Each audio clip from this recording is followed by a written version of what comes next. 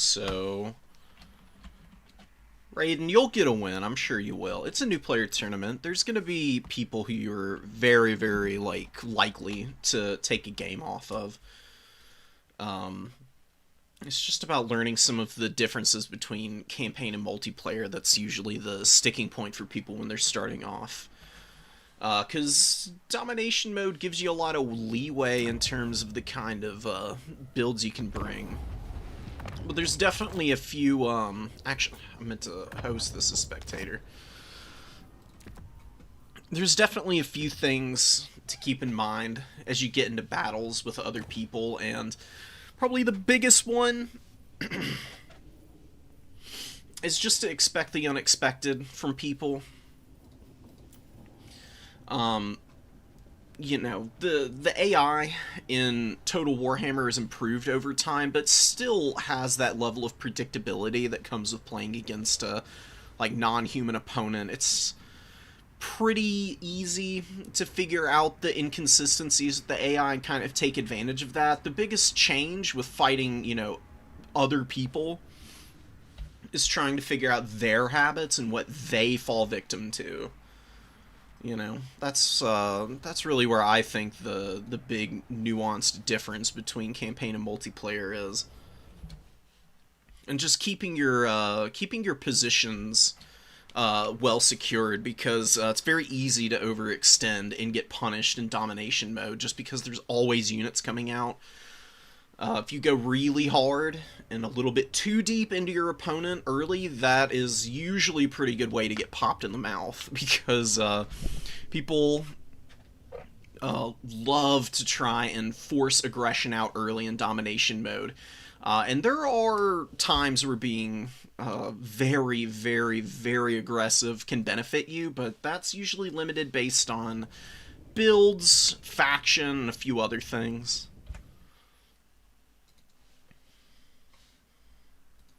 I have hope you'll get one here. I'm gonna go find some people so that we can spectate an early round. We'll go get Pancake, actually. So they're playing Norska.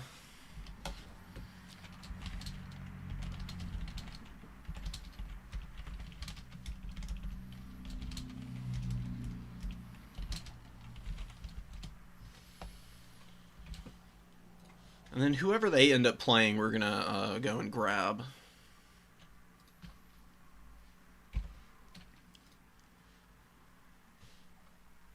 How many people do we have today? Oh, we got 27 people. Alright, people getting hyped up again. Ready for the, God, please. All these pop-up ads, dude. There's so many. I need to get ad blocker back on, honestly. But anyways.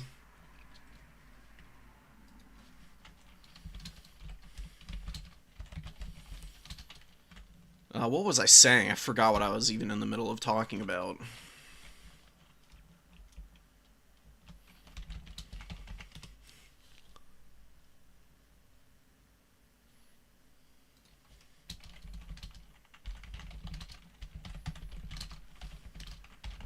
Oh yeah, whoever they Death Pancake ends up being put in against, we'll grab their opponent.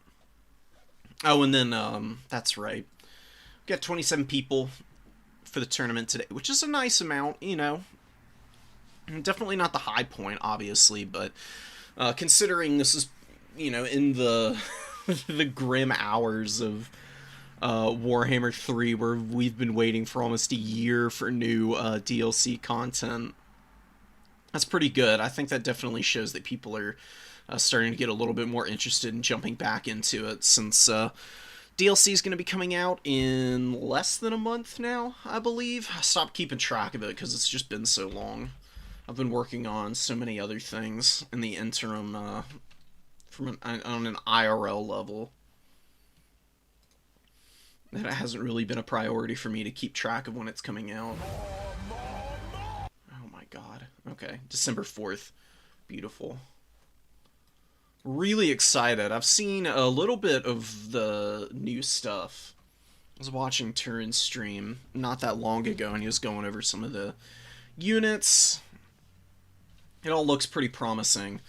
The Merworms look absolutely incredible model-wise. Definitely like the big trailer attention grabber that CA's been working on in the shadows, and looks beautiful. It's got some really fun idle animations even. And that's always a plus. It just flushes out the game and the environment so much better when they get the animations down pat. Yeah, the 30 Phys Res for the Sea Elementals is going to be interesting, but they've got 0 armor, right? So that's definitely going to hurt them. It's kind of hard to work around 0 armor. Armor has become one of the most important stats that a unit can have. The Phys Res is nice, but I think those Sea Elementals are going to be very dependent on High Elf healing if they're going to be used effectively. That's just my early, I don't have access to it, but I've seen the stats and everything. I'm just prognosticating.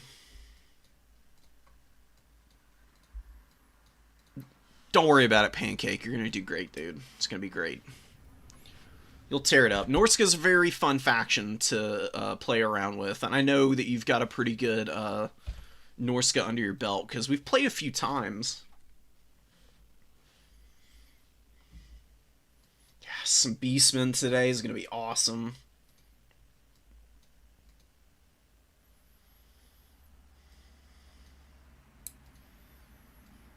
Think they will get melted. They might. If they work with heal magic really well. Because I don't remember their HP pool off the top of my head, but regardless, High Elves do have some really wild heal strategies that they can employ. You've got some pretty good lores of magic with a lot of potential reserves with all of the mage shenanigans with the Starwood Staff. You could bring somebody like Ariel with her Star of Avalorn, Earthbloods, and Regrowths, and maybe just have the Sea Elementals be a DPS sink for your opponent, that they can just kind of soak up the damage and give it back out to their applicable targets, and maybe they'll be able to kind of push objectives nicely for the High Elves. Because that's one thing that High Elves don't do well is melee assault. They just can't quite muscle their way onto objectives easily, and I think the Sea Elementals will help them out a little bit. Are you talking about the Etten? Because I'm pretty sure that Norskin Etten Giant is gonna be 2 conditions for the heal. I think it's got to be below 50% to get the regeneration, and at the higher levels it has some alternate effects. I can't remember exactly what it is right now, but I was reading about it on Reddit. People were going over some of the unit cards there too. Yeah, the Maw looks fun, but it could end up being a complete meme unit because it has no way to move other than the Burrow ability. And if that Burrow is on like a 30-second cooldown, it really doesn't take a lot of shooting to take something big down in that amount of time. So that's probably like the biggest thing that I'm worried about with that particular unit is how static it's going to be, and whether it's going to control space on the map effectively or not will determine whether it's worth bringing at all. That very well might end up being one of those units that ends up just being campaign centric. Its missile attack looks haggard. That's a great sign, honestly. Nothing better than haggard animations for missile attacks. I don't know what it is about Warhammer 3 and some of its jankier aspects, especially with the fire animations. I don't know what the Dreadmaw attack looks like yet, because I haven't seen enough of it to really say.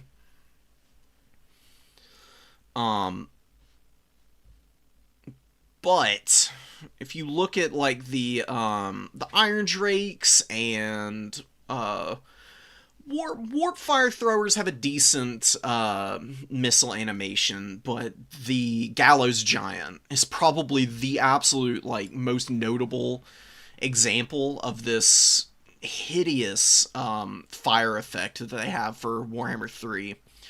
Um, I don't know what happened between 2 and 3, because in 2 the flame effects looked absolutely insane. They were so cool. They gave a lot of weight and impact to the actual flamethrower type of units.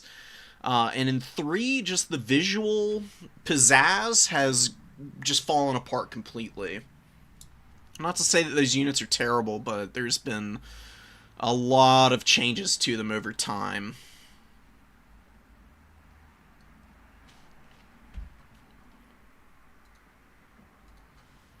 Who's your opponent, Pancakes?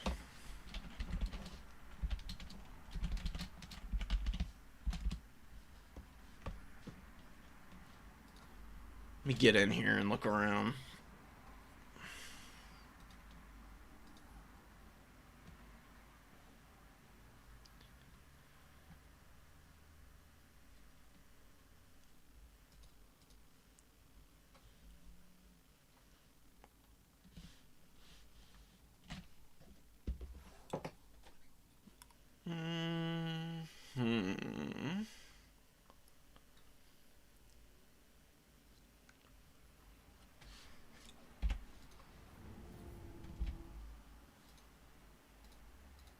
Get their opponent in here in a minute. Are you serious? Oh, the pen doesn't go through anything. That sucks, dude. It's like the Skull Cannon. Skull Cannon used to pen through cavalry very effectively and was like a proper anti-skirmish tool for Khorne. But nobody used it that way. Everybody used it totally wrong when it was released. And then everybody, you know, like, made their proposals for how to fix the Skull Cannons. And now the Skull Cannon's missile pen is really low. It still does pretty good against infantry, but it'll only kill like one model in a cavalry unit. And so you can't use it in that role anymore. And honestly, that's been one of my saddest realizations. Because skirmish cav are especially dangerous to Khorne as a faction.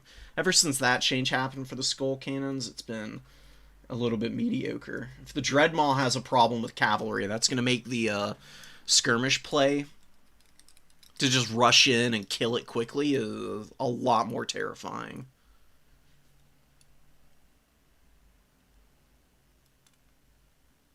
Oh, shoots a giant loogie. That's awesome. So what, it's going to be a anti-infantry unit then?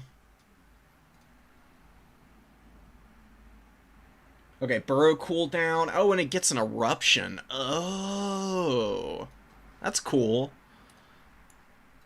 Okay, maybe the Dreadmaw will be okay. Is there a range on the burrow ability and the eruption? Like, how far out can you cast it? Can it only move like 100 meters at a time or something?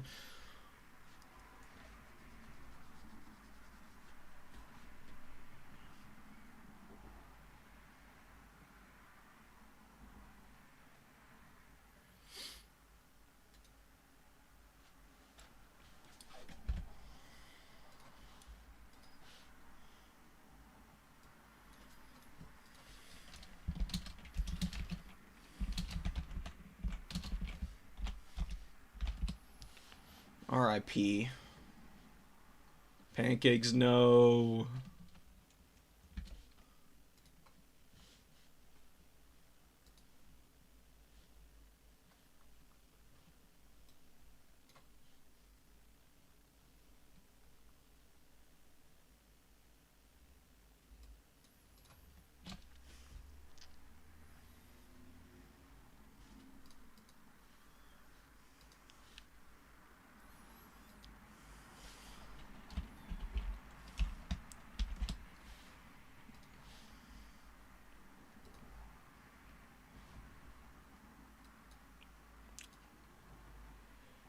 Oh, you just got a buy round, Pancake. Well, that's freaking hilarious. Okay, so let me go see if we can find somebody else to do for round one. I'm not paying attention here. I got too sucked into talking about the units.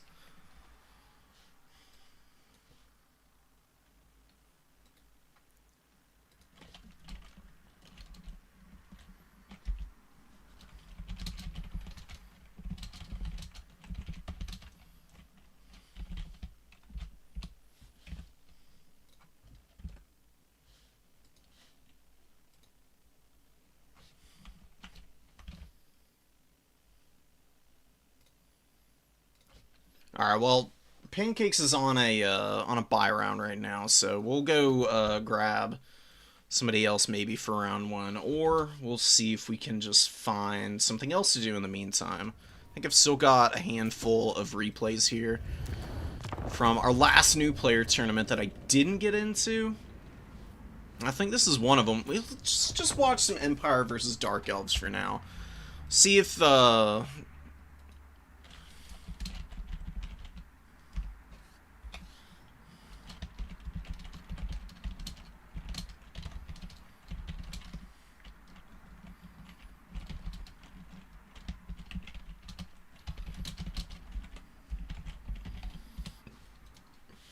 we've got some Empire versus Dark Elves that we can check out. Suga helming the Empire, who is playing today is again, so going to be interesting to see if he develops any new strategies based on how his play went in this tournament from last week. Boris Todbringer on a Pegasus of all things. Not a very common sight. He has excellent stats on the Pegasus, though. Still has the White Cloak of Ulrich and Midland Runefang, obviously. Crush the Weak. So going for a bit of a debuff strategy with Boris. He's got 5,200 HP, so he's certainly not squishy by any means. It's just the lack of AP is definitely going to hamper his effectiveness against these big Dark Elf dragons. Keep it from the foe. Dark Elf dragons are a real nightmare, honestly. They just hit so freaking hard, and they have excellent stats themselves. Generally a little bit better than some of the other variants that you see in the game, especially for the Lords. Although the generic is a lot weaker now after a patch maybe 2 or 3 cycles ago, I think. Now Malekith is really the cream of the crop in that respect. Soul Stealer on the Supreme Sorceress, always good for heals, just using her to tear out lots of state troopers and then bully maybe some less than effective combat characters that the Empire oftentimes does bring, like Balthazar Gelt can be really nice. And see here, avoiding a lot of the damage, doesn't actually get hit by the dragon a single time, actually ends up taking more damage from the Soul Stealer there. And maybe a little bit of Dark Shard fire. Supreme Sorceress gets poked a little bit by the Pistoliers, and Pistoliers do get countercharged by the Dark Riders, which is less than ideal, obviously. A lot of these guys do end up escaping, but a few of them are getting nibbled on by the Supreme Sorceress. I think, though, in terms of the trade-out, honestly working pretty nicely for the Empire. See, they've got a small value lead. Most of the damage is on Boris and this one Pistolier, and they still got 45 models, so mostly at full strength and effect here. Boris actually going to land in the Dark Riders now since they're overextending a bit, but they do get a surround off on the Pistoliers. Really nice Melkoths, though. Folding in and doing a lot of HP damage to these Dark Riders, but it looks like the Pistoliers may go down. Do you have the Hammer of the Witches and the regular Great Cannon opening up for the Empire now? Not doing a whole lot of damage as the Hammer of the Witches yet. It's been a little bit ineffective up to this point. But they're going to be turning attention over to the Supreme Sorceress now. Boris Todbringer going to be able to stand firm here if he just stays in and fights. The Dread Spears and Bleak Swords obviously not much of a threat, but with the dragon could be a little much for him to handle. So it looks like Suga is just going to get him back up into the air and get him motoring away. These Dark Riders still fighting. Crazy performance from them. They just refuse to break here. Finally losing their nerve, though, as Boris finds them once more. And the Hawk and Long Rifles poking from afar. Probably going to have to do some business with... I'm probably going to have to restart the game. I'm getting a little stuttery here. It's really annoying. I've been noticing this happening on occasion with Total Warhammer 3 lately. Cold One Knights riding in and getting up into the backfield. Hawk and Long Rifles are trying to pull back right now and escape from the fury of this very expensive elite cavalry unit. Excellent unit against Empire Knights and the like, so Could be a bit of an issue for the Empire to rally back here and save their Hawklands and the Great Cannon. A bit of a mistake here for Suga. Trying to retreat the unit here, I understand, but you pulled them directly into another very squishy unit. Now you're going to lose both of these guys to the shutdown here. And the Bleak Sword's pushing through as well is another issue, and the frontline fight is going very poorly for the Empire. State Troopers are just no match for Bleak Swords and Black Ark Corsairs. They're pretty poor melee combatants overall. They're really just there to occupy space, be a bit of a frustrating tool that you have to punch through no matter what, just because they will grind your units down if they get stuck on top of them. Stuff like Cold One Knights, Dark Riders, and the like. But in the head-to-head, pretty much every melee infantry outclasses them just about. Do get a nice cleanup back here of one of the Cold One Knights. Getting attacked by these Knights of the Black Rose who are pushing them off, gonna be riding them down and doing a good job of securing this Hawk and Long Rifle. And the Hammer of the Witches gonna need to recrew this ASAP and look to get the Supreme Sorceress. The Empire does have a slight value lead, but a lot of that's tied up in a very dangerous dragon character who really doesn't need to continue the pressure right now. With how well the fight has gone up here for Salty Tryhard, you can just secure this point with your missiles and your remaining melee infantry. Develop out more Cold One Knights and just get ready for any recontests from the Empire here.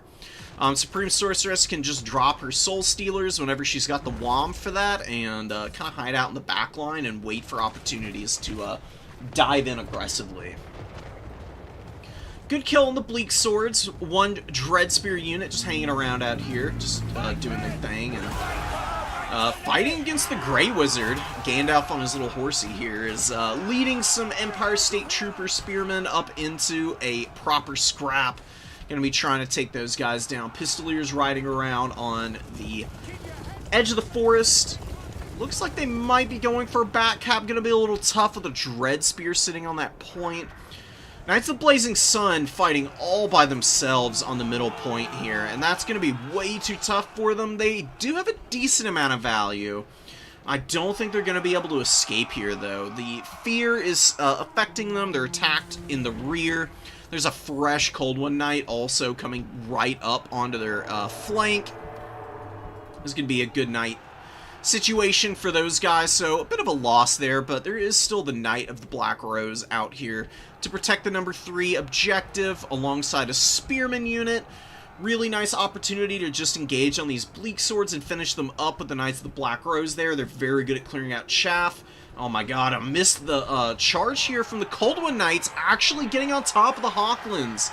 This has been the big determining factor of this game so far, is the fact that the Empire just cannot keep their missiles online. Salty Tryhard is getting a little too blobbed up here. You gotta be really careful about that. Yeah, your opponent is on the back foot. You've got a pretty good battlefield situation playing out here for yourself, but moving all of your infantry off to your opponent's home objective is a risk no matter what. All it takes is like one really nice Pit of Shades into the middle of a blob like this to just completely kill all of this stuff. Overcast Pit of Shades does a ton of damage, so what you want to do here for a situation like this where you don't really want to push your opponent's backline or the home objective and you just want to sit on the middle is just spread all these units out. Get them in nice lines with the infantry up in front of the little square here that designates the cap area. Try and make sure your opponent can't just move freely up onto it. With all of those tattered infantry units, spread a few back into reserve so that they can deal with anybody that's trying to move around the flank. And the Cold One Riders, yeah, unsummoning this one's really nice. The other can kind of sit on the back corner and then can just go and respond to any pressure on the number 1 if need be. And the Dread Spear's used here very defensively. Really nice choice by Salty Tryhard in terms of a line holder unit. Obviously going to be very good against any of the mobility that can quickly get up over here. They have a silver shield for defending against any missile cav that may come over. Want to try and poke options off the field. Empire Captain can start clearing these guys out, but it will take him a little while, and the time it'll take for an Empire Captain to get the #1 objective over here will be a bit of a problem for the Empire. Messy fight out here on the flank. Knights of the Black Rose engaging against some Dark Riders, as well as, oh man, Blackheart Corsairs are here. Plus a Cold One Knight unit that's a little bit blobbed up behind the Dark Riders. Not really getting a whole lot of damage done right now. You can see a few models in contact right now. Boris Todbringer debuffing a lot of these units, obviously, with his White Cloak of Ulrich. Once they start dropping really low, Crush the Weak is going to affect them, which is just a really nice debuff. It's one of the reasons you see Boris so often. Frontline fight with some Flagellants, not really going the Empire's way. There's a lot of meat and potatoes here to try and get through. And Demigryph Knight Halberds could punch through on this flank. If they got the charge off against these Bleak Swords, they would really trample over them, but instead, a bit of a blunder here from Suga. Nothing serious, obviously. It's not like a massive mistake or anything. But if you give the charge order onto the Bleak Swords, obviously the animations kick in, and Demigryph Halberds can flatten infantry units with their good mass and charge bonus. They can do a lot of damage to stuff like this really quickly.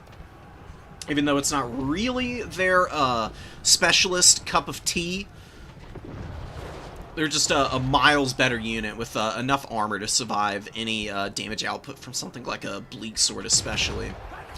Cold One Knights are looking to push down the Hammer of the Witches, which has gotten back online and starting to get some pretty decent value. It would have been really nice if it had just been active all game. The fact that it's been offline for a majority of this one, again, another one of the primary reasons for the success of the Dark Elves here.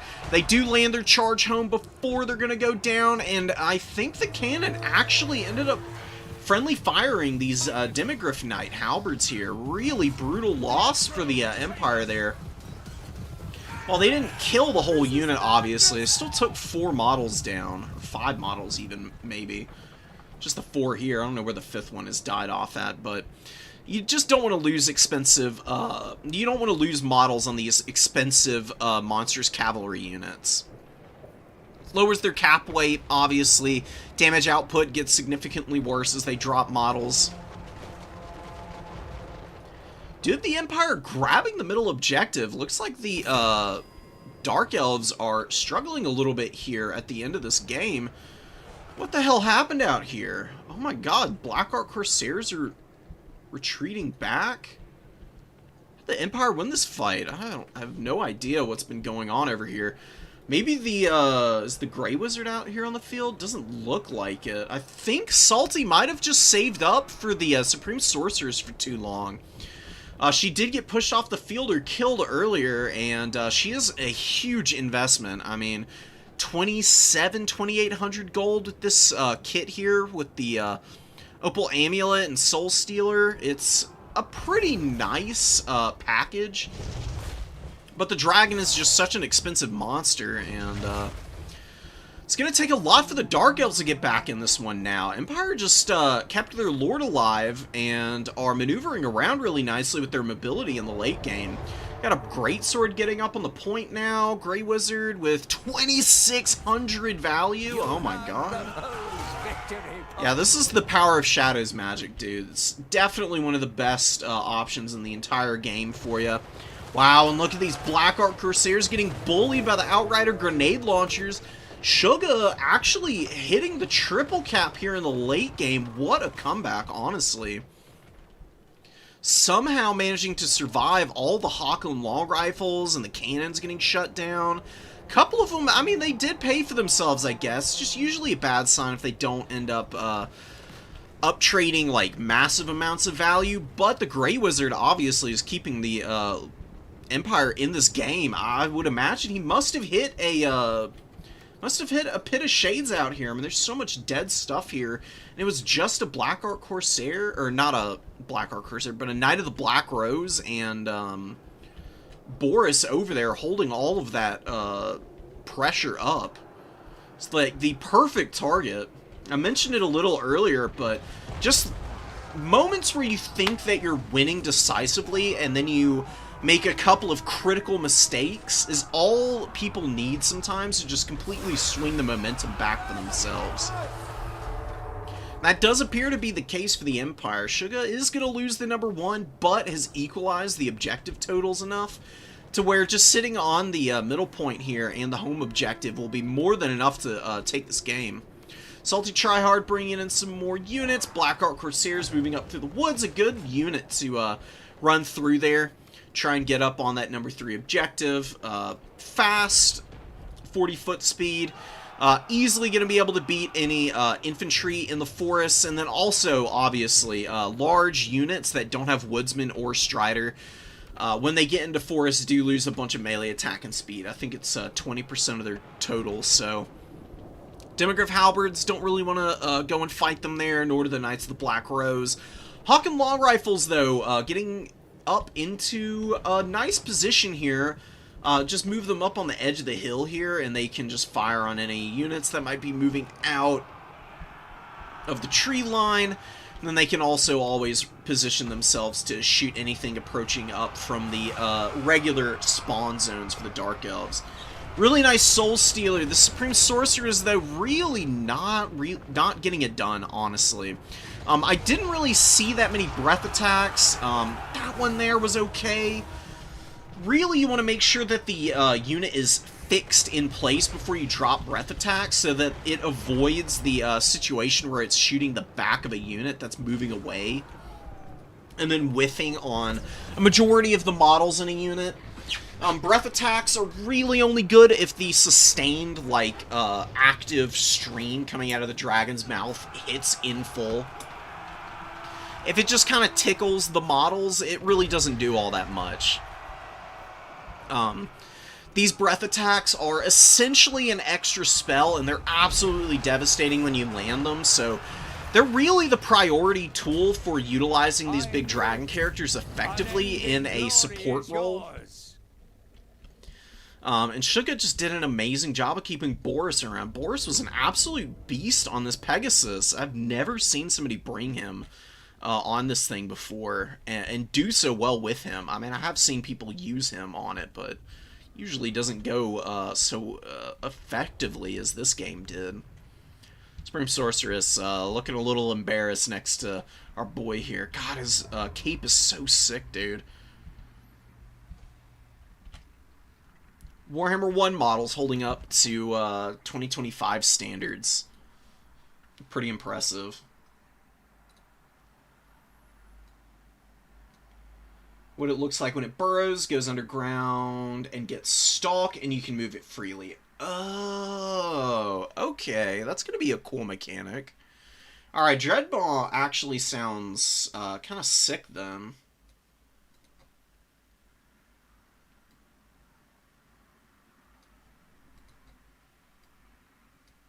I didn't even mention the 131 speed. 131 speed is beyond crazy. That's even better than Malagor. Does he seriously have more speed than Malagor on the Pegasus? How does he... Oh, because of the Foe Seeker. If he's got Foe Seeker, he's got that much speed. Which is cool. I mean, including the Foe Seeker to go chase down these flying characters ain't a bad idea. Because it's not abnormal to see Supreme Sorceress on the Manticores sometimes. Especially against missile factions, having a flyer can be really nice because you can fly in faster and drop the magic. And Supreme Sorceresses on the Manticores are not nearly as scary as the dragons, obviously. So Boris would be a really good pick for disrupting them and just pummeling the absolute living snot out of them. Especially with the Foe Seeker active. So I like that tech. It's really interesting. You gotta love people who are willing to go with some of the more off-meta stuff on a regular occasion. I need to see what is messing with my business. Let's turn cloth simulation off. I typically don't have a problem. It's been the last few patches. Seems like performance is kind of tanked a little bit for Warhammer 3. Maybe they're going to be doing something to fix that. I'm also going to restart the game real quick, and I'll be right back. So just hang on. See if this changes anything.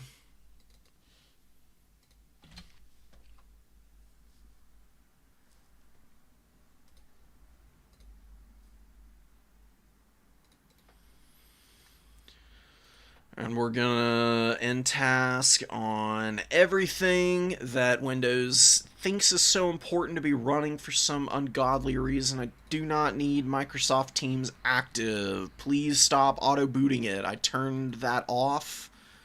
I don't know why it insists upon itself. It's really frustrating, quite frankly.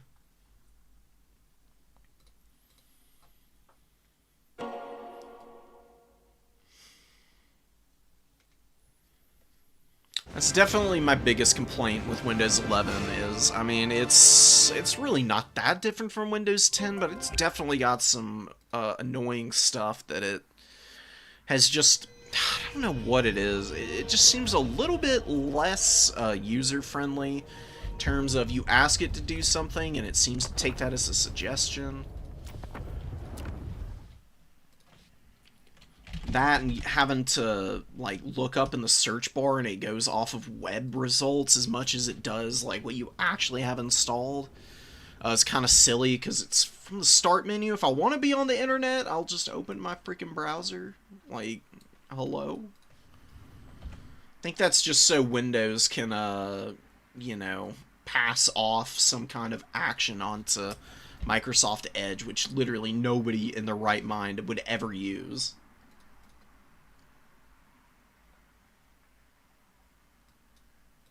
What's up, Empire?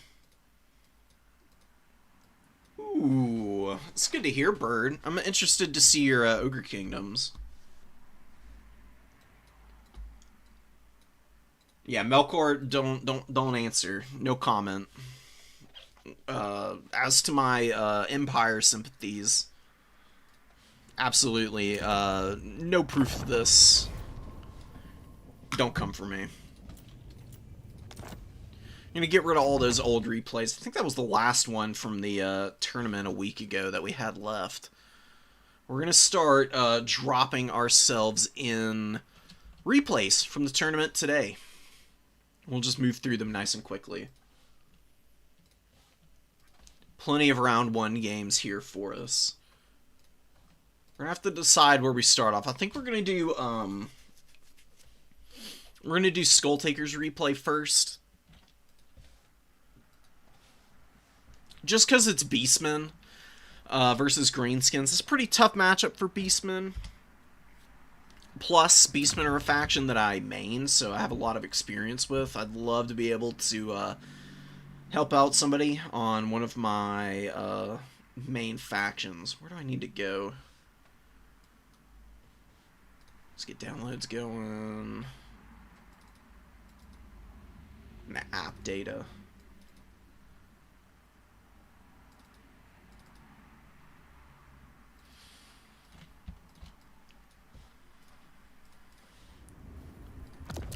Let's go. Hello?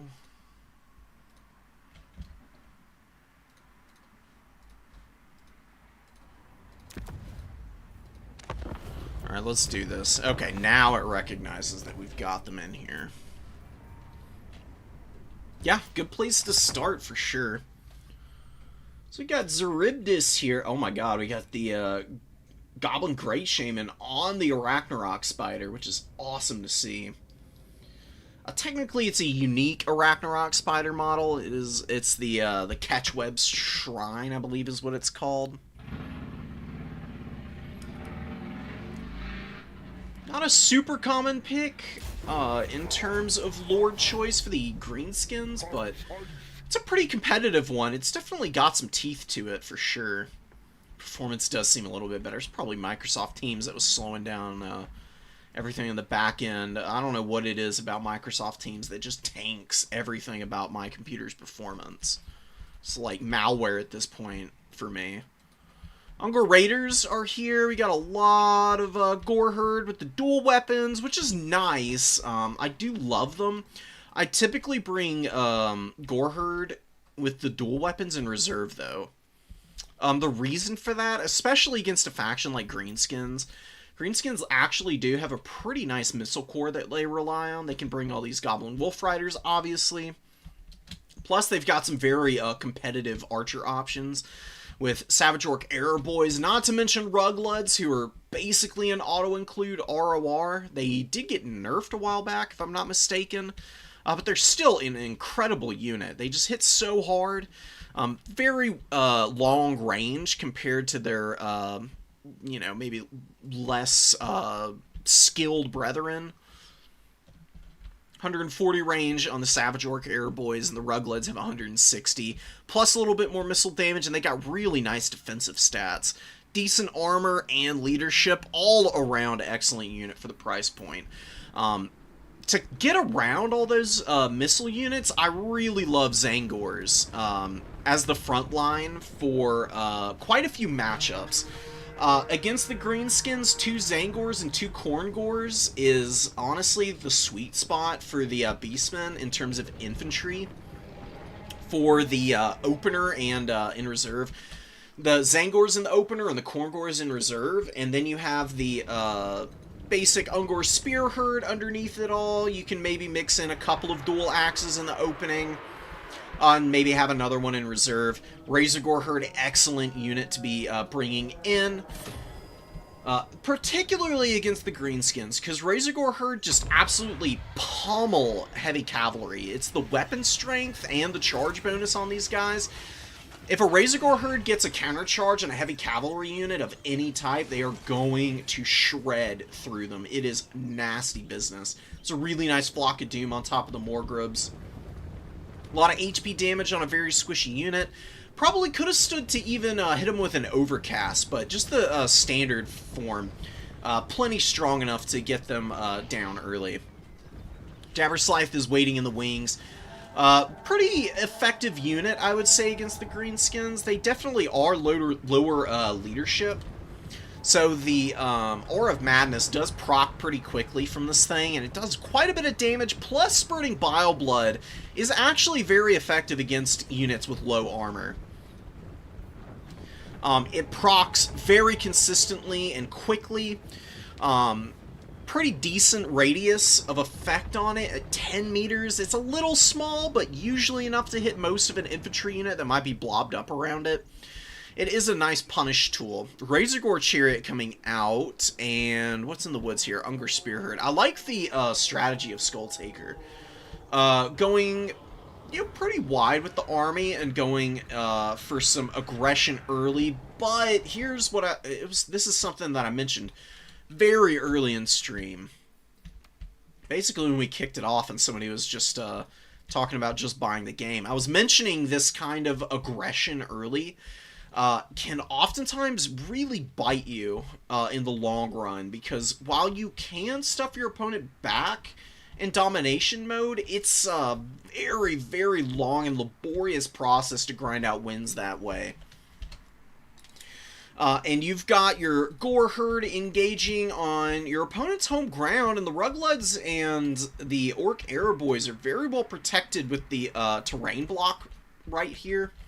It's actually pretty easy to hold around these pieces and the trees, and they're just laying down fire on these Gore Herd right now, which is a really ugly situation because Gore Herd only have 15 armor. They are an excellent unit when they get to sit in melee and grind, but here's their break point when they have to run into a missile line. They just can't, they don't have any way to protect themselves, and Zangors.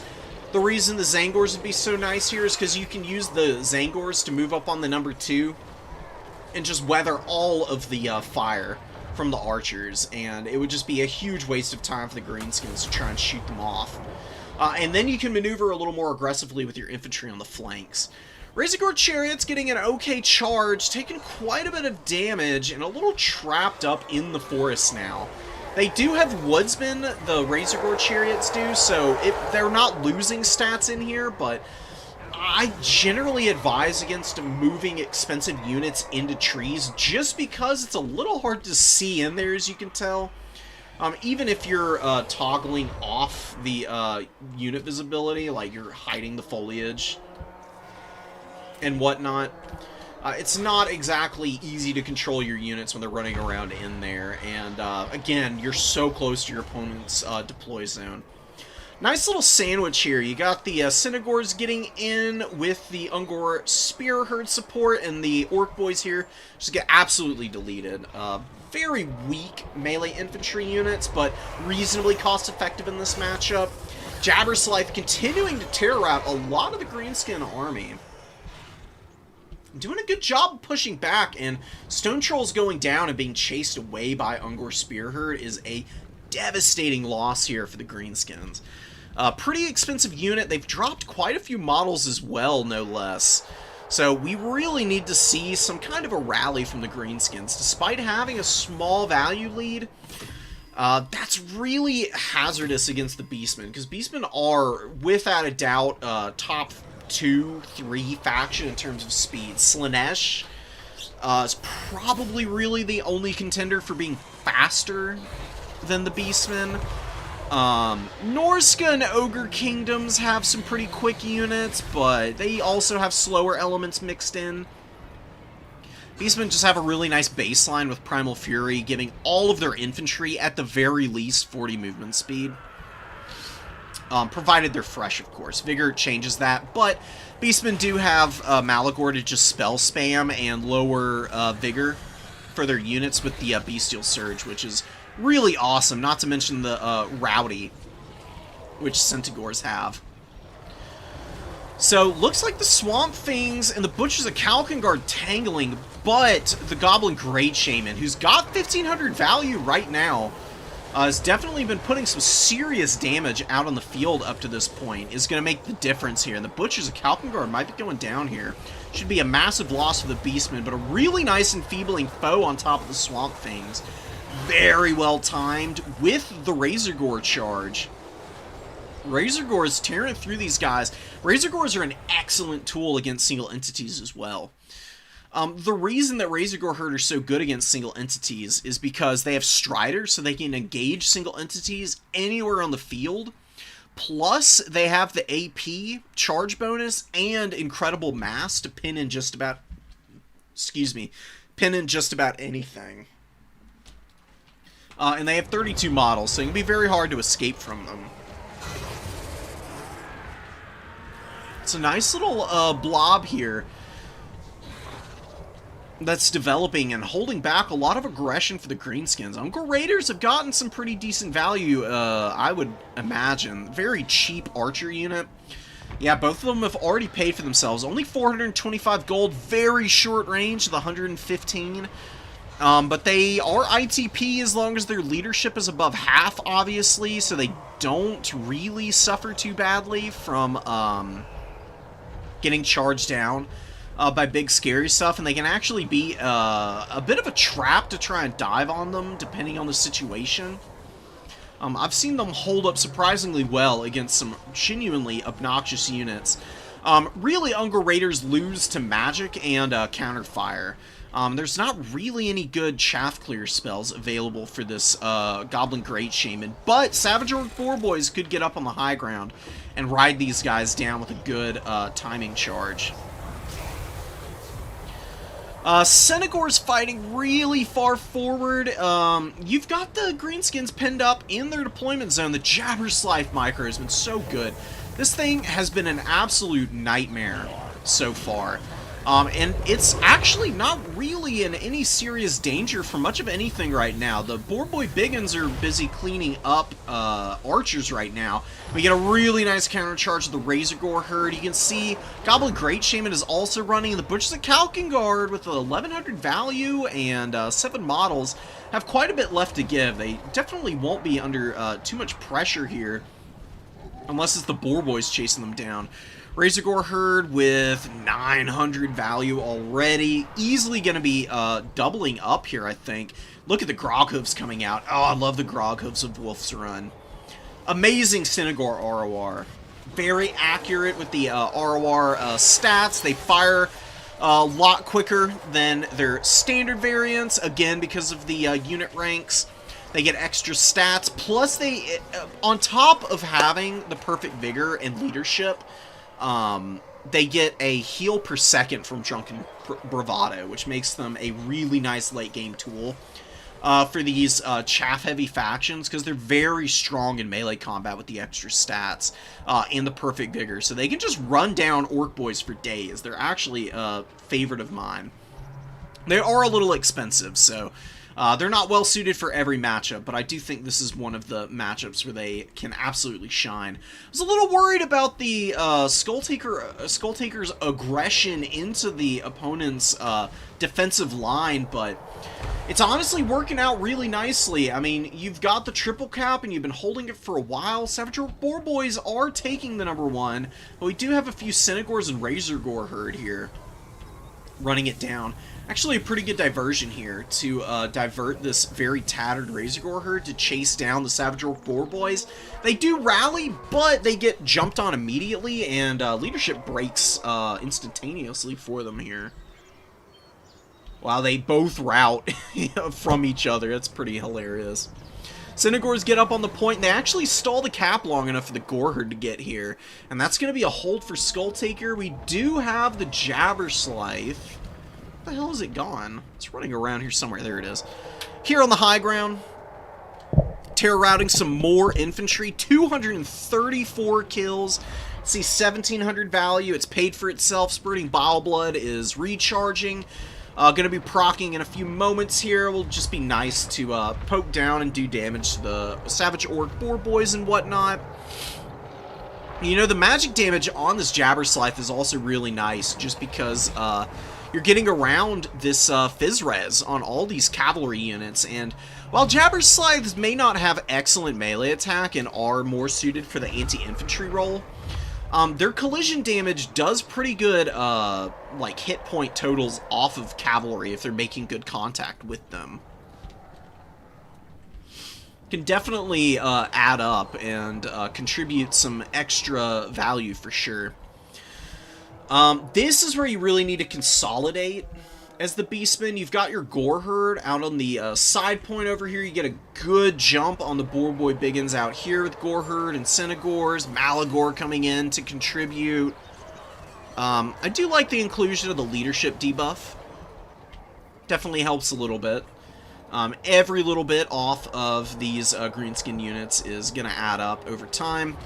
Good charge from the Centaurs, pretty beat up, but they've got good value up to this stage of the game, and will be able to keep the pressure back off of the center, while the Beastmen just build up some reinforcing units to go and resecure that and hang on to it for the remainder of this game. Gore Herd look like they're going to be the ones to do it by moving over. They've been performing much better on the back end of this match. You can see that they've got some pretty decent value now. Sons of Goros coming in, excellent unit for a standard Boar Boy Biggin unit like this. The Sons of Goros are your great weapon Centaur ROR. They've got 70 armor as opposed to the 35 of standard Centaur units, plus they have magic attacks. So they can double up very nicely on dual purpose rolls, being really good against the Boar Boys and the Savage Orc Boar Boys alike. Very confident game from Skulltaker. I'd be a little bit cautious about trying to do that to greenskin players in the future, because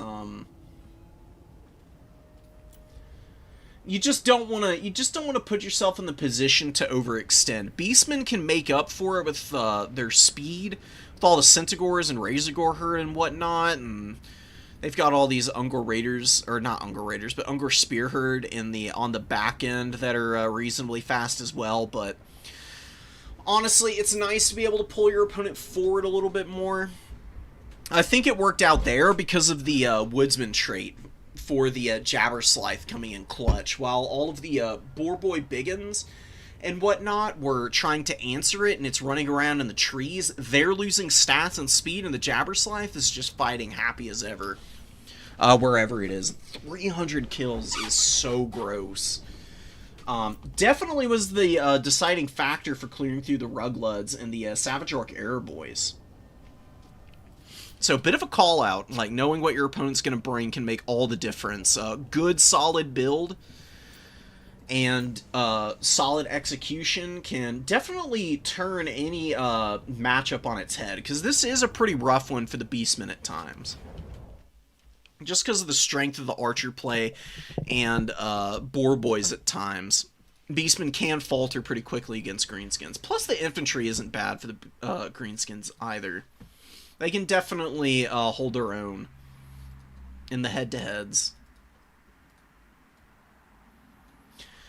You know, the Chariots, it's okay, man. You know, the Razorgore Chariots are a unit that your opponent's going to be expecting and bringing good counters against. So, Razorgore Chariots, in some matchups, you bring them just for the threat of them. And they're not always going to be able to hard carry you like they can in some other matchups, let me tell you, man. Razorgore Chariots, well microed, can just pummel your entire opponent's army. Don't ask Dowie players why their win rate is so bad against the Beastmen. They'll get salty real fast. I think since you brought a Jabberslythe, you don't really even need the Razorgore Chariot. You've already got a monster that you need to dump all your micro into. You could maybe cut the Razorgore Chariot and think about getting just something else in the reserve here. I also don't think you need these basic Ungor Spear Herd. Just have the shielded ones, cut these two Ungor Spear Herd, and get in something else. You can get like another Gore Herd, or maybe a Zangor or something. Because the Ungor Spear Herd just don't trade in the infantry fights, obviously. You bring them to hammer your opponent's mobility by getting these guys underneath of them. Just because they kind of sneak under the radar with the stalk and everything. It'd be very hard to fight the Beastmen because of how sneaky so many of their units are. For two of these guys, you can get one Zangor. I really recommend having at least one. If you don't have this DLC, honestly, just a Gore Herd with shields actually is pretty nice. Preferably the Blackhorn's Ravagers. Really strong ROR. They've got perfect vigor and stalk. Very, very strong unit that can sneak into the backline and actually cause a lot of mayhem. Really good special ops unit, basically.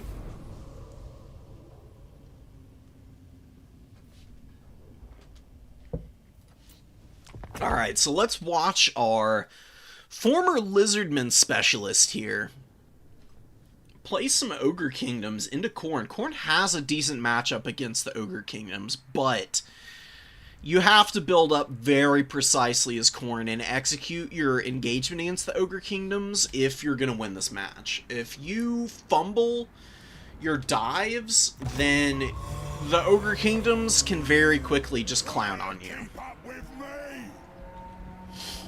I do like the army from Khorne. You got Warhounds and Horsemen off to the side to cap the number one. Valkia is a really good option. She can struggle against Ogre Kingdoms because she can get bogged down in the bulls very quickly.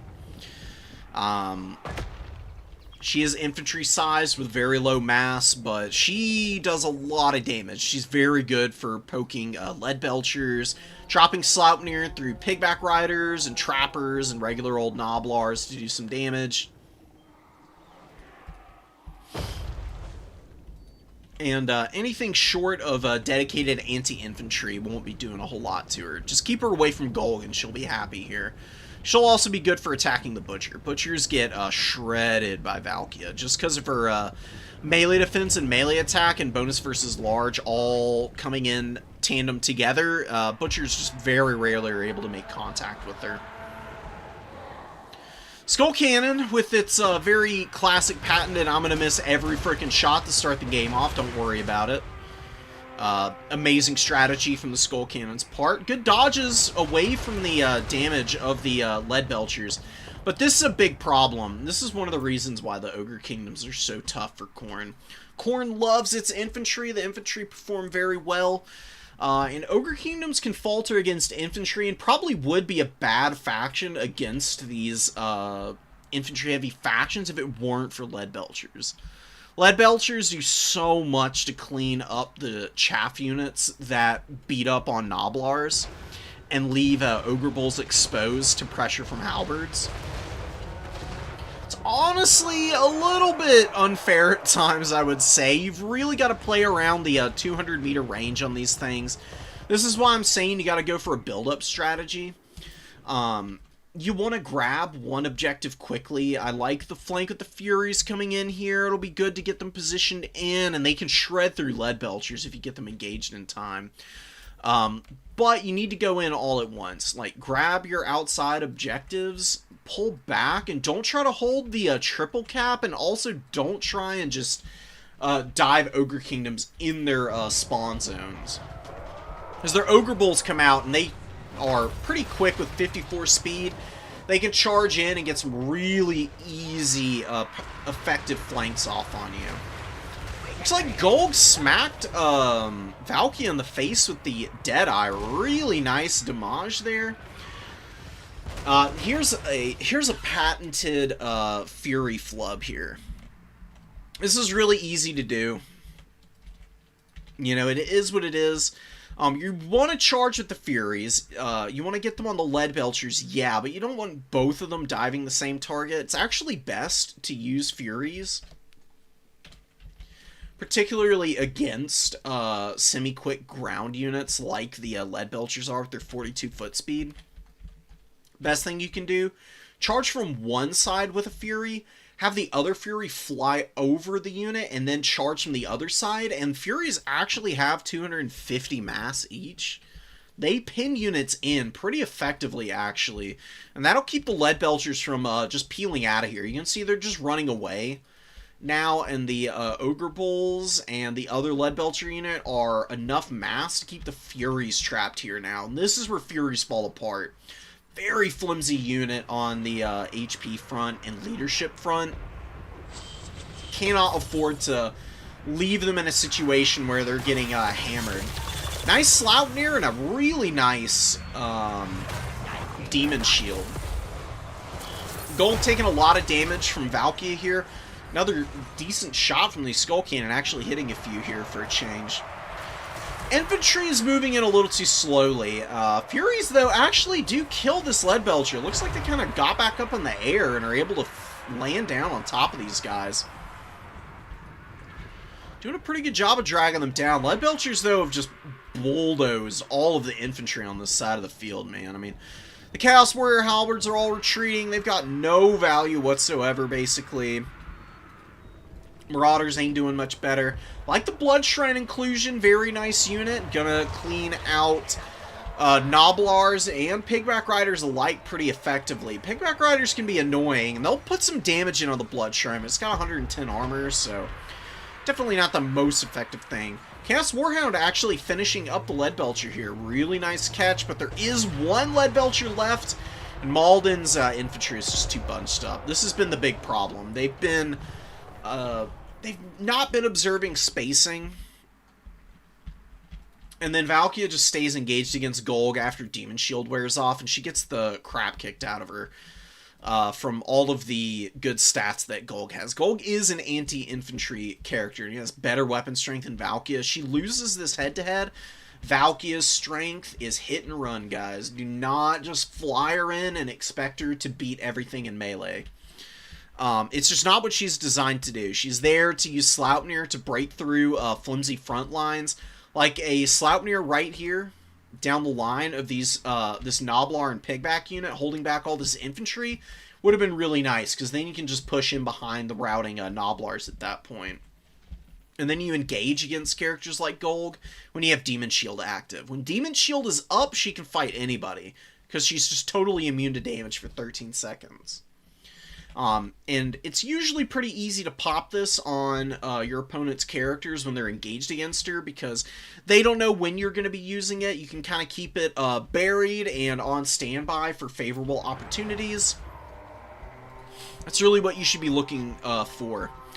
Another thing that I would say Khorne could look to do next time, Skull Cannons are good against Ogre Kingdoms on some maps. This one has a little too much terrain for the Skull Cannon to be effective, I would say. Too many trees, too many uphill shots to be taking. Skull Cannons are very inaccurate when they have to fire up onto, over, or into terrain. Oh, this Noplar unit just shrieking into my ear. But yeah, leave the Skull Cannon off next time. Look to get some cultists. I'm telling you, man, I mean, the Khorne cultists are amazing against the Ogre Kingdoms, because Lead Belchers have a hard time hitting them. They're 900 gold, fairly cheap for 2 of them, 1800 in total with Bloodletter summons, and Bloodletter summons against the Ogre Kingdoms can be really strong because they chew Noblars up in no time flat. Plus, they have pretty good damage output even against Ogre Bulls, just because the Bloodletters have pretty good weapon strength, very heavily skewed towards AP, with decent enough melee attack. They're usually going to be hitting against the 26 melee defense on Ogre Bulls anyways.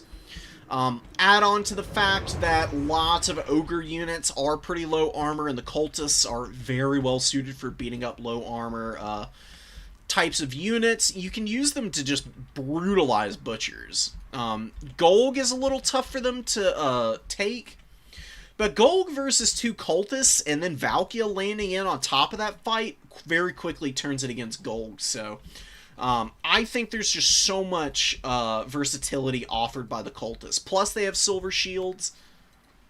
Noblar flingers and trappers can't really shoot them, and they offer some good cap weight that's resistant to the Lead Belcher fire, as I mentioned, that can just go and sit on an objective and contest it. With the 6 cap weight from 2 Cultists, your opponent has to bring forward 4 Noblar units up onto a point to start capping it, and especially on these small objectives, that means Cultists can just run in and start engaging immediately. It's really awesome to have your opponent suddenly have a unit in front of them that they don't really have that many effective answers for. Ogre Bull dual weapons, if they surround Cultists by themselves, can beat them up, but not super effectively, and then you've got plenty of tools as Khorne to like bring up out of the Vanguard and answer your opponent's dangerous units like Lead Belchers. Finally get some Warhounds and Furious on top of this last Lead Belcher, but it got 2200 value.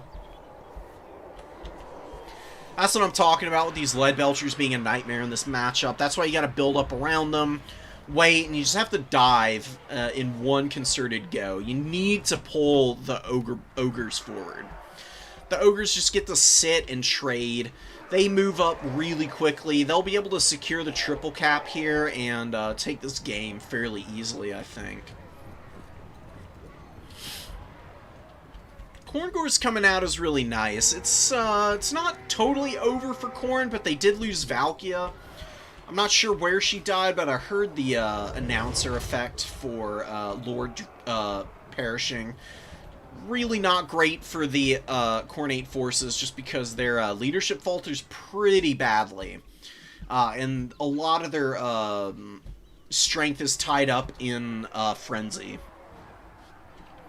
So when your Lord goes down, you have a perpetual -10 once the -16 wears off. And that's a good portion of the leadership on a lot of Khornate units, especially in the late game with stuff like your Marauder Horsemen of Khorne. Really hate to see them losing almost a full fourth.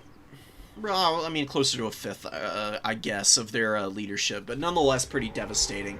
Especially when you factor in that once Frenzy wears off, Fear affects all your units. And Ogre units all have Fear. outside of Noblars and whatnot. And there's quite a few terror-causing monsters that the ogres can bring that are pretty good against Khorne as well. So, lots to keep track of. This matchup is very, very...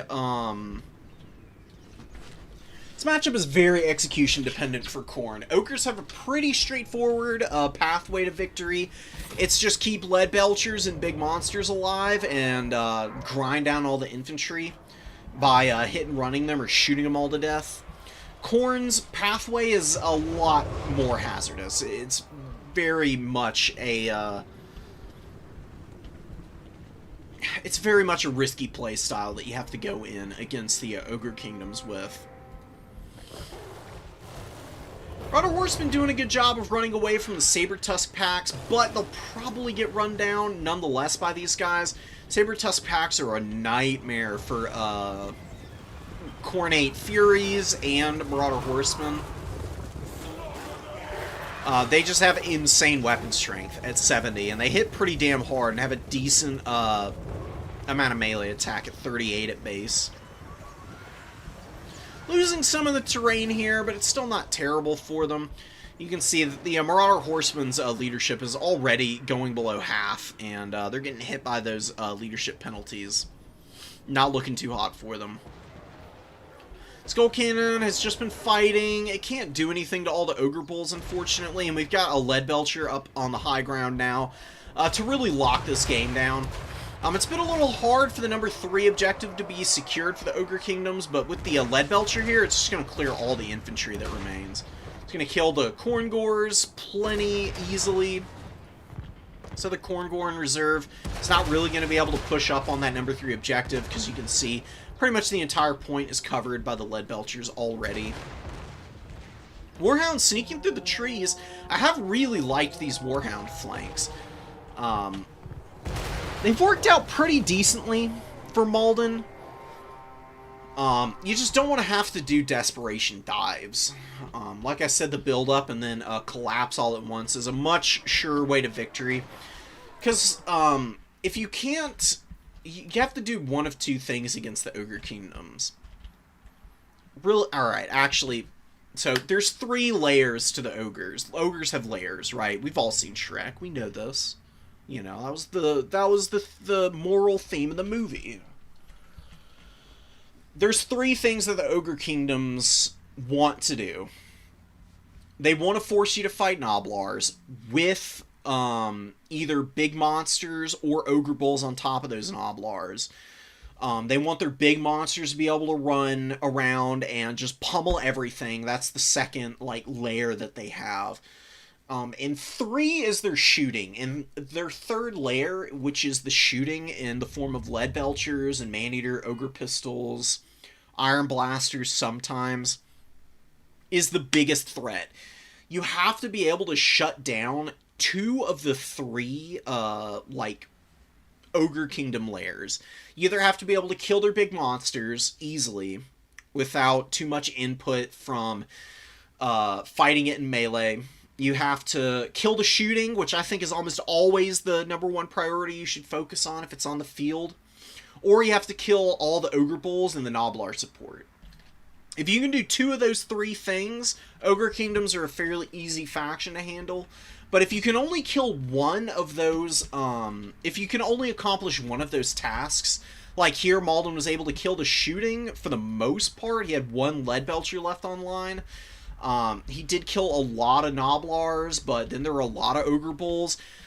Ogre Kingdoms are just so good at just flooding out onto the field in the late game with, the cheap Noblars, and then replacing Ogre Bull losses. They can bring out a Lead Belcher in the late game, and obviously just brutalize Khorne Gores and whatever infantry you have. They're kind of they're just an onion that puts itself back together. And that's a really nice meat feast. Super awesome tier 3 army ability heal for the Ogre Kingdoms.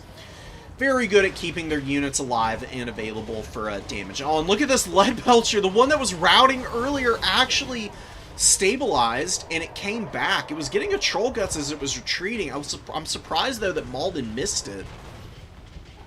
They must have been hiding in the forest, and Malden didn't spot them, but they come back And the Corn Gores, they were basically full health a minute ago. But I don't see too many of them left here. Yeah, those lead belcher shots, it's the fact that the lead belcher shots kill the models with each blow and they pierce through units can be really ugly. Minotaurs getting a relentless rage, but again, just too many bodies here for them to fight. I mean, they can't kill all of this. There's some Chaos Warrior halberds in underneath. Just not enough layering. Not enough layering for Khorne, and the Ogre Kingdoms are getting to play their game a little too much. Did a good job of getting the tickets up, Malden did, but you can see that the Ogre Kingdoms just don't care about that. They value traded Khorne off the field, and now they have the triple cap very firmly held. So, Bird's going to be walking away with the win here. And just delay and throw units up on the number 2. Keep the caps the whole time. Skull Cannon actually has been okay in the late game. It's survived fairly decently. Running around and just hitting stuff in the face has been nice. Maybe more Blood Shrine action would be a better way to go, perhaps, on this map. So the Blood Shrine's kind of hard to shut down. The Blood Shrine died earlier because it hit demonic instability, and that's just brutal HP damage, so not a lot you can do when it starts crumbling. It's probably just going to disappear at that point. If it had survived, maybe there would have been a little bit more power on the field for Khorne to kind of push off of. Yeah. Golg got 1900. Most of that killing Valkia. You just got to hit and run with her. Use her to harass the back line. Force your opponent to move their lord aggressively around to try and answer her. And then she can just fly away and go somewhere else. That's the benefit of her being in the air like that. She can just pick and choose where she wants to go. I don't like Wrathmongers in this matchup. They just get shot to death by lead belchers, and there's actually a lot of damage that can be done to them by Mournfang Cav. Or something like a Stonehorn can really trample over Wrathmongers. They're okay. I would much prefer to see 2 more Khorne Gores, because the width on your army and overwhelming the Ogre Kingdoms with numbers is a perfectly acceptable strategy, because their Noblars are terrible units on their own. If you can start getting 1v1s against the Noblars of the Ogre Bulls, that's where you can really start to get some work done.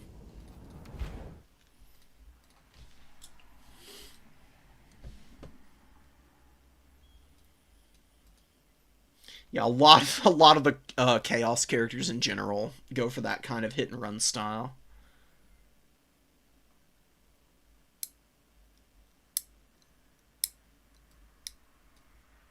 You did good, Bird. That's like the standby strategy for Ogre Kingdoms, and you played it really solidly.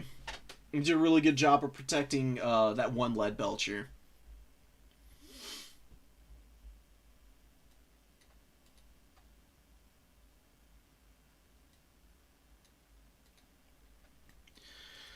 The Khorne Lords, honestly, I feel like they should just have more HP. If the Khorne characters were just a little bit tankier on the HP front, I don't think they'd really need to change much of anything else. Because they've got a little bit more than a lot of characters, but it's really not that notable. I mean, like a Strugoi Ghoul King, who's a hybrid caster character, it's almost the same price as Arbol, with his, like, preferred kit. This guy can scrap pretty good with a lot of Khorne characters. You put him on a Terror guy so he gets even more scary, and then you just trim down spells and whatnot.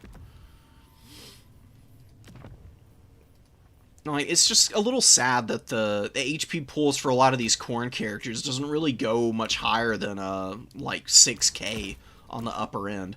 The reason Skull Taker is so freaking good is because he's got 7,000 HP just about, and he's got a heal, and he just lasts forever in melee combat because of Cloak of Skulls and the Slayer Sword weakening everything. Valkia could only dream of something nearly as good, but she is a really good character. You just have to use her the way she's intended to be used. There's no freebies at all. with Khorne. You have to work really hard to get a leg up if you're going to be playing the Blood God. I will say, though, if your micro is on point with Khorne, there isn't a faction that feels more hopeless to fight against.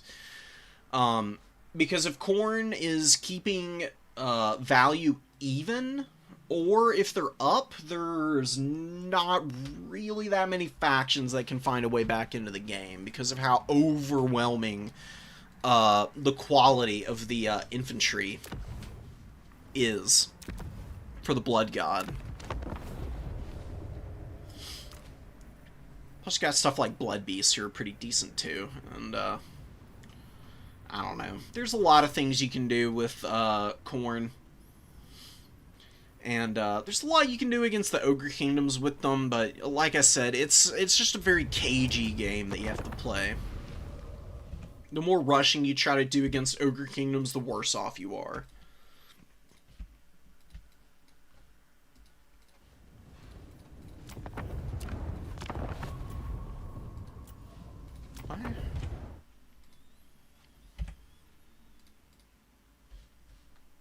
Oh, whoops. It's a little awkward. Hold on. Dropped all the replays into the wrong folder.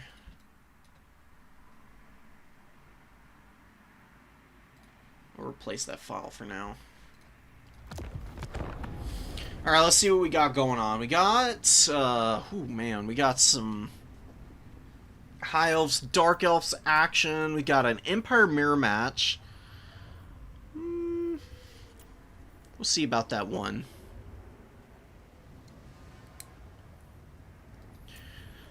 Beastman versus Nurgle. We'll get around to Beastman again eventually. Take a little break from them for the time being. There's a very particular unit in the Beastman build, or that's not in this Beastman build, that I think is incredibly effective against Nurgle and most of the Chaos factions, period. Talk about it when we get there. Let's watch some Bretonnia versus Norska, though.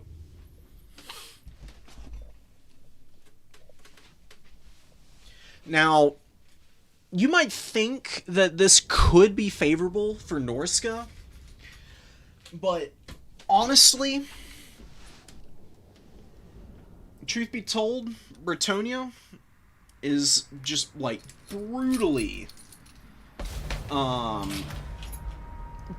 over effective against the Norscan forces. Lewin and the combat characters can beat the snot out of Wulfric and Throg. Very hard to utilize either of those characters for Norska. Wulfric is the better option just because Seafang is really good at clearing out stuff like the Peasant Bowman. It can kill Battle Pilgrims in a pinch if you need to. Usually you don't have to. You've got pretty good infantry options with the champions and whatnot. Really, it's the Knights of Bretonnia that dominate this matchup because they shut down Marauder Horsemen so hard. Mounted Yeomen are a really good option for that in that skirmish phase also. Bretonnian Yeomen are excellent at shooting down the throwing axes and the javelins, the Horsemasters as well. And while Fimir Great Weapons are a pretty effective unit against Knights, they're also pretty slow, so they don't thump as hard as Skinwolves. And the reason that Skinwolves falter is because they get dunked on by Knights of the Realm. Where Knights of the Realm just have so much armor, they ignore most of the weapon strength and bonus versus large that Skinwolves offer. And Bretonnia can flood the field with so many bodies that they can typically be able to find ins and outs against the Norscan mobility without too many problems. Another problem for Norska is they don't have a halberd unit of any type. So they're especially lacking in the infantry department for that very reason. Because Marauder Champions are really good at stuffing back the bodies of the Bretonnian peasants, but they falter pretty badly if they get cycle charged by Knights. Then you've also got to worry about Trebuchets. Trebuchets are not incredible, but they are pretty solid against tightly packed elite infantry. pretty good counter here from Norska in avoiding a lot of the damage from this Trebuchet. Just getting the Marauder Champions into a melee fight immediately is a great call. Marauder Horsemen, though, get terror routed and just actually lose their leadership nerve and are running away. Knights of the Realm come out of the summons and just get to rush right up onto the flank of those guys and take them down very early. Seeing Roderick here doing the, like, this is like the classic overextending early thing that I was talking about. And they have to be so careful of when you're starting out. It's so easy to see your opponents like low-quality infantry and think you can just bum rush them and roll over their entire army with an early dive. While you've got a lot of units routing here, the most expensive unit that's running away right now for the Bretonnians is this Mounted Yeoman.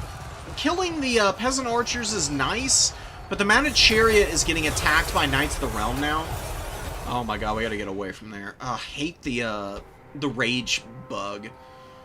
The Rage passive has a weird audio bug on it, and it sounds hideous in the replays when it's proccing like that. But anyways, the Chariots, they got in, they did a little bit of shock damage, but Knights of the Realm and Mounted Yeomen are all over these Chariots now. Going to start dragging them down. You can see the value going to start getting more and more out of hand for the Norskins over time here. Now, Marauder Champions are holding up the Knights of the Realm here pretty nicely. One of them is fairly healthy, but this one out here, fighting against the Beastslayers of Bastogne, who are backed up by a Grail Relic, which is buffing them up.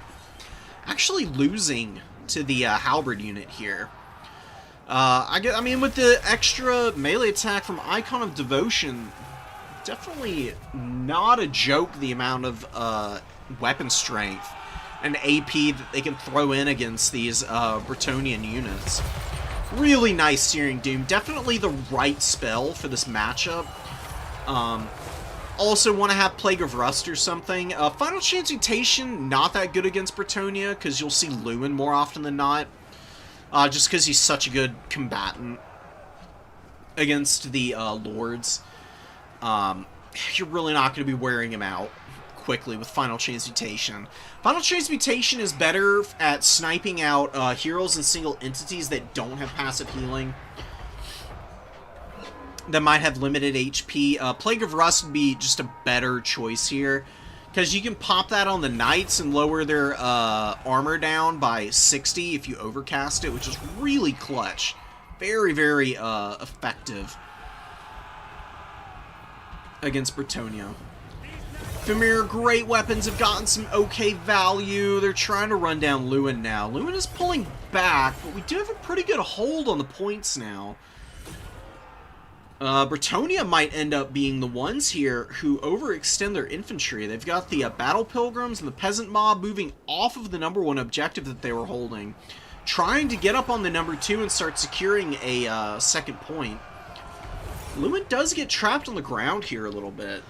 It looks like maybe the Marauder Chariot got him a little stuck, and the Famir did get a little damage on him, but nothing too serious. Another Famir Great Weapon coming out. Skinwolves now out on the field.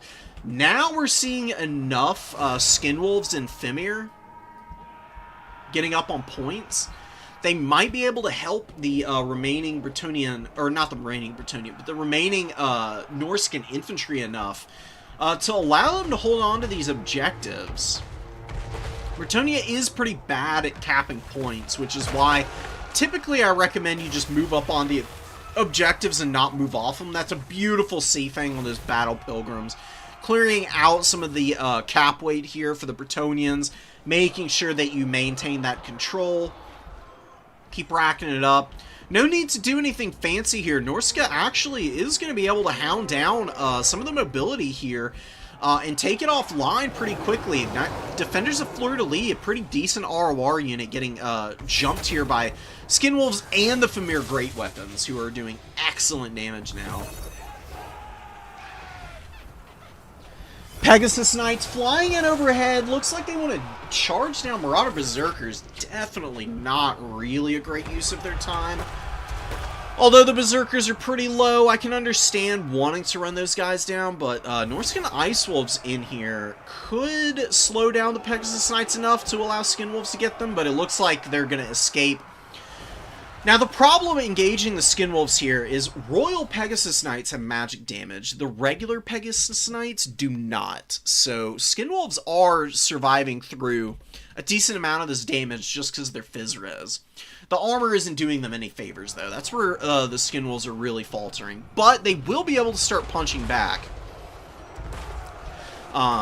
Pegasus Knights have a decent amount of armor, but Skin Wolves can definitely punch through 80 and still give quite a bit of grief to their opponent.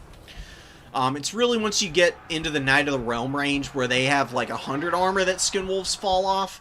You can see, though, that's usually what's happening to the Norskin anti-large answers. They just get absolutely bum-rushed by an anti-large option that the Bretonnians have in droves. And then they can't answer that. But there have been some really good Searing Dooms. Those have been doing a lot of work to clear out a lot of the knights earlier in the game. We're just going to have to see if that plays itself out in favor of Norskin now, because they have been holding the points pretty okay. Bring out more Marauder Horsemen. I just don't see the Marauder Horsemen being all that useful here. Marauder Spearmen getting pummeled by the Field Trebuchet, which has 820 value, which is pretty damn good, all things considered.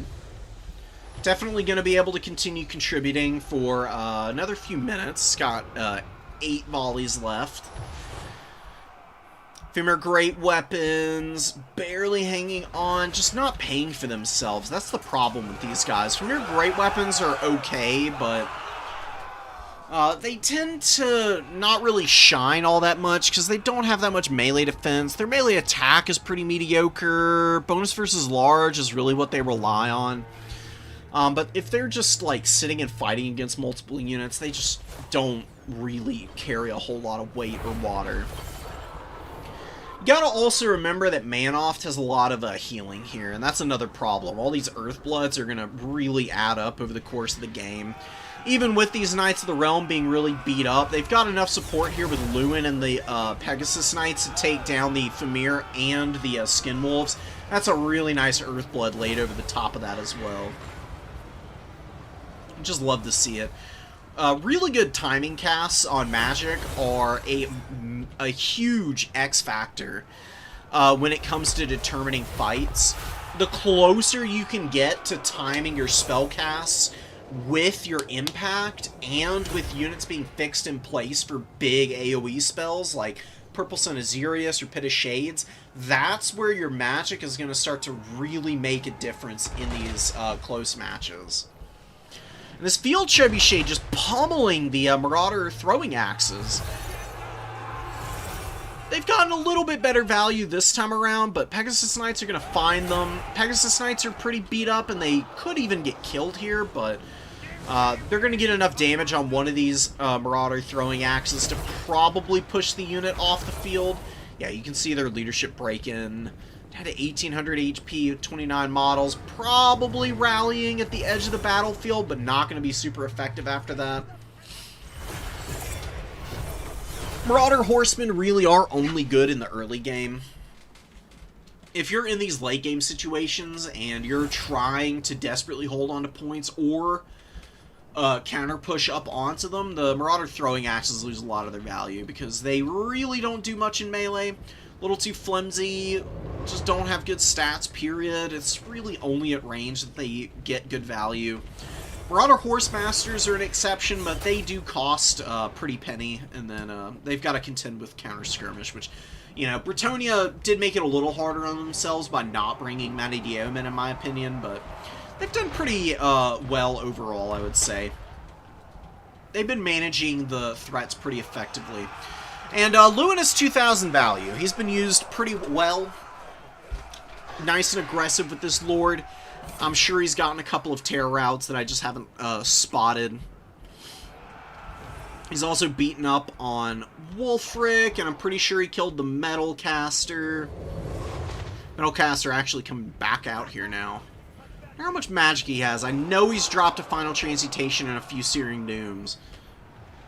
I'm curious to see if it ends up being enough Winds of Magic to kind of make a difference here. You got a good opportunity to drop it right now. Wolfric and the Skinwolves kind of surrounded by Knights of the Realm would be a really good target for Searing Doom, because it does devastating damage to cavalry. Another Skinwolf coming up to support. Now, though, there's just not a lot of infantry presence for the Norskins. Bretonnia with their own triple cap now very quickly have equaled the objective total for the Norskin forces here. And yeah, Metal Sorcerer getting jumped by Lewin. He gets a nice Final Transmutation off, probably going to finish off the Grail Relique at the very least. Has been destroyed. Damsel of Life is close to going down. I don't think that's worth it, though. I mean, there cannot be that much magic left, because I've seen Awakening of the Wood and Earthblood so many times now.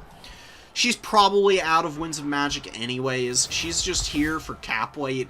Don't really need it up on the number 2 at this point.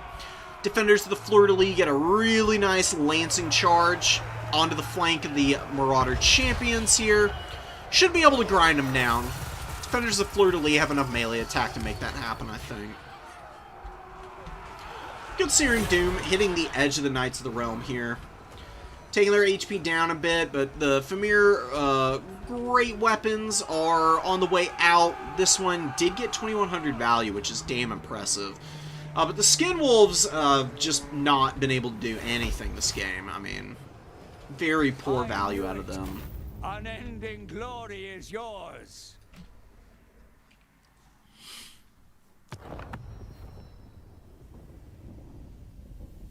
This Field Trebuchet was so clutch. 1100 value on it is amazing. And most of the Battle Pilgrims just about value traded themselves evenly. Another good sign. Beast Slayers are pretty strong. Spearman at Arms doubled its value. And Lewin with 2500, pretty good sign. Marauder Champions were just about the only unit here that was doing much of anything outside of one of the Famir Great Weapons. The Skinwolves, pretty lackluster performance. A lot of infantry on the back end of this. I would recommend never bringing chariots against Bretonnia. Bretonnia just has too much cavalry for chariots to work. They'll get caught by a Knight of the Realm and killed pretty quickly. It's not great. Strongly urge you to pick anything else. Some more Norskin Ice Wolves would have been nice. Norskin Ice Wolves can falter pretty badly against Norska, or not against Norska, against Bretonnia. But the Ice Wolves do have Frostbite. If you can get Frost Wolves or Ice Wolves and Skin Wolves together attacking Knights of the Realm, you can pretty easily win those fights at that point. It's usually just the 1v1s that you're losing as Norska in that matchup. You just have to time your engagements very carefully. It's another one of those instances where early aggression kind of ended up backfiring on your intended strategy. Best thing to do as Norska in that game would have been to just bundle up on the points, ignore the trebuchet. It's super slow firing. It will do a lot of damage, but artillery is a strong tool but does not carry games on its own. You can weather through most artillery damage and not get totally canned by it. Holding on to objectives is your best way to go as Norska against Bretonnia. You just have to take advantage of having better cap weight.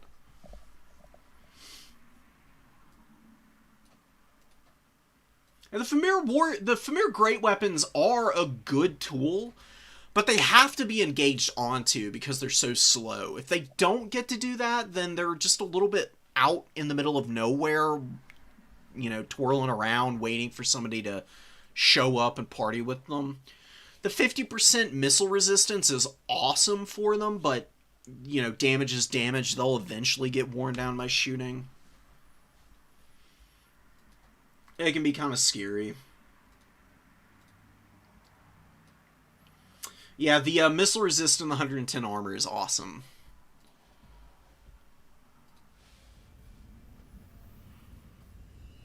The matchup where I think Famir Great Weapons shine the most is actually against Tzeentch and Ogre Kingdoms. Although, in the Ogre Kingdoms matchup, you usually just bring like one Famir Great Weapon, and then you have a bunch of Skin Wolves.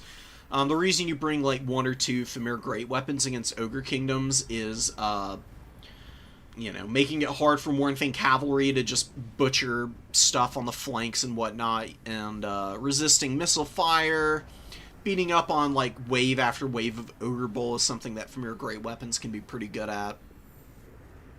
They've got some usage cases.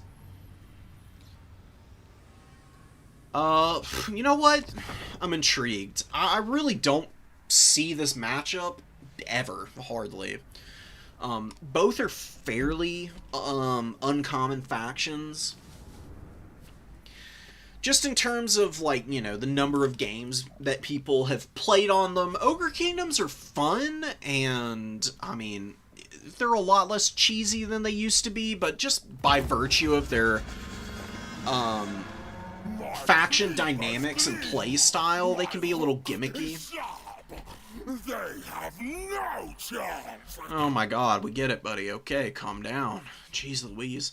Anyways, Ogre Kingdoms you don't see a whole lot, even though they're a very strong faction. They are pretty difficult to execute at times. Just because their units are individually very weak, positioning is very crucial for Ogre Kingdoms. They can't afford to get pulled out of position, really.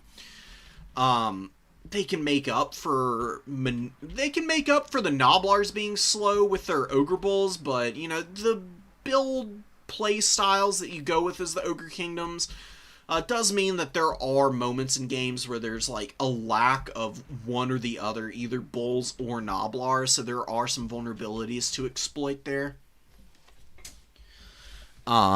Because of the gimmicky playstyle, I don't see them too often. Tzeentch is just really unpopular because they're kind of middle of the road. They're an amazing shooting faction, but they suck in melee. They really just don't have any units that shine there.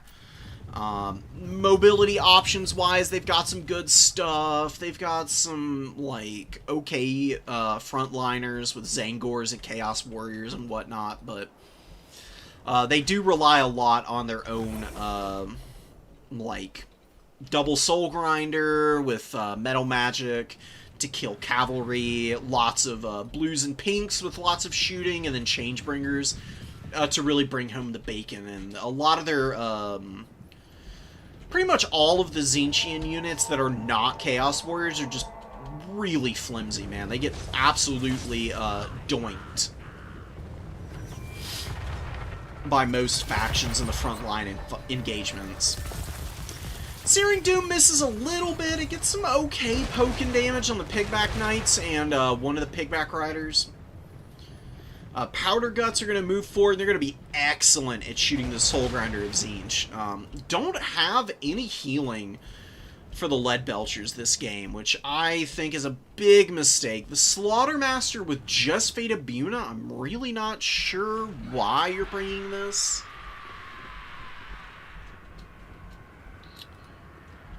I like Death Magic against Tzeentch, but I really don't think Fate of Buna is all that strong nowadays. You compare it to Purple Sun of Xerius, and Purple Sun's buff, I was doubtful of the Purple Sun buff when I first saw it, but after seeing it in action, it's just a wildly more effective spell than Fate of Buna is right now. Fate of Buna is, like, good for guaranteed damage.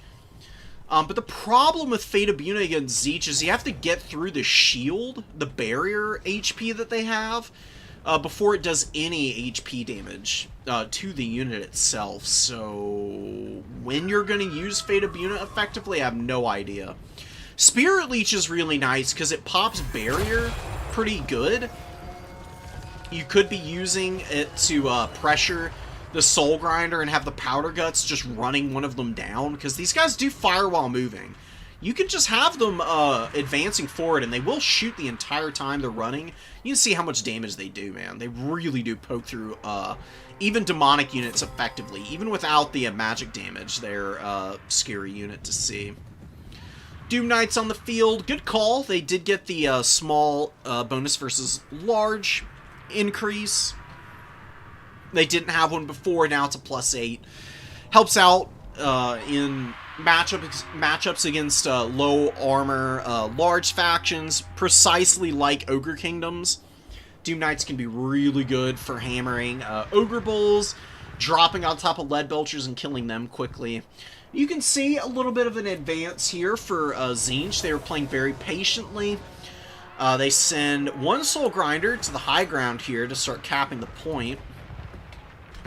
Man, oh man, the Lead Belchers just getting absolutely hammered by the Soul Grinder pressure from the high ground right now. Searing Doom really didn't do a whole lot of damage, but it did a little bit there just to tickle those guys.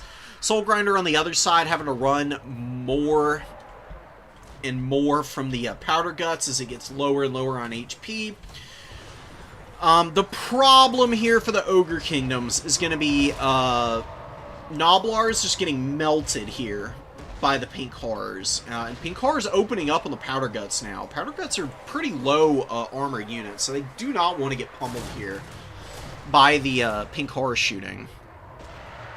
Do have some of the blues crumbling. Quite a few blues crumbling, in fact. Huge win out here for Bird. Pushing through against the blues and pinks now. And, yeah, just continuing to pressure the Soul Grinder down. The Powder Guts have been bullying this thing pretty effectively. Still haven't seen a Fate of Buna, although does have a decent amount of value here. No kills. I don't know what he might have used Fate of Buna on. Maybe on this pink horror that's taking a bunch of damage. Beautiful tier 3 army ability from Tzeentch. Oh my goodness gracious. Wow. Bye-bye Pigback Riders. A bunch of Pigback Riders, Gnoblars, and Ogre Bulls getting hammered there. But Powder Guts avoid the worst of it. They're going to continue to keep the pressure up. Soul Grinders are maneuvering effectively, but that blue horror front line just got absolutely run over, man. Brutal loss for Tzeentch. Wow, and the Doom Knights getting hammered as well. What happened to them, dude? I mean, we've got the Lead Belchers basically gone. There's only a few tattered Lead Belchers left here. I guess the Doom Knights may have landed to try and, like, guarantee the finish on those guys.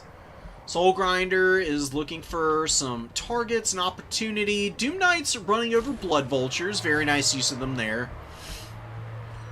But where are they going to go now? Got Boglars and Gnoblars and Pigback Riders underneath. Not really something they want to tangle with. Ogre Bolt Iron Fists out here. Doing good damage to the pink cars. A little bit of friendly fire, actually, from the blues. I think that did more damage to the pinks than it did the Ogre Bolt Iron Fist here. And the pink cars actually end up crumbling out, which is a devastating loss. Just another expensive unit to lose. Oh my god, Doom Knights! Oh, that's what Fate of Buna is being used against. I thought that would have been a lot less effective against them, because they are, it's 24 models, not the 25, this is conditioned on Fate of Buna. Must be something I'm not, knowing about that. It took a little bit of damage from the Powder Guts, but a lot of that damage was just from the Fate of Buna, man. Wow, making a big difference for that, fight against the mobility. And look at the Saber Tusk packs, and the Mournfang Cab up top here, just unga bunga all over these Marauders. Marauders good against Gnoblars, but pretty much everything else that the Ogre Kingdoms have can just trounce them. And this is looking like a dominant win for the Ogre Kingdoms here, man. The stuffing, the slow and steady advance and not panicking against the Soul Grinders paying off big time, because, you know, the Soul Grinders, they have a pretty strong missile, but once they're out of ammo, they're honestly pretty awful in melee combat. They really don't have good stats whatsoever for grinding through Ogre Bulls and especially Mournfang Cavalry. Mournfang Cavalry against a Soul Grinder is a nightmare matchup. Powder Guts are getting hammered here by the remaining ammunition that Tzeentch has. Probably going to be going down soon, but they have paid for themselves. They did a great job of hammering the Soul Grinders. Saber-Tusk Pack disrupting in the backfield.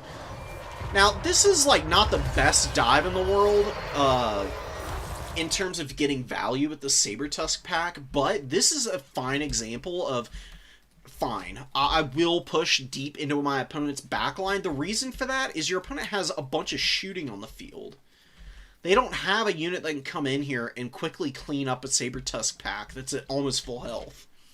These Saber-Tusk Packs are disrupting the Pink Hearts and the Soul Grinder right now, which is giving time for the Powder Guts and the Ogre Bull dual weapons and the Mournfang Cavalry to get in here and just bum rush through the Blue Horrors, doing huge damage in the process. And just keeping these guys shut down. Don't know what you summon in here. Yeah, more Mournfang Cavalry is probably about the best measure you can take. Boglars, you know, cool ROR unit with Rebirth, but not many maps have water terrain features. This one, despite being called Creeping Swamp, does not have any water whatsoever, ironically enough. The map that the Boglars are most effective on is actually Blazing Ramparts, because Blazing Ramparts has an objective that has water terrain features on the cap. So you can, like, leave the Boglars in the water, and these things replenish a crap ton of HP when they're in water terrain. You know, if they're healing 1% of their HP per second, that's 87 health per second, which really adds up. Plus, it raises dead combatants, which is really cool. Very few effects actually do that. Invocation of Nehek does it, as well as Rev Crystal healing in Water Birth. Can't think of anything else that does. If anybody knows of any other effects or spells that do the same thing, let me know, but pretty sure it's a fairly unique one to just like 5 or 6 different spells or units or whatnot. Mournfang Cavalry getting hammered here. Look at this range line. It's actually overlapped a little much in some respects, but this is honestly not a bad way to avoid higher mass units, just pushing all the way up and through all of your range tools. Now, Saber-Tusk Pack's coming in from the flank and going to jump all over the Pink Horrors. Going to be a little hard to peel those guys off, but we got more Pink Horrors coming out. Tossing those nasty little balls of warp energy. I don't really know what exactly it is that you're throwing. I assume it's just like raw warp flame. Right, I mean, that's gotta be it. Mournfang Cavalry getting hammered a little bit. We do have a little bit of a risk for the Ogre Kingdoms. You do have a push going off all across the field for Gordon, and he has equalized the value. It was looking really rough for a bit there, but nice Plague of Rust with shooting from all the pinks and the blues, hammering some of those Mournfangs. Beautiful Tier 3 army ability. Again, this is the second one we've seen get great value by hammering down Pigback Riders and some Noblars on a point.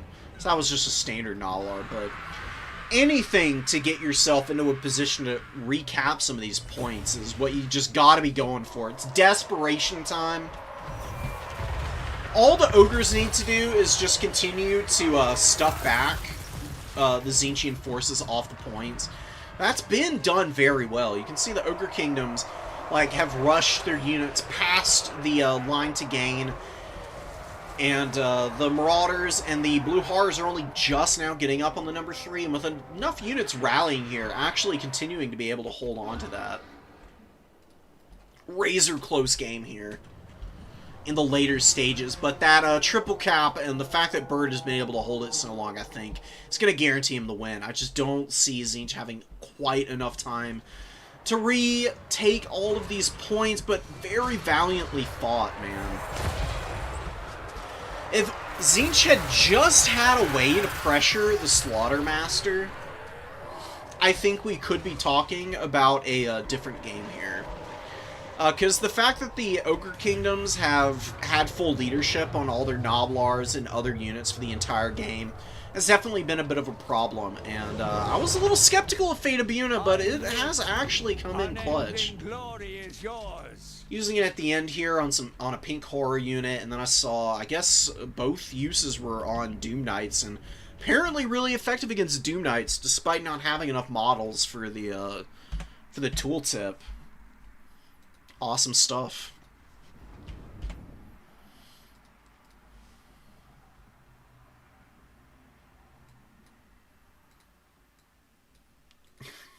While others cover we cast. Look, I mean, that's just the truth of it. Other people are covering all the new stuff, and that's what people are going to gravitate towards. But, you know, for people who want to be, like, watching, you know, just some, like, nice entry-level games and getting some tips and coaching, that's what I'm here for, you know. I'll cover all the new fancy stuff when it comes out, same as everybody else. And I'll be excited on day one of release for all the DLC stuff. I've been waiting long enough for it. It's the reason I haven't really been casting all that much lately, is just a little bit of fatigue with the game and needing to take care of some other stuff. You know, out in the real world. You know, I've been touching a lot of grass, and it's been really good for me.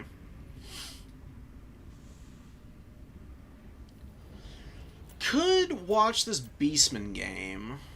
We do have some really oh man, we got a really fun Empire build. The Black Lions are a pretty dangerous unit, honestly.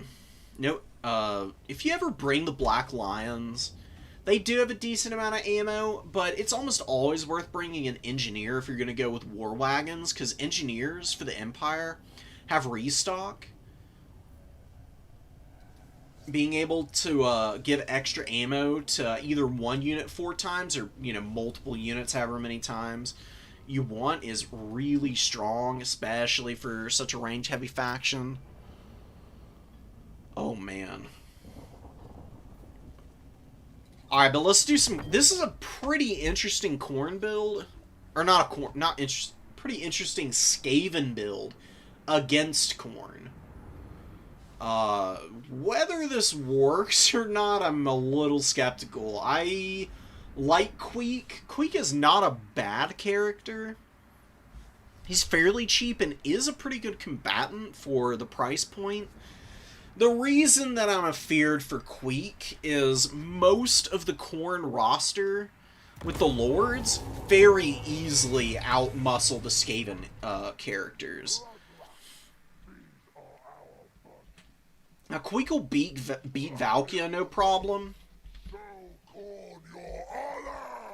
But Skulltaker, in turn, will make Queek look like an absolute bozo by just flattening over him. Queek is an infantry-sized character, after all. And Skulltaker does not actually have Slayer Sword or anything. Okay, maybe that'll be a little bit more even. Slayer Sword is really good for Skulltaker if you think your opponent is going to be bringing any, like, half-decent combat characters. Because Slayer Sword gives a massive weapon strength buff to Skulltaker, raises his melee attack by 24, and also imbues Weakened onto whatever he hits, which lowers melee strength, or not melee strength, weapon strength by 25%, which is a huge debuff, and that lasts for 30 seconds, and can be refreshed. So it's not like it's just 30 seconds and then it's gone. If you get hit once, that's 30 seconds. If you get hit again, it refreshes and there's another 30 seconds that you're debuffed. You can get really ugly really fast fighting on top of a Skulltaker. Keep it from the foe. I do like the Warp Lightning Cannon. It is crushing this Marauder Horseman unit. That is a really nice amount of value to get early for Skaven. Even killing a bunch of models with the Plagueclaw Catapults. Jezzail's in the back line. We got Poison and Globadiers moving to the points. Khorne. There's a lot of their units up on the high ground. Not very spaced out. I'm not 100% sure how you would attack the Skaven here. The best thing you can do, though, is Skulltaker hides behind the trees for the time being. Maneuver your Chosen into the trees here. Get the Chaos Warriors on this low ground where they're a little bit safer from the Warp Lightning Cannon, at least. The Plagueclaw Catapult would have to move up a little bit to actually be able to hit them. You need to just check arty ranges against Skaven. And then where their Poison and Globadiers can hit. So the last thing you want to do is move in too early against the Skaven, because they will absolutely roast the hell out of you if you're not careful.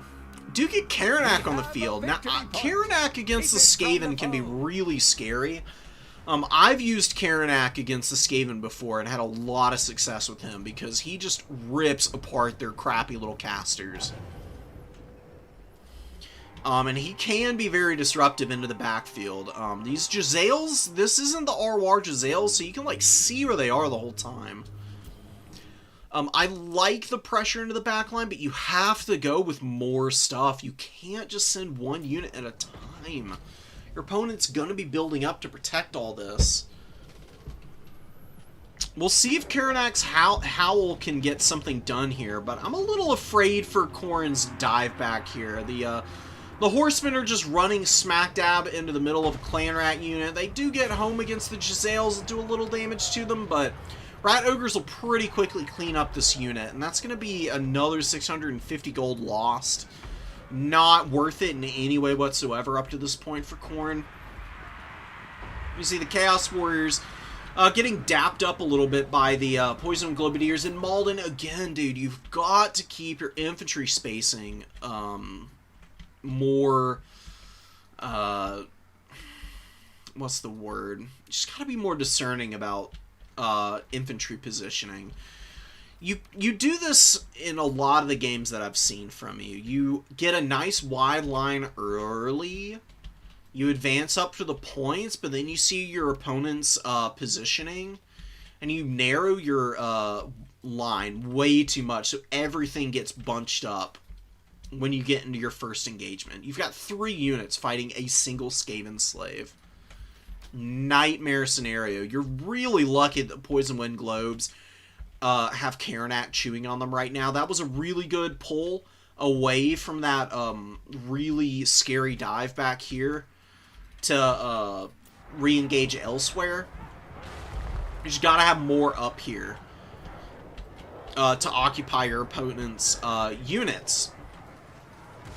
You get a good dive on the other side against the Poison Wind Globes. Really good use of the Furies and the Warhounds, taking it down in tandem. Exactly how you want to collapse on units of that caliber from both sides so that there's nowhere to retreat. Another Fury coming in. Excellent aggression up onto that Poison Wind Globadier. Your opponent has too much artillery, to be quite honest. I mean, Skaven artillery can be pretty effective against Khorne, but don't ever bother diving artillery in the early game. Your opponent is always going to be prioritizing protecting it early. Honestly, your Horseman dive ended up pulling enough of the Rat Ogres away, and your opponent did not position around the Poison Wind Globadiers enough to protect them, and that's really allowed you to shoot through them. And now your Chaos Warriors and Chosen are going to be a real pain for this Skaven player to deal with. There's just not going to be a whole lot they can do against those guys. Summons against Khorne is a really awful idea, because I'm pretty sure summon units do feed into the unit kill total for the army abilities. It's actually just giving your opponent more opportunities to drop Sword of Khorne on you. I would definitely avoid that. just bring anything. Bring Warp Lightning and Howling Warp Gale. Howling Warp Gale so you can net Furies, and then Warp Lightning just does enough damage that the spell resistance really doesn't do a whole lot for the Coronate units at that point. Pestilent Breath is useless against Khorne. They've got a crap load of armor and 35% resistance. Just nothing gonna happen for you on that front. Queek is almost dead. I think he was fighting against Skulltaker. Skulltaker is definitely a little much to handle for Queek. Karanak not going to do a whole lot because he doesn't have a lot of AP. Queek does have 110 armor, so he mitigates most non-AP damage, but Karanak might be able to finish him off here regardless. Actually gets a nice little net there. Yeah, Pray to the Blood God being activated on Queek. That might be enough with one more hit from Karanak to finish off our boy here. Karanak's gonna crumble. Honestly, not his finest performance, but it was, like, respectable enough, I guess. We got Queek routing here. Skulltaker, really good target acquisition from you, Malden. Just recognizing your opponent's lord and going straight for the throat there. Still blobbing your infantry up too much, and the catapult and the warp lightning cannon kind of punishing you for all that blobbing. You can see a lot of value on the one artillery piece that is shooting. I think your opponent has forgotten to recrew the artillery piece. This is a big mistake for saying no to ducks. Like, you click on this unit and you're like, oh yeah, the artillery piece is highlighted. That means it's crewed. Not at all. You gotta actually make sure that you click the unit on there and zoom in on the ground level every now and then. It's worth doing because it actually gives you a good idea of how, like, unit interactions play out, and then also you can see more detailed, nuanced things. Like your artillery piece not actually doing anything. But the Warp Lightning Cannon has been an absolute nightmare so far. It's done a ton of damage. Korgor is getting shot at by Rattling Guns. Skaven could push back here. It's not out of the realm of possibility for them. It's going to be a little tough, but they've got some tools left. They've got Warplock Jezzails out here doing some good damage. A lot of blobbing that they're punishing right now. The Chosen and the Chaos Warriors, I really doubt have gotten a whole lot of value. Yeah, these Chosen really not doing a whole lot. A little bit more fruitless spellcasting coming out of the Plague Priest. I would just send Skulltaker to go run him over and finish him off. You've killed your opponent's Lord, which means the leadership is going to be really bad for your opponent's army. Although, did Queek die? Or did he shatter? Where the hell is Queek? Oh, Queek. Oh my god, Queek is on the edge of the battlefield. Wow, sneaky little boy. I thought Skulltaker was going to run down and kill him, but apparently he's just hiding on the edge of the map. This is an opportunity you have to spot. You have to kill lords of low leadership factions like the Skaven. You kill Queek here, and all of the Skaven units lose 16 leadership immediately. And Skaven on the upper end of leadership, you're talking about like Storm Vermin who have 70 leadership. That's really poor. You kill their lord, and suddenly they don't have a hope of counter-pushing you on any of the points. Leaving Queek is just an unforced error that you have to avoid.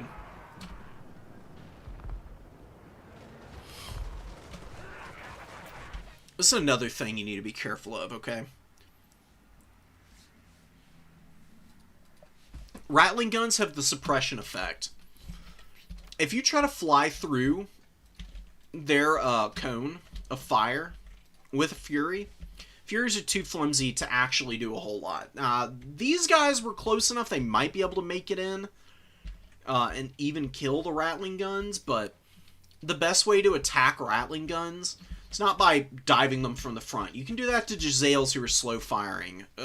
Guns are a little scary to try and do that against. It's better to try and flank around the cone. Like, you can see, they've got pretty decent range, but if you just fly up along the map edge here, come in hot from the flank, the Rattling guns have to turn away from your front line, which means that you can then have Forsaken screaming in from behind to try and also get a flank off. And the Furies have a much easier time closing the gap as they're flying in while the Rattling guns are turning around. You know, you want to force your opponent's missiles to be repositioning all the time if you're not actively killing them. You can outposition your opponent for a win as much as you can just face check them and roll over them.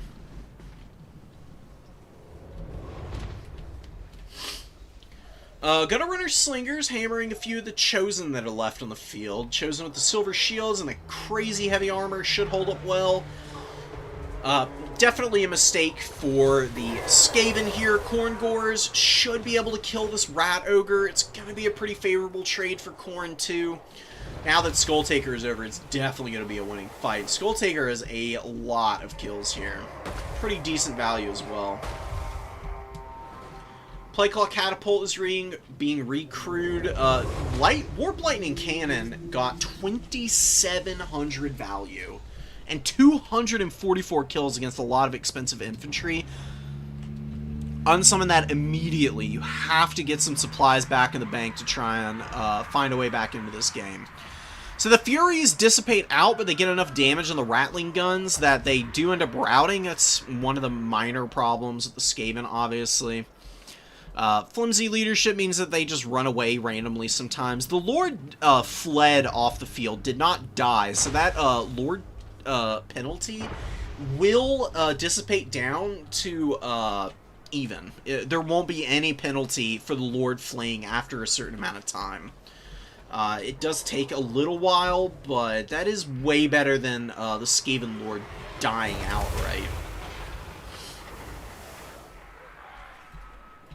Plague Priest chilling here. Skulltaker is just pushing back Rat Ogres at this point, just making sure that the Skaven can't get up on the points and recap them.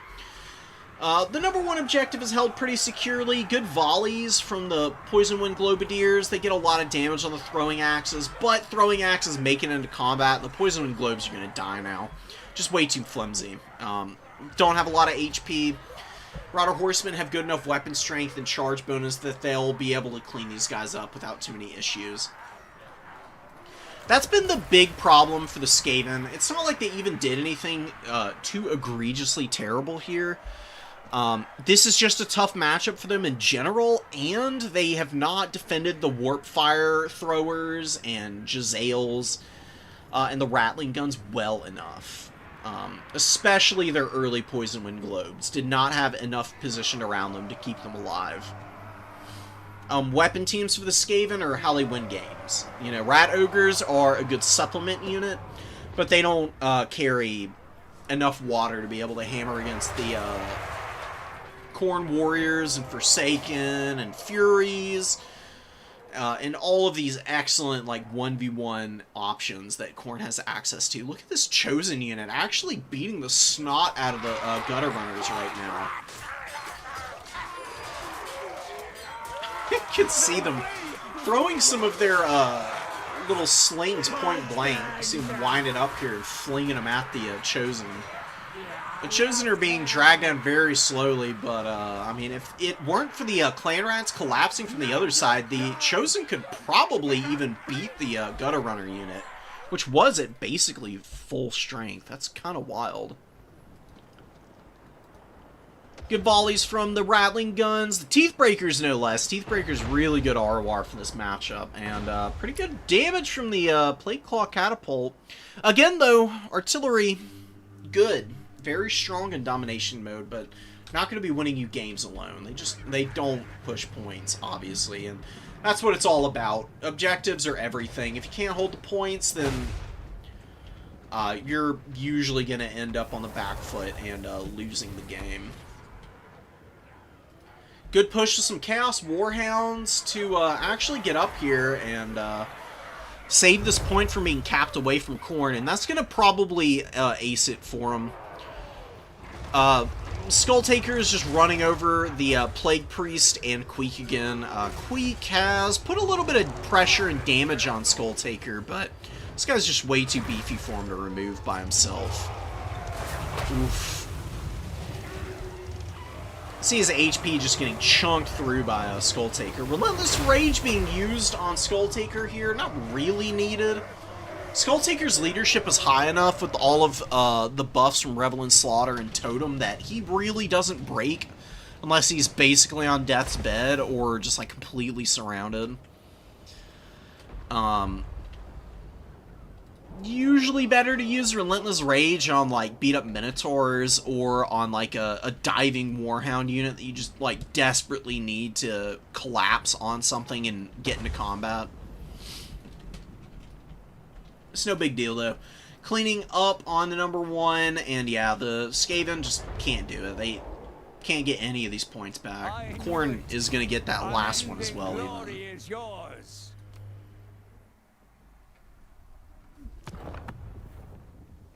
Just a few things to focus in on, Malden, and you'll be set, dude. I like the Warrior Wall against the Skaven. It's very hard for them to get through.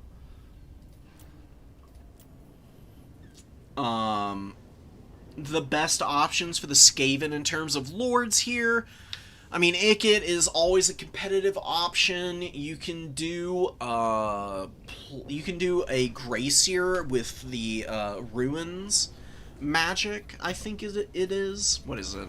Let me actually go take a look at it.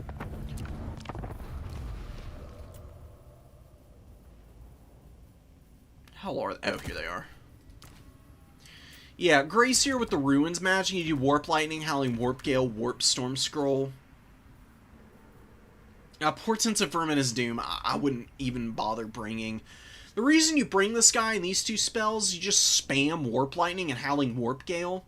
You lock down Furies, pummel the heavy infantry with Warp Lightning, and you're debuffing leadership and melee attack with the passive, which is amazing against Khorne, obviously. So, very competitive choice. He's, you know, not the most powerful lord, but he does have a decent amount of HP.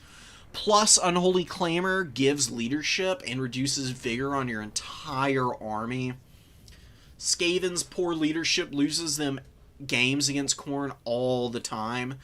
And if you want something to counterpunch against units that might be going after the Gracier, you just do like double Mutant Rat Ogre. These Rat Ogres are brutally effective against so many Khornate units. They cause terror, they beat up Blood Shrines and Skull Taker, they wreck Valkia.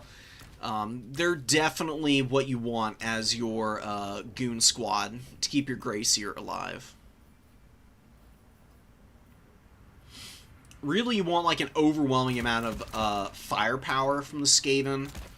Like some Poison Wind Globes, and then just like tons of trash, like tons and tons of Storm Vermin. You don't need anything higher quality because none of it is going to win against Khorne anyway. Storm Vermin, Sword, and Shields don't work. Plague Monk Censer Bearers are too vulnerable to Furies and Flesh Hounds to be usable. Same thing with the Death Runners and Eshin Triads. You basically just go like full width, and then every Rat Ogre that you can possibly get your hands on. You know, either in the opener or in reserve. Flood the field with them, get some Doom Flayers for cleaning up Khorne infantry. You can get Wolf Rats, they are AP, they've got magic attacks, really not a bad unit at all. Yeah, like the Teeth Breakers and the Natty Boobos can be a pretty good set of ranged units for like really long range support. Or you can do the Avalanche Mortars, another unit that forces Khorne into you very early and can really cause a lot of problems for the Khornate army. But yeah, just something like this is actually going to be a lot better for you than the artillery-heavy build that you brought. Because artillery doesn't push points when it's out of ammo. Poison Wind Globes don't have great cap weight, and they do just, like, die and melt if they get touched by anything, but, I mean, if they use all their ammo up, they can run up and cap a point, at the very least. And they are a threat that your opponent has to engage against, and you can keep these guys a little closer and tucked into the front line better.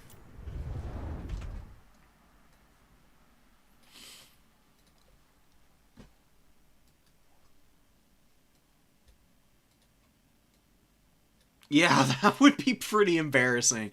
I imagine that is how Khorne Chaos Spawn appear. Because, you know, the Chaos Spawn for most of the other factions are, like, associated with degeneration from, like, the magic use of, like, Chaos Energy. But for Khorne, I think he does turn people into the Spawn because they failed him in battle. I'm pretty sure that's what happens if Arbol is ever defeated, if I'm not mistaken. Like, if Arbol ever were to not be Arbol the Undefeated, he turns into a Chaos Spawn. That's what I've been told and led to believe, at least. So, I would imagine that Chosen who got smacked in the face by a pebble and just died ignominiously like that, Khorne's going to make him his personal pet, and it's not going to be fun either. It's not like being a Karanak or something. It's going to be, yeah.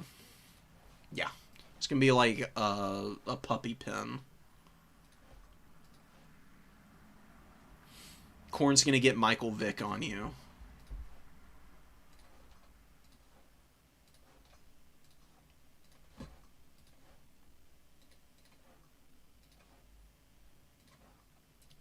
Greenskins Norska, Tzeentch versus Norska. A lot of Norska today, which is cool to see, man. Good faction, but not super heavily represented in newer player tournaments, typically. So just seeing them here now is nice.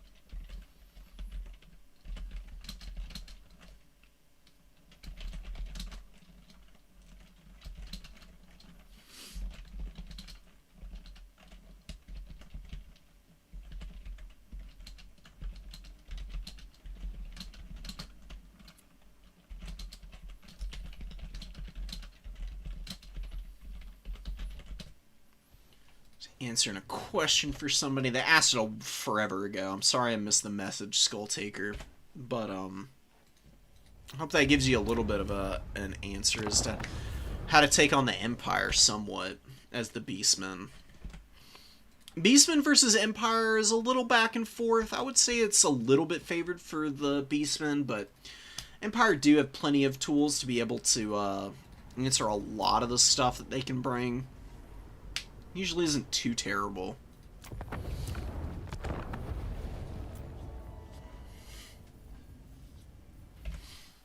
Let me check bracket and see where we are real quick, guys. Give me a sec.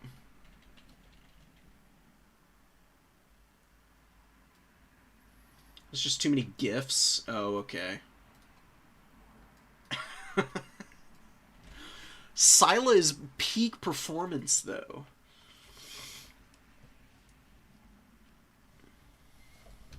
Okay, well, that's fair enough. Alright.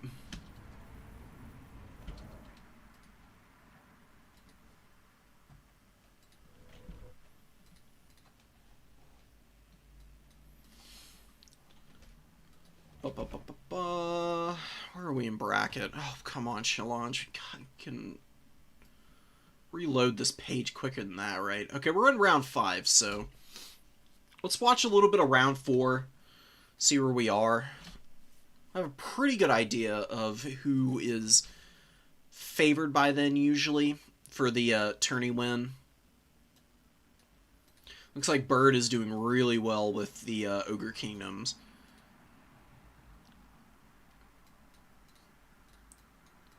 City Man is also 4-0. Manoft at 3-1. Mephi 3-1. Empire 3-1. A lot of 3-1 folks right now. Yeah, man. Okay. There's a couple of games in round 4 that haven't been reported yet.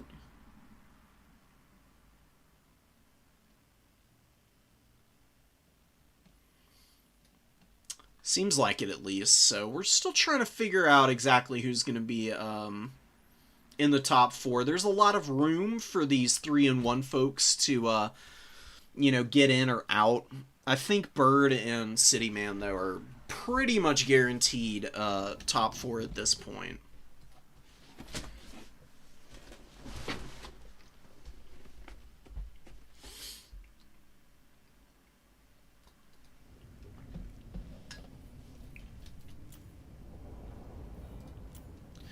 Let's see some High Elves. Haven't seen a ton of them.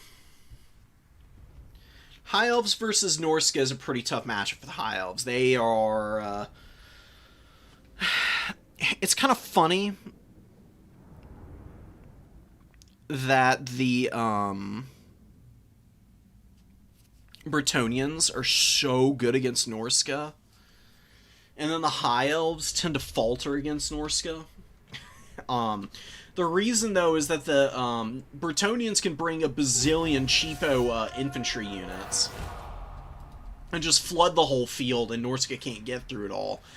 High Elves, though, cannot bring that many cheap infantry. Their cheapest infantry is 500 gold, which, you know, it's not the most expensive thing in the world, but still costs a bit of money. And Spearmen get absolutely clowned on by Marauder champions. Not that Rangers do a whole lot better. Oh man, this is going to be real hard. The other problem is that Seafang just deletes everything that it hits. Seafang is great against low armor, and then also against tightly packed formations. Keep it from the foe. And I'm sure that you can see just how tightly packed archer formations are. Seafang is a guaranteed kill on archers and Lothern Seaguard, basically. And if your front line is a little bit too even, your Rangers, once they collapse in and they're fighting against something, they tend to bundle up, and they're a pretty narrow formation at that point, and then Seafang just wrecks them too. So it's really ugly, typically, for the High Elves to fight head up against the Norscan infantry. If the High Elves go heavy armor with sword masters and whatnot, then they tend to be a little too expensive, and Norscan can just overwhelm them with numbers. And if they go all heavy cavalry, you know, there are options for hammering the Norscan mobility, but Norscan can just build so much of it up and out that the number of Illyrian Reavers and archers and Dragon Princes and everything you have really just can't carry enough water for you. Might need to restart after this game. I don't know what it is. I think there's like a memory leak or something with this game right now. I think I might need to reinstall the whole game. It's been a while since I've done that, and that usually fixes things. The Fireborn are about the only unit that the High Elves have that is like uber reliable in this matchup. I mean, they wreck just about everything they fight. They're absolutely the hard carry unit for this matchup. If low-key can stay patient and push this side point, he's just playing so passively over here. Like, it's a little bit hazardous to reposition now, because your opponent will start moving up the second you start moving all your range tools over. But I think you're going to have to do it, because them just sitting here and doing nothing means Norska wins, because they've got 2 points. Going really deep in with the Fireborn too, maybe a little bit too fast. It's a decent Sunfang. Sunfang is better used once units like pile in to countercharge you. Like, if you dropped it now with the Hounds and the Marauders here, that's where you can get much better value out of Seafang. Fireborn are also getting attacked by Skinwolves now. Skinwolves in a 1v1 lose to the Fireborn horrifically, but with a bunch of infantry and doggo support, will actually be able to hold up okay. Archers are continuing to not do anything, but Norska's going to oblige here. Roderick is moving forward and is going to press the High Elves on their home objective. I'm a little worried about that, but it should be okay. Marauder Champions should move up into the Rangers, or move forward to support these Skinwolves. Skinwolves are losing their support here, with the Fireborn kind of pushing back the Marauders and the Dogs now. I'm seeing quite a bit of damage starting to come in against those guys. Though a lot of the Fireborn models did try to push past, but now that they're turning around and actually hitting the Skinwolves, you see how quickly they fold them up. It's a brutal engagement for Skinwolves. They just do not have a hope in hell. Rahager's Pride running over some Warhounds that were trying to pressure the back line, and now going to go after the Marauders. Not bad at all. Rangers, though, losing pretty badly up here. They're holding against the Marauder Champions, but Marauder Champions are really not too fussed about all this. They'll be able to continue fighting and holding the line, dragging down all these low HP Elven units without too much of an issue. Searing Doom gets a little bit of damage on the Fireborn. Decently cast, a little bit off-center of where they were going to carry their charge home. Any little bit is going to help, though, and Searing Doom is such a cheap spell anyways. They'll be able to find another opportunity to drop it and get some good work done with it. Marauder Champions moving over, and actually a lot of bodies here for the Norska, making it hard for the Rahager's Pride and the Fireborn to push through to try and help this mage with Wolfric. Wolfric is doing a lot of damage to the poor mage right now, and he's got some Marauders nearby. Should be able to pull away and through that formation now and find some safety. Silver and Guard up on the home objective, but Norska is slowly taking it regardless. Nice Searing Doom, doing a little bit of damage. Silver and Guard do have spell resistance, so they're not suffering the worst for it. High Elves did just take the number 3 objective. I mean, Norska really did just kind of give up over here. They could maneuver back around and get back on this point, but because they pushed the number 2 objective, they've really committed themselves here, and they do kind of have to win here now. Need to get Wolfric the hell out of here. Oh my god, Wolfric is going to die horrifically to Tyrion. Tyrion is just a beast mode combatant. I mean, he has ridiculous stats. I mean, beyond goofy how strong he is. Nice Burning Head here. Marauder Horseman taking a decent amount of damage, but all the Rangers pushed off. But the High Elves have enough bodies here to hold on to the point. Wolfric squeaks away just barely. Got some Marauder Champions left on here. Marauder Great Weapons. Actually, where are all the Marauder Champions? They really all gone? There's one here. Alright, but... okay, I mean, there is one with about half health left. Trying to do their best to hang on here. Wolfric runs away, gets surrounded by Rangers, and then Tyrion finds him again and is getting his ass kicked once more. Hate to see it. Wolfric is not really a duelist. He may be called the Eternal Challenger, but he doesn't want to challenge most of the duelist characters in the game. Unfortunately for him. Not a very good Burning Head. Really not doing a whole lot of damage to the Norskin units. Not a whole lot to speak on, period, there. Tyrion chasing down the caster now is going to be a devastating loss for Norska. That is, like, their one decent answer to the Illyrian Reavers that are all over the field now. And without them, I think that what's going to happen here is Loki is just going to outlast this. Beautiful Searing Doom on the way out from the Supreme Sorcerer, though. Or Shaman Sorcerer, rather. Not the Supreme Sorcerer. That's the Supreme Sorceress I'm thinking about. He's probably got close to he probably got close to 1,000 value, maybe a little bit more. Wulfric with about 800. You just got to get him running when Tyrion is back here chasing him, man. I mean, you can't forget about your Lord. When your opponent has a quick character in the backfield and nothing is slowing him up, you can't just count on your opponent forgetting to continue the pursuit. Best thing you could have done is the second Tyrion's hounding Wulfric, just run back to your deploy zone and try and pull Tyrion deep enough to get a Skin Wolf out, and then immediately jump on Tyrion and surround him. Very dead Wulfric, and now a Swordmaster of Hoeth in the late game is going to be so nasty. The High Elves are pretty beat up. They really don't have much to speak of left on the field.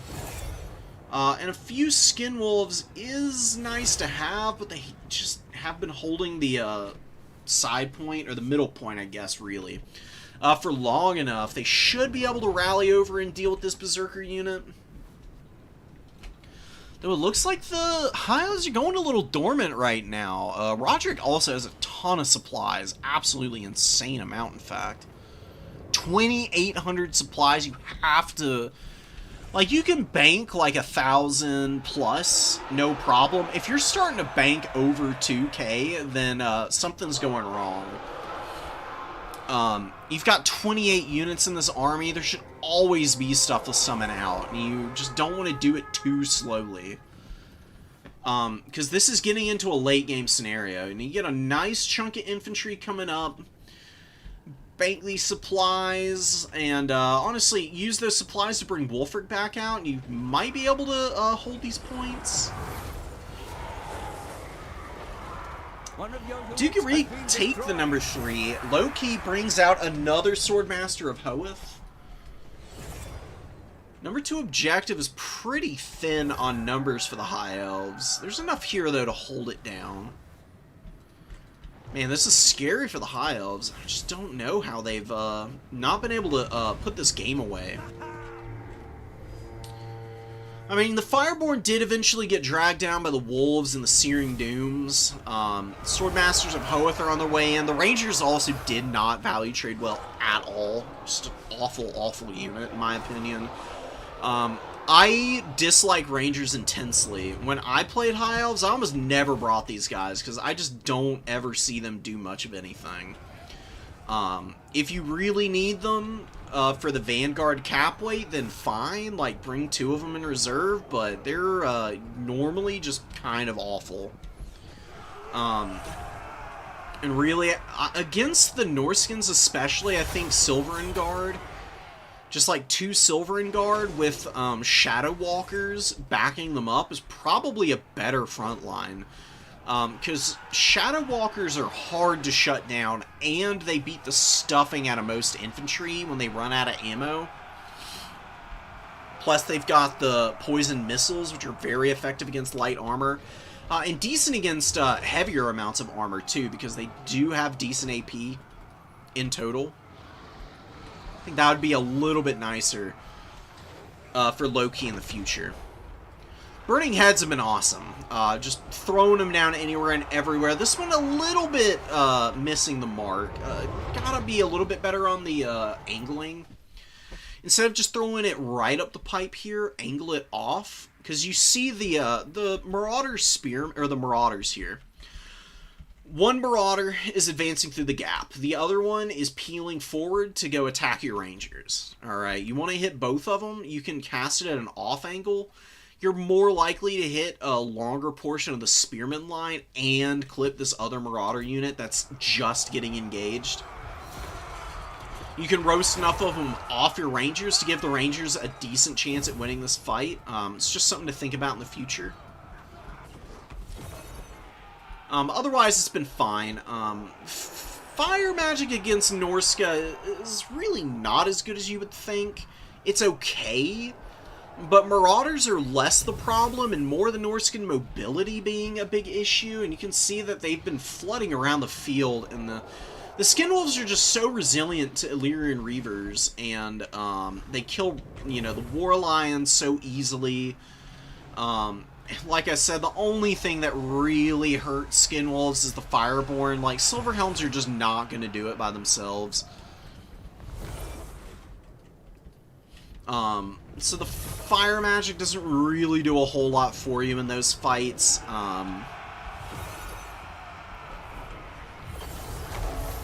Just going Cascading Fire Cloak, I think, is really the... if you want to bring fire magic, then yeah, Burning Head and Cascading Fire Cloak is a good set of choices, but as much as Flaming Sword of Ruin is kind of bad, I do think Flaming Sword of Ruin, because of the double effect it has on Skinwolves, can be worth it, because you get flaming attacks and magic damage, so you ignore the 20% Fizz Res that Skinwolves have, plus you're hitting the Skinwolves through the regen and doing an extra 20% damage on top of that. Suddenly your Silverhelms can actually countercharge Skinwolves at that point. If you can use it in decisive moments, that's where Flaming Sword of Ruin can actually get you some value. It's not an amazing spell, but I do think it's a nice little option just to hedge your bets. I prefer to think of magic as a toolkit rather than like hard focused carry type of spell casting, because your opponent can always outpick you. They can pick around magic.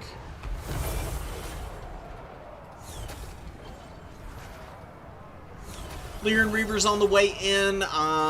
You know, Loki did a good job of scrapping back in this game, but the infantry formations have just not been working. I mean, the Swordmasters of Hoeth here only got 600 value. They just really fell apart. They're a strong unit against other elites, but they are not very good at clearing out numbers without a ton of healing support. If you can throw a lot of Earthbloods and Regrowths down on Swordmasters, that's where they start getting really effective and scary. But otherwise, you're better with wider options, and Lothern Seaguard and, like I said, the Silverin Guard would be the better choices for you there. Rudder Chariot's running over a lot of Rangers and doing some decent damage and getting okay value. Rangers want to trot in, but it's a long way to go, and there's a lot of Norskins on this point now. You have been bested. There is only defeat. So yeah, we do end up getting a win for Norska here. I didn't really love the push on the home objective. It's a little too much, I think. If you just focus up on the middle point, I think you'd have a much easier time winning this game, because again, Norska just has such a good matchup against the High Elves. It's really tough for the High Elves to win this matchup.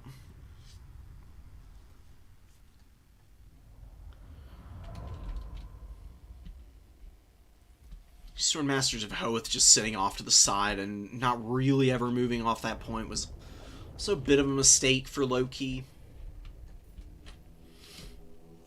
Once Roderick started actually using all the supplies to get bodies out, you could just see the disparity in performance for the High Elf units, man.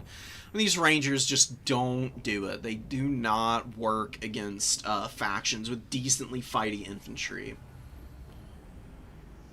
Yeah, you can see the Marauder Champions were just an amazing anchor tool. 1100 here, 1200 on the other. Only 483 on this Marauder Champion, but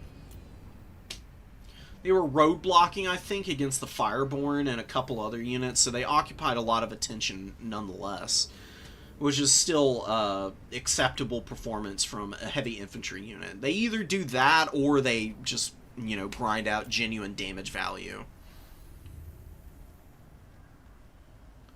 I think it's just too much infantry in reserve. There's no mobility, really. And the Fireborn, without heals, fall off quite a bit unless they have other units that kind of peel for them and allow them to hit and run better. I think you just really need to rethink that that build, low-key. Another thing to consider is Talons of Tor-Kalita and a Sister of Avalorn against Norska. I mean, that's still really vulnerable to the Sea Fangs and getting hammered by Searing Doom, but Talons of Tor-Kalita imbue weakness to fire. Here, they're even in the army. So you can see 20% weakness to fire. That can stack with the Fireborn doing their flaming attack damage, but also Sisters of Avalorn who have flaming attacks and magic attacks. Again, really good for getting around the Skinwolves doubly. Anytime you can do like double the effective damage against a unit, you should be looking for opportunities to get those synergies rolling. Lore Master, the Sword Masters, just please cut these guys. This is not the matchup for them. Unless you're building around them in their entirety. Like, if you want to go Sword Masters, then you go Alariel. And you go for, you know, like a real slow push heal blob type of army. Because then she can drop a Star of Avalorn on top of them. Keep them alive. She can drop Boon of Aisha on them to give ITP and magic attacks, which is really nice for expensive elite units like this. They're 1,300 gold, man. They cost an arm and a leg. You can just do Shadow Walkers for 2 Shadow Walkers is almost as much as, you know, 4 Rangers. I mean, you're really not paying that much more. They maneuver so much better. They've got the poison. They've got a lot of ammo. They have this bonus versus infantry and martial prowess. So they have crazy good stats in infantry fights. Plus any amount of healing on Shadow Walkers is going to be really, really strong for them. They'll kill all the Marauder Horsemen. They can fight off Norskin Hounds outside of the Ice Wolves. If Ice Wolves are coming in, you can countercharge with your Silver Helms at that point. There's something that your opponent has to be a little bit more risky to try and shut down. Which is why I think they really shine against a lot of those more aggressive factions like Norska, where Rangers just kind of get overwhelmed and have their heart and soul ripped out of their bodies slowly but surely by superior numbers and performance. Yeah, Archer spam with Plague of Rust can also work. Norska is pretty weak to stuff like that. You can just do like a stupidly wide line of archers and spearmen, if you really wanted to.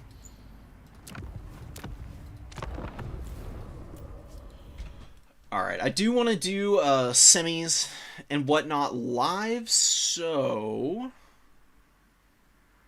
I haven't finalized top 4 yet. I think there's only a couple games left. Yeah, looks like there's just 1 game left to play. And I do believe Bird is undefeated. Yeah, Bird's undefeated. Cityman actually lost in the final round. And I believe it was to Empire. Empire for Hire won that match. And I think has guaranteed himself a appearance in the top 4, which is damn impressive. It can be really painful losing just 1 game early on in a tournament and trying to grind all the way back. Which is what happened to Empire. Lost in round 2 and then went on a nice tear to close it out and is going to get an opportunity to show his stuff.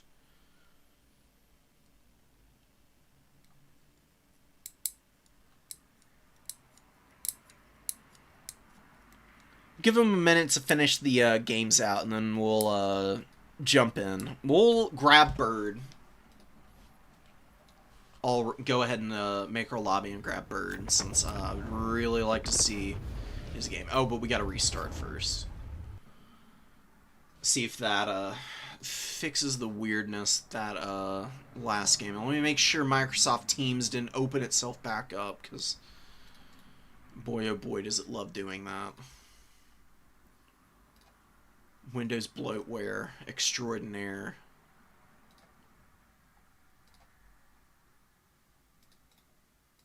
So Okay, I also don't need Xbox Game Services. Please and thank you. Okay.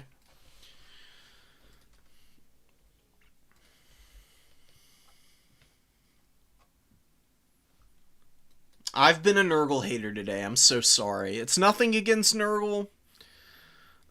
In terms of like being a cool faction, it's just there have been other interesting builds and factions that I'm more practiced on that I've wanted to talk about. But we'll go back through and I'll do a couple of Nurgle games to make sure that we're covering all our bases for factions today. Nurgle and Dowie are the factions that I've played the least. I just don't like their play styles.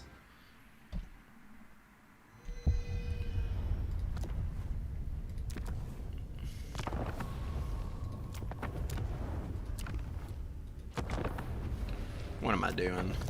Here we go.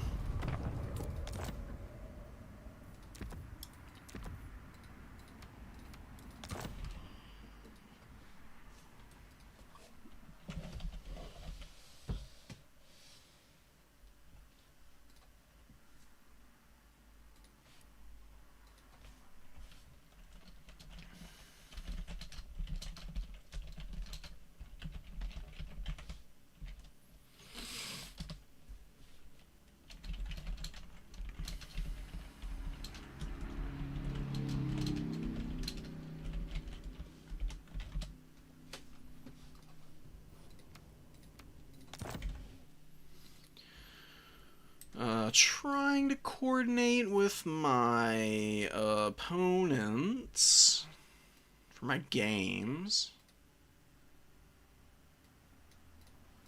A couple of month-long tournament matches. I got bye rounds in both of the tournaments last week. One of my opponents dropped, and the other one was gone. So, really hoping to see something else. Oh, you're dropping Bird? Okay, well, fair enough. We'll get Empire in here, then.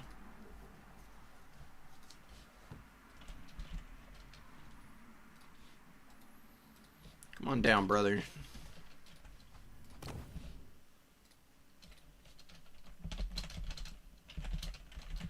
Let's see if we can do these games live. It'd be really nice. If not, we can always get the replays. The peer-to-peer frustration is so real in this game. It drives me absolutely bonkers. All I want to do is see what everybody is up to. Yeah, the Norskas are going to be really cool with the DLC. They're getting some really fun-looking units. What is the name of the horseman unit they're getting? I think they're getting a Kurgan horseman or something like that. Which I think are supposed to be like a melee-oriented cavalry unit, which is going to be really interesting to see for a faction that already has a lot of really good options for aggressive mobility. I think it's really going to be good for fleshing out their depth.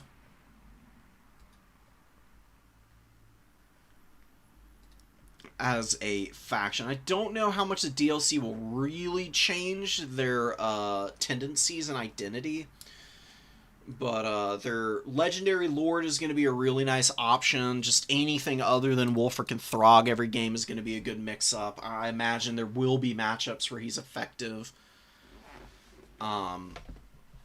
These Etten Giants, or whatever they're called, sound really cool. They've got pretty equivalent stats to Giants for the most part, but they also get, from what I understand, Vanguard deployment and a couple of effects. I believe they get like extra speed when they're above a certain HP threshold, and then they get regeneration once they drop a little bit lower. I'll need to check up on that, because I only watched a little bit of what some other people were talking about earlier before I started streaming. But the Norskin stuff I'm most excited for. The Slaanesh is going to get some cool units, I'm sure. They're still going to be kind of a nightmare in domination mode. They're probably going to end up needing restrictions again. They just get so much with their mark. It's kind of ridiculous. And High Elves. High Elves get some really fun, big stuff. I think High Elves will probably benefit the most in terms of how much it improves the faction. Like, Norska and Slaanesh will probably still be stronger. But I think High Elves, with getting some big monsters that can rush points and be very aggressive and actually have some cap weight, you know, unlike dragons and the phoenixes and whatnot, I think will help them out in domination mode tremendously, because that's always been a weak point of the High Elves, is their point holding ability. Okay, we're on Dunes of Cain, so let's go choose that. Dunes of Cain is definitely a favorite of mine. It's a very simple map, but it does have some pretty cool strategies you can employ. The center point is between these two big rocks that you can see here.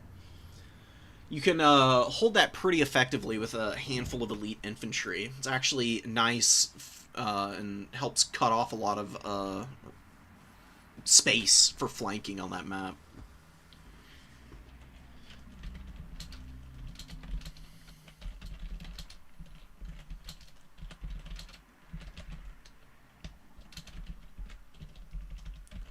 Yeah, great games, by the way, Bird. Shame you got a drop. I'd love to see you take the win with the Ogre Kingdoms, just because it's been a while since anybody else has. But it'll be good to see some up-and-comers for taking some of these games and maybe getting a win here. Yeah, the ITP is the problem, right? Like, if they kept the Strider and physical resistance, fine. But the ITP is just over the top. It is so ridiculous how strong immune to psychology is on everything. No other faction has that. It's just completely bonkers that they added it on like that. I don't know what they were thinking with it personally, but, you know, that's their prerogative as a company. It's what they wanted to prioritize. In land battles, the ITP doesn't make all that much of an impact, but in domination mode, it takes these units and just absolutely goes crazy with the holding power that it offers, and that's just too much for most factions to contend with, on top of the ridiculous mobility that Slaanesh has.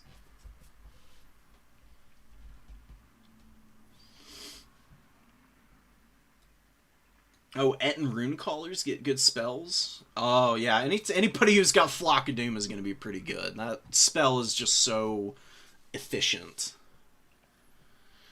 Yeah, Slaanesh is... It's so ironic that Slaanesh is weak in land battles and then dominates in domination mode. I mean, I guess it makes sense in terms of Slaanesh wants to be dominating people anyways. So, different context, though.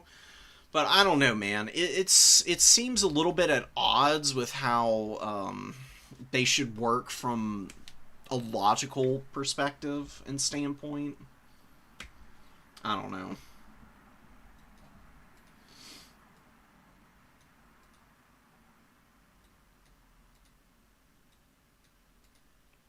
There's a few things that remove ITP in the game, but it is very, very rare that units have removes ITP. Which is why it's so silly that a faction gets a mark that gives it to everything, in my opinion.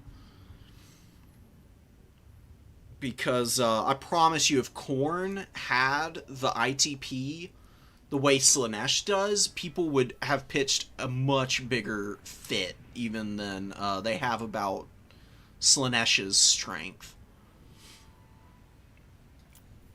Khorne has ITP on everything because you get Frenzy, but that wears off, and so it's a lot fairer.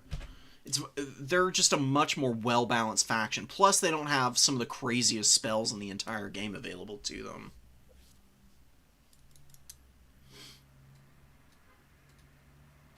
I'll check that game out, Pancake. I'd love to see some people humbling Slaanesh. That's always a pleasure to me. I don't even hate Slaanesh as a faction. I think they're really cool. They've got great animations. Pretty fun to scrap against. It's just it's just how easy it is to like do some really cheesy stuff with them, you know.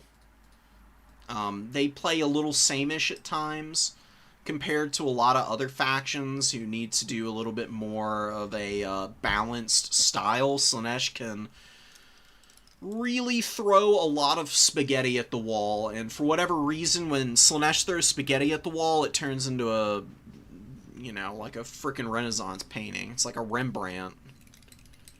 Or, God, what's the name of that guy? I gotta look this up.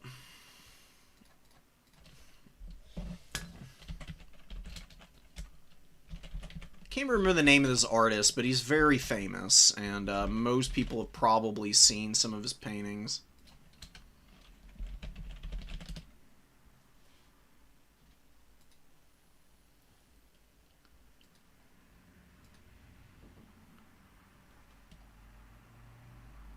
His name will come back to me eventually.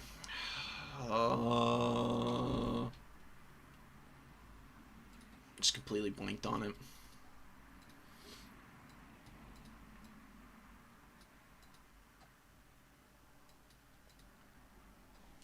Nurgle's downside is pretty punishing, too. It's a little less bad. Nurgle actually used to be, like, slower than every other faction, because it also lowered their speed, but they eventually got rid of that because it really was that painful. The fact that Slaanesh has the extra speed with all the other stuff is something.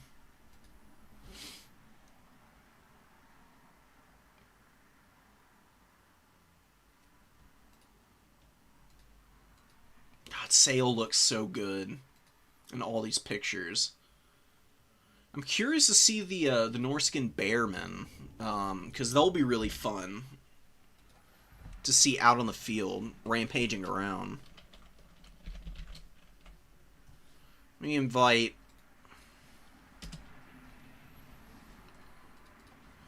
Empire's opponent here. So we're going to get some Nurgle action going.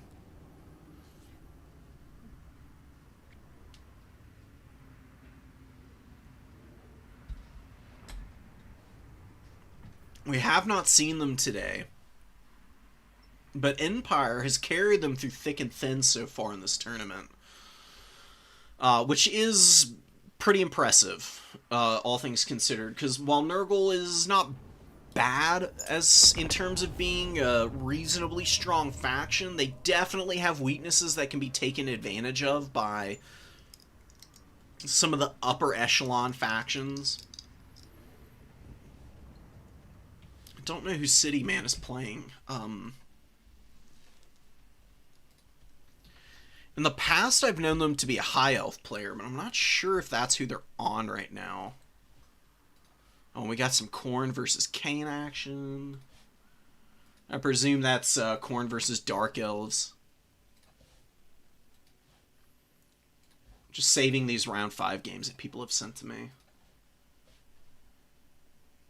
I have had some time freed up. I've been working on applying for a teaching job where I live.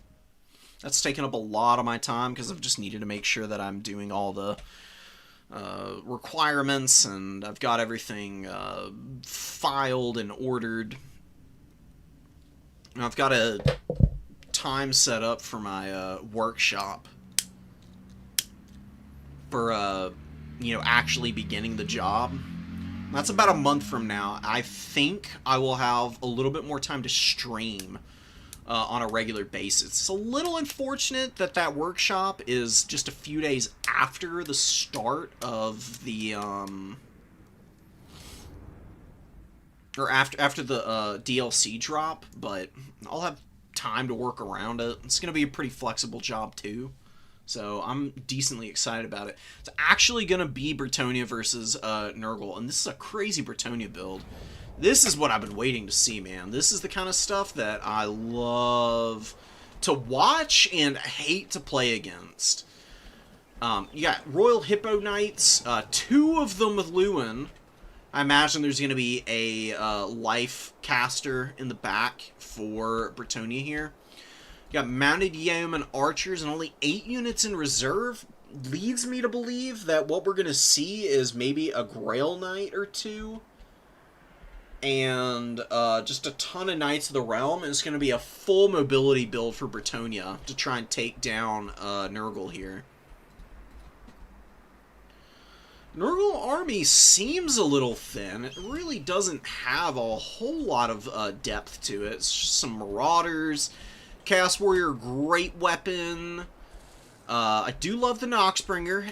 Excellent unit. Very good against skirmish cavalry formations. Mounted Yeomen especially, because they get pounded by the mortar shots and the AoE that it leaves on the ground. It's pretty massive damage to them. Plus, it destroys ammo, and Mounted Yeoman Archers have a little less ammo than other Horse Archer variants, so it will be a little bit painful if they get smacked by this accurately. Throwing Axes of Nurgle do also have shields, so they can hold up under fire from the Mounted Yeoman Archers a little better than the other Chaos Cav. Remember, a festering wound is as valuable to father as a fresh corpse. Beautiful.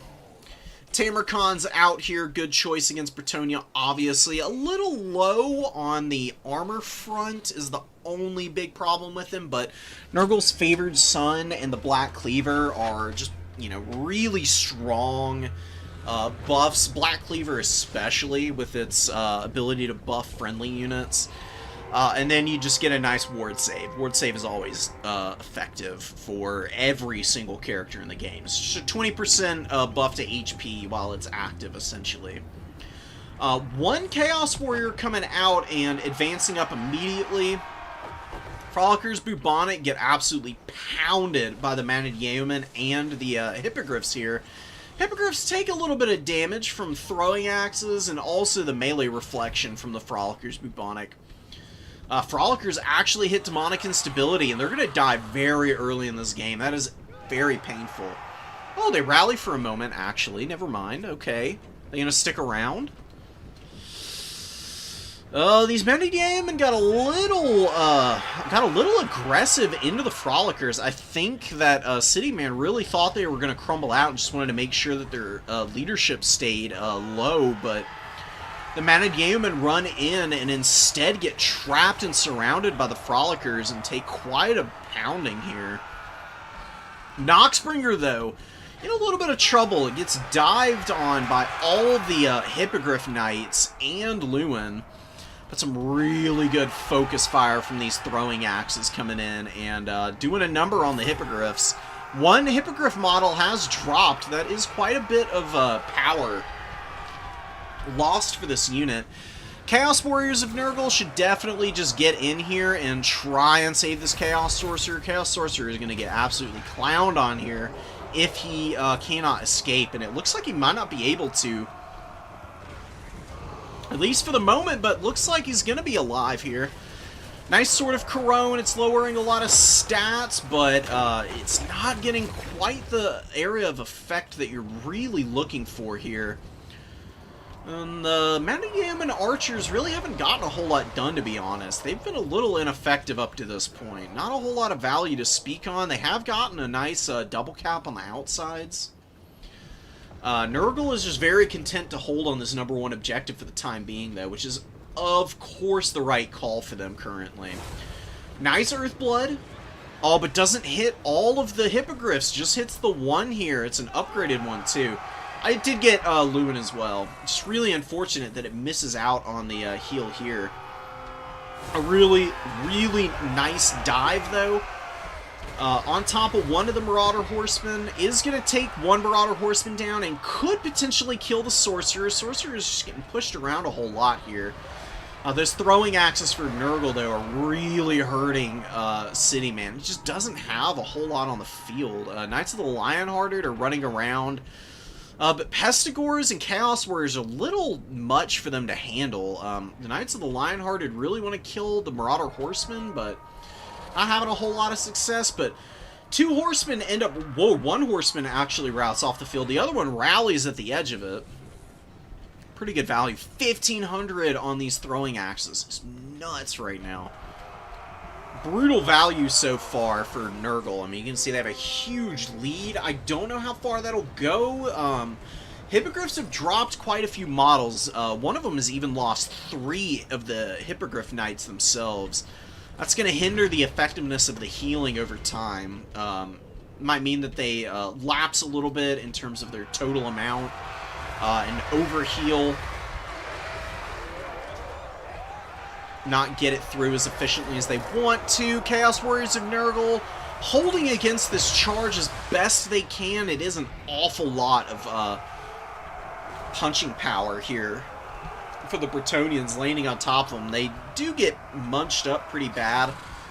Damsel definitely needs to not get as aggressive there ever again. That was a really scary fight for her to try and engage into. We got some Pestigores on the way in. Oh man, we got more aerial units incoming. Got Royal Pegasus Knights now available. Looking for opportunities. The problem here for Nurgle is that they weren't holding multiple points.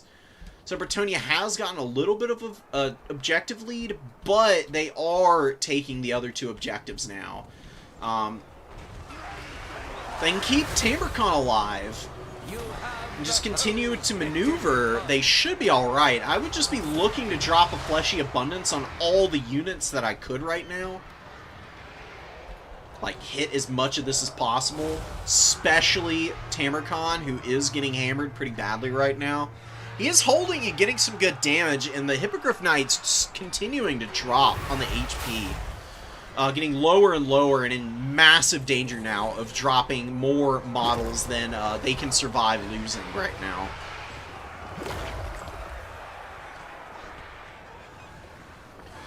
Yeah, good Fleshy Abundance on Tamercon here. Gets a nice chunk of his HP back. We do get a regrowth on one of the Hippogriff Knights. Very beat up. Still pretty functional. But the Royal Pegasus Knights are just not nearly as strong as the Hippos, and they're getting pummeled pretty badly here. Very lucky this Pestigore unit's routing, actually. Knights of the Lionhearted really not doing a whole lot. The Mounted Yeomen have found a little bit more success here, but still not value trading well enough, I would say, for what needs to happen here for the Bretonnians. Pestigores versus Grail Knights. Grail Knights should be able to run over these Pestigores. Empire probably wants some throwing axes to come out soon. Should be able to bring some onto the field momentarily. Just blobbing up with all this infantry is actually the right call here. If there were a field trebuchet, it'd be hazardous to try and blob up, but the right call is to get the warriors and marauders and everything just stacked together in such a thick blob that the Bretonnians can't land in there and then pull out with their mobile units. For all the maneuvering and cycle charging these Hippogriffs have done, it really has not paid off much so far.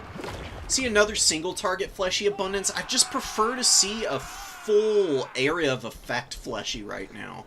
You got warriors in here who have taken a lot of HP damage but still have most of their models.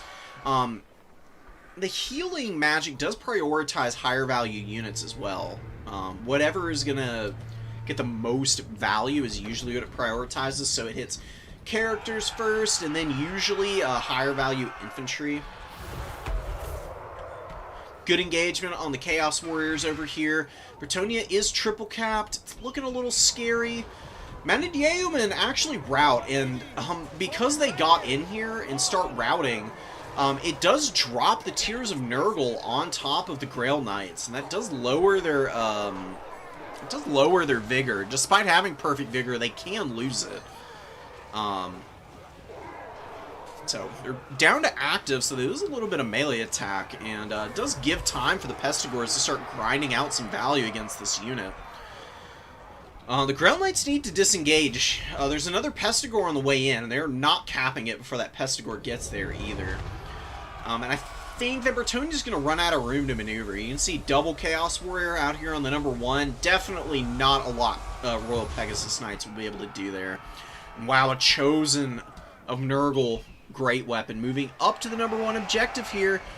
The patient play from Empire has been incredible. It has been so discerning in terms of when and where he can and can't push, and when he needs to throw units up on objectives.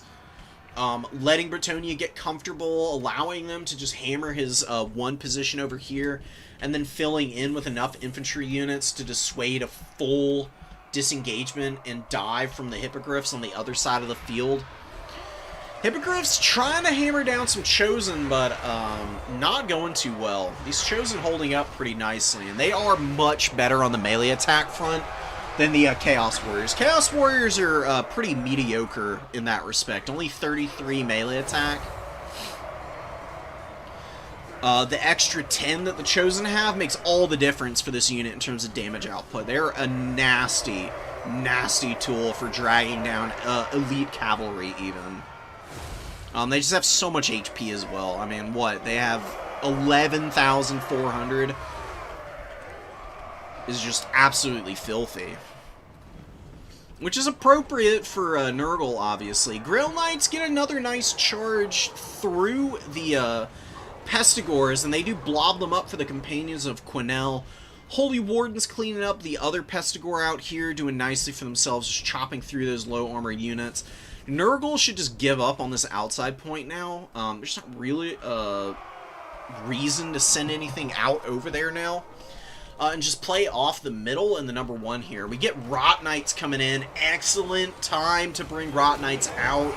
Royal Pegasus Knights are very trapped up on the ground by all of the infantry. Rot Knights come in here as the hammer and just finish these guys off. Huge win for Nurgle out on this objective.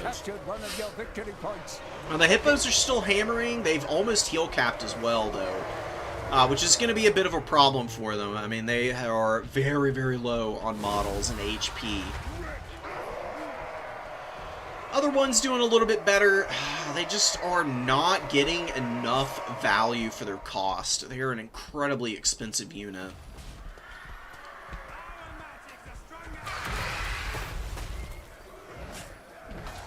Lewin getting a free engagement on Chaos Sorcerer right now. Tamarcon right next door to his caster. Really should move over and just try to get a couple swings off here. But I do think Empire is a little busy microing the Rot Knights around. They're trying to kill some of these units that the Bretonnians have out on this side of the field. They actually are killing the Damsel of Life. Got a full surround on her. She's not going to be able to escape from here, so it's really decision time for City, man. You just have to dive in here in full if you want to save her, or just let her die. And I think it looks like she's just going to perish here. She does squeak away with a little bit of a chance at rallying. One leadership, but it drops below, and then, wow, rallies right on the edge. Huge win for Bretonnia. I don't know if they've got any magic, though. That's going to do a whole lot for them.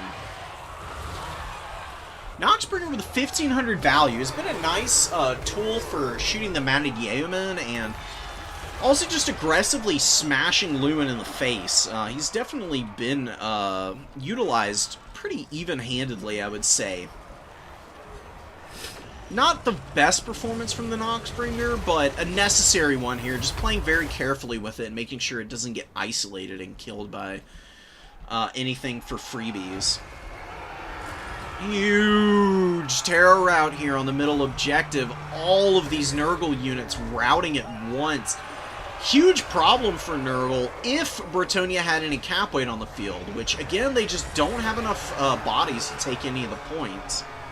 And they get a good engagement, but a lot of these terror routes wear off, and now they're just stuck in a really awful position, honestly. Rot Knights are bunching them up. Marauder Horsemen are here in massive numbers and just chipping down the Hippogriffs that are left. What was a seemingly favorable position quickly turns into a nasty trap, and that's going to be a tap out from City, man. And Nurgle going to walk away with a win against Bretonnia here. Now, Bretonnia does not have a good matchup against Nurgle. Mostly because the Great Weapon Warriors are just such an obnoxious unit for them to deal with. They just don't have anything on the ground that can contend with the Great Weapon Chaos Warriors, and then if you have to use your cavalry against these guys, that's a whole headache and a half trying to clear through them. Pestigor's got some good value. The Rot Knights were incredible. 1,695 value. Pretty sure only one of the Rot Knights died by the end of that game. They were well on their way to more than outpacing their cost. Noxbringer with 2,200. Excellent performance. Tamercon with 2,000 value. The Sorcerer got 1,000 value himself, but more importantly just survived to get those big heals off. And Bretonnia just ran out of steam with their big air core. It was doing some pretty good work, but the limited number of ground forces really hampered any attempt at closing that game out. There was just nothing to lean on for Bretonnia, whereas Nurgle could just continue flooding the field with bodies.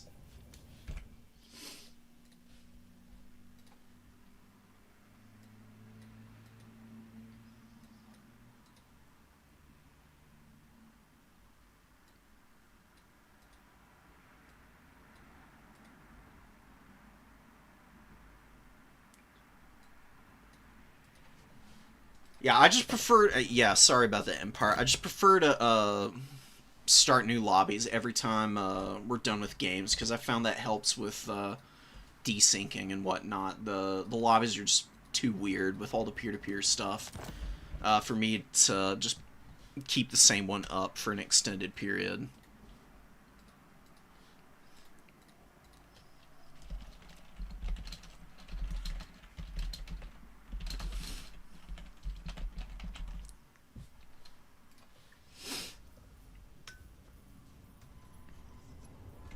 So we'll see who comes in from the other side of bracket. I believe it's...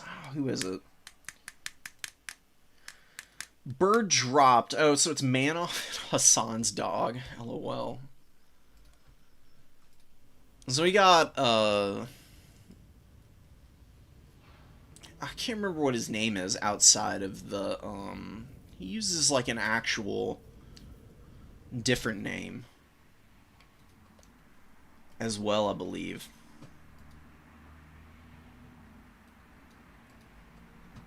I don't know, but we'll see. We'll see what ends up happening here. I don't think we've seen Hassan play today. It's gonna be interesting to see what faction they're on. Teach your students how to properly play PvP. I don't know if I'll raise the next generation of Anticities. Anticity is kind of a world unto himself, honestly.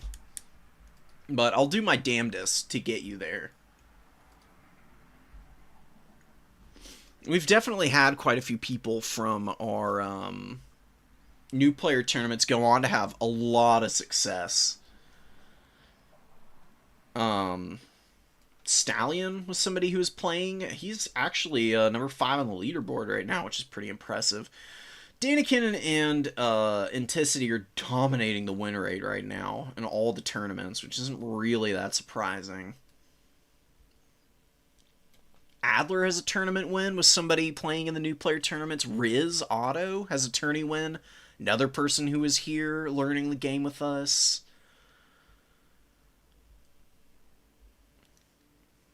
Renataki doing pretty good for himself. Played lots of games in the new player tournaments. Potatoes Devil. Same. Pont.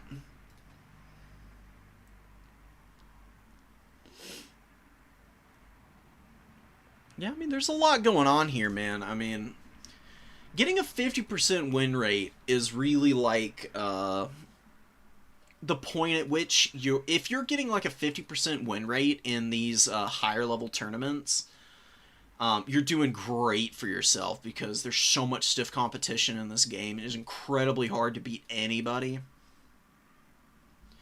Which is why Anticity and Danikin are just like in a whole nother tier right now, because I mean, they play so many games, and they get so many tournament wins, and they beat everybody. They have An 89 for Anticity and 84% for Daniken are the win rates for them right now.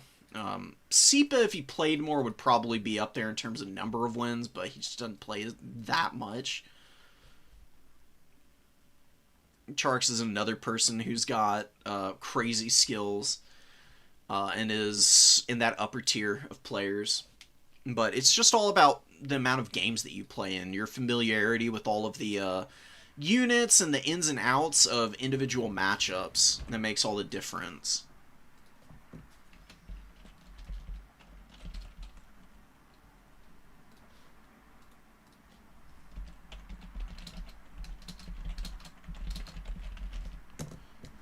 Message our boy here and see where he is. I forgot to send him the code actually, so he should be showing up in a moment. But anybody can get up there, you know. Anticity just plays the game for a living, you know, so he's got a bit of a leg up on everyone.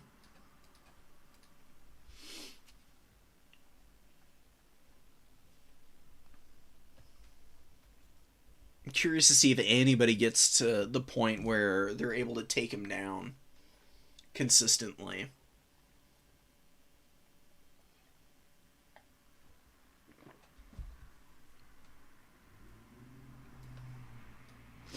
I just haven't been playing enough games, man. Oh, man.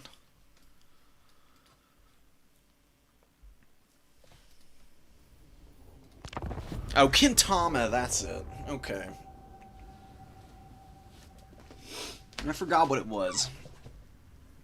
So we got some Nurgle and Lizardmen. Lizardmen definitely have the edge over Nurgle in this, not playing them? Okay. Oh, Warriors of Chaos, actually. Interesting. Okay, never mind. Apparently they are Lizardmen. Good grief. Pick a lane, buddy.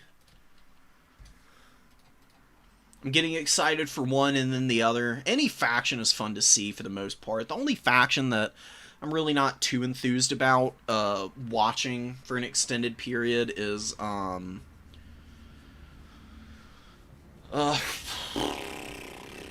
probably just Slaanesh is really the only faction I'm just not that excited to watch.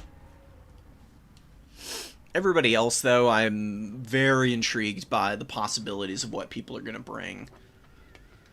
Because the variety of strategies for most factions is just incredibly wide. Lizardmen especially, they have an incredible roster, super varied,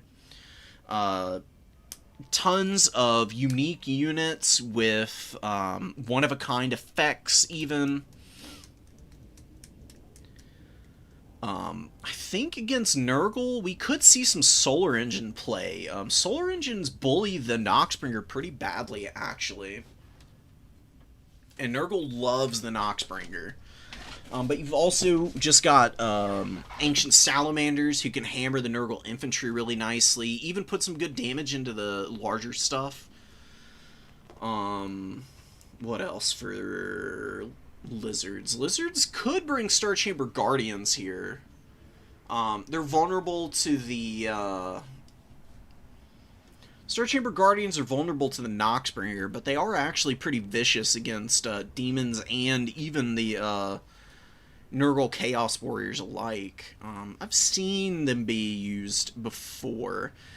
Now, the real matchup for the Star Chamber Guardians shine is against Vampire Counts. Oh, baby. I have had a whale of a time with the Star Chamber Guardians against the Vampire Counts. They can grind through the entire Vampire Count roster without much of a problem. The only thing they don't like fighting is Mortis Engines. But you got plenty of answers for Mortis Engines as the Lizards.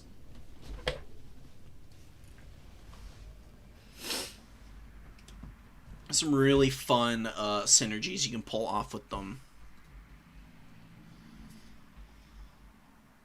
It's very wholesome. Tamarcon is one of the coolest lords, in my opinion. He's one of the reasons that I like watching Nurgle. I'm not like a huge fan of watching the hybrid casters as much. I really love factions that have good combat characters and seeing them perform well. Which is why Tamarcon is so awesome, because he's very consistent. So many matchups where Tamarcon is actually the best option for you Lords-wise.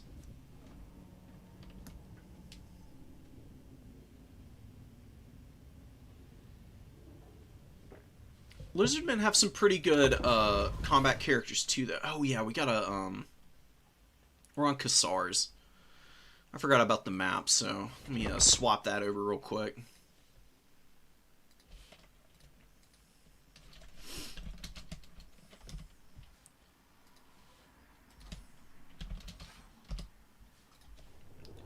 Just wishing them both good luck. Cassar's Cursed Oasis is a pretty nice map for the Lizardmen, actually. I know it's a desert, but, you know, hey, I mean, lizards live in the desert, right? Maybe a little outside of their typical comfort zone. But this map does have some,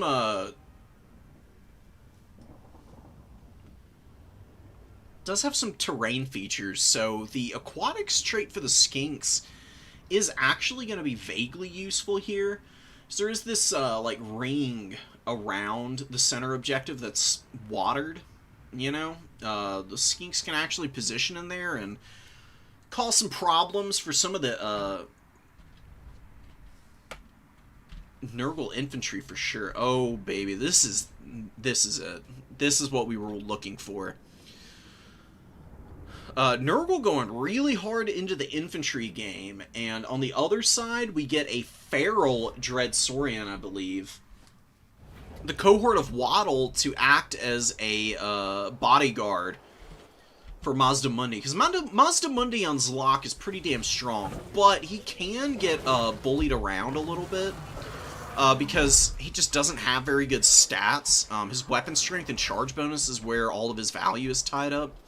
He can definitely get pushed around by, like, Krotgar, a handful of other Lizardmen units can put some, or not Lizardmen, but Nurgle units can put a serious beatdown on him. So really, Tamarcon and some of the other guys. I don't know what the hell I'm talking about with Krotgar. If only the Changeling were available for Nurgle, then I guess you could see Krotgar fighting for the forces of Nurgle. But yeah, just in case you were worried about Tammy or some other melee-centric characters, like the Chaos Lord on his Rot Beast is actually pretty tough to kill and terrifying. He can put a beat down on Mazdamundi. You've got something that can actually save your bacon there. And they'll be able to punch back pretty nicely against Plague Ogres and Rot Knights as well, with the Dazed effect, lowering speed on those units. The Sacred Croxagores here can be a real pain to escape from. A lot of Javelins. The Javelins won't do a whole lot of damage to the Warriors, but the Marauders will be a really nice target of opportunity. I wouldn't waste any ammo on the Chosen of Nurgle with the great weapons. They're a little too much. The AP on the Skinks is okay, but you've got other bodies that you want to deal with, and the Feral Saurian should be good enough to clear through the elite infantry here that Empire has. Now, the way that you beat this Lizardman build is force the Skinks to use all of their Javelin ammunition. They really don't have a whole lot. They only get 3 volleys each. There's only 4 of them on the field. You get the Skinks to waste all their ammo, and then you bring in a bunch of Horsemen, and you just use the Horsemen to pepper down the Feral Saurian and Mazdamundi. That's how you take this game here. We'll see what Kentama brings out first. We, of course, see Nurgle bring in one of their throwing axes out of Vanguard from the far side to go grab the number 1. We get the Frolickers Bubonic and the Chaos Sorcerer, Keep it from the foe. who capped the number 3 objective pretty quickly here. Just going to throw the Frolickers Bubonic into combat. Probably going to try and force the Skinks to use some of their ammo. Get a little bit of damage out of the melee reflection here. But Blisterback really isn't going to do a whole lot against the collision attacks, because I'm pretty sure it's only like the proper melee damage that really has the melee reflection do a lot of work, right? Like, I'm pretty sure that the collision attacks count as one big blow instead of like multiple smaller ones. Take it back. Very easy win here for the big monsters. They just trample over those poor guys. Marauder Horseman moving forward and getting netted. Really nice net of Ammontok there. Gotta be really careful of that. That's why you want to use all that ammo first. Because you just don't want to get hit by the spell casting from Mazda. He also has Ruination of Cities and Banishment. So really just going for the nets and appos to heal up the Feral Dread Saurian, and then we're gonna see a bunch of damage, hopefully, out of these spell casting abilities. Ooh, that's a pretty nasty ruination there. Clearing through a lot of the Marauders, but not a lot of damage on the Marauder, or the Chaos Warriors, I should say. They avoid the worst of it. They'll be able to hang in there. Saurian and Mazda and the cohort are just pummeling all of the cheapo infantry here.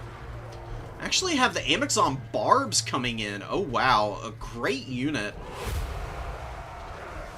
Can be a little bit lackluster at times because of their short range, but against a very slow faction like Nurgle, maybe going to be able to pull something off. Although they get hit by Fate of Buna, and that's basically going to kill them. Fate of Buna is still very, very powerful against these 32 entity-type units. Basically guaranteed kill on weapon team type of forces. And you can see down to 800 HP, but we do get a nice heal from the Rev Crystal. Really sneaky stuff from Kintama. This is a very well-practiced Lizardman player.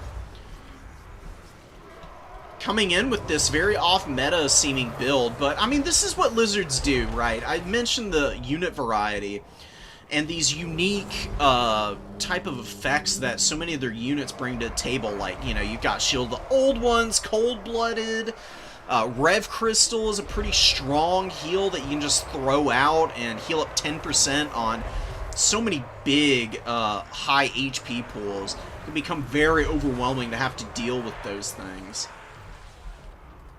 So the Amazon Barbs got their heal. They haven't dropped any models yet, but they're very low on HP. Just like one Fury coming into contact with them will probably kill them. Angels of Decay finally coming in. And we did see the throwing axes early, but one of them died pretty fast. The other ones here are slowly chipping away at Mazda Mundi, but Angels of Decay are the real heavy hitter. An exceptionally strong anti-large missile on these guys. They should be able to take down either the Saurian or Mazda Mundi very quickly. Pretty minimum amount of effort needed from them to be able to clear through those. Dread Saurian's leadership is getting really low here. It's got quite a bit of value, but starting to suffer pretty badly from the effect of the Death's Head grenades. You can see how quickly it chunks through the HP on this big monster. So Chaos Warrior, great weapons holding in here. Chosen of Nurgle doing whatever they can to continue the fight.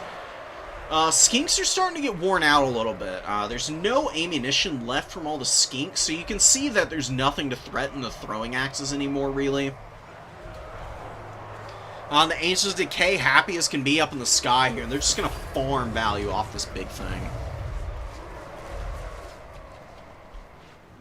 Amazon Barbs are up in the front line a little bit. Chosen are on top of them, and they're just too low HP. They're going to get beaten down here, I would imagine. They're just going to start dropping a wicked number of models. They get a little damage on the Angels, but not enough to really save the Feral Saurian here. And a beautiful Curse of the Slug on this big monster. Lowering the speed by 45% on top of the penalty from poison down to 33 speed. Predatory Fighter is getting that speed up a little bit, but not enough to avoid a majority of the damage coming in from these guys. 1400 value on them right now. Going to continue to hammer in here. Apotheosis coming down. A nice little heal, but nothing too significant. We do have Marauder Throwing Axe getting netted as the Coldwood Spear Riders make their way in, and from the other side, some Feral Cold Ones, and a beautiful Banishment over the top as well, just to finish these guys off. Chaos Death Sorcerer is not getting enough done here. Pretty passive up to this point. And we see just the overwhelming healing coming in here, and somehow keeping the Feral Saurian alive for as long as they have. It's pretty damn impressive. Rev Crystal Heal coming in, and the Colossadon Hunters closing ground on the Death's Head grenades now. Ancient Decay with great value, but they're not gonna do too hot against the Colossadon Hunters. These things have insane melee attack. Very easily going to be able to punch through the debuffed melee defense on the Angels. Add in the Toad Rage ability, and they get a massive increase to their weapon strength, and they can just kind of ignore the 20% Fizz Res on these guys. You can see here, really nice incoming damage, and you get another net from Mazdamundi. Those nets have been so good for Kintama. They have absolutely carried this game here. For the Lizardmen, and I think Lizards are going to take this game now. Empire is down in value, and this is not a heal-centric Nurgle build. They've got just a handful of really tattered infantry scattered around the battlefield being run down by a bunch of Feral Cold Ones and just whatever Kintama can find across the field to throw out there and go after them.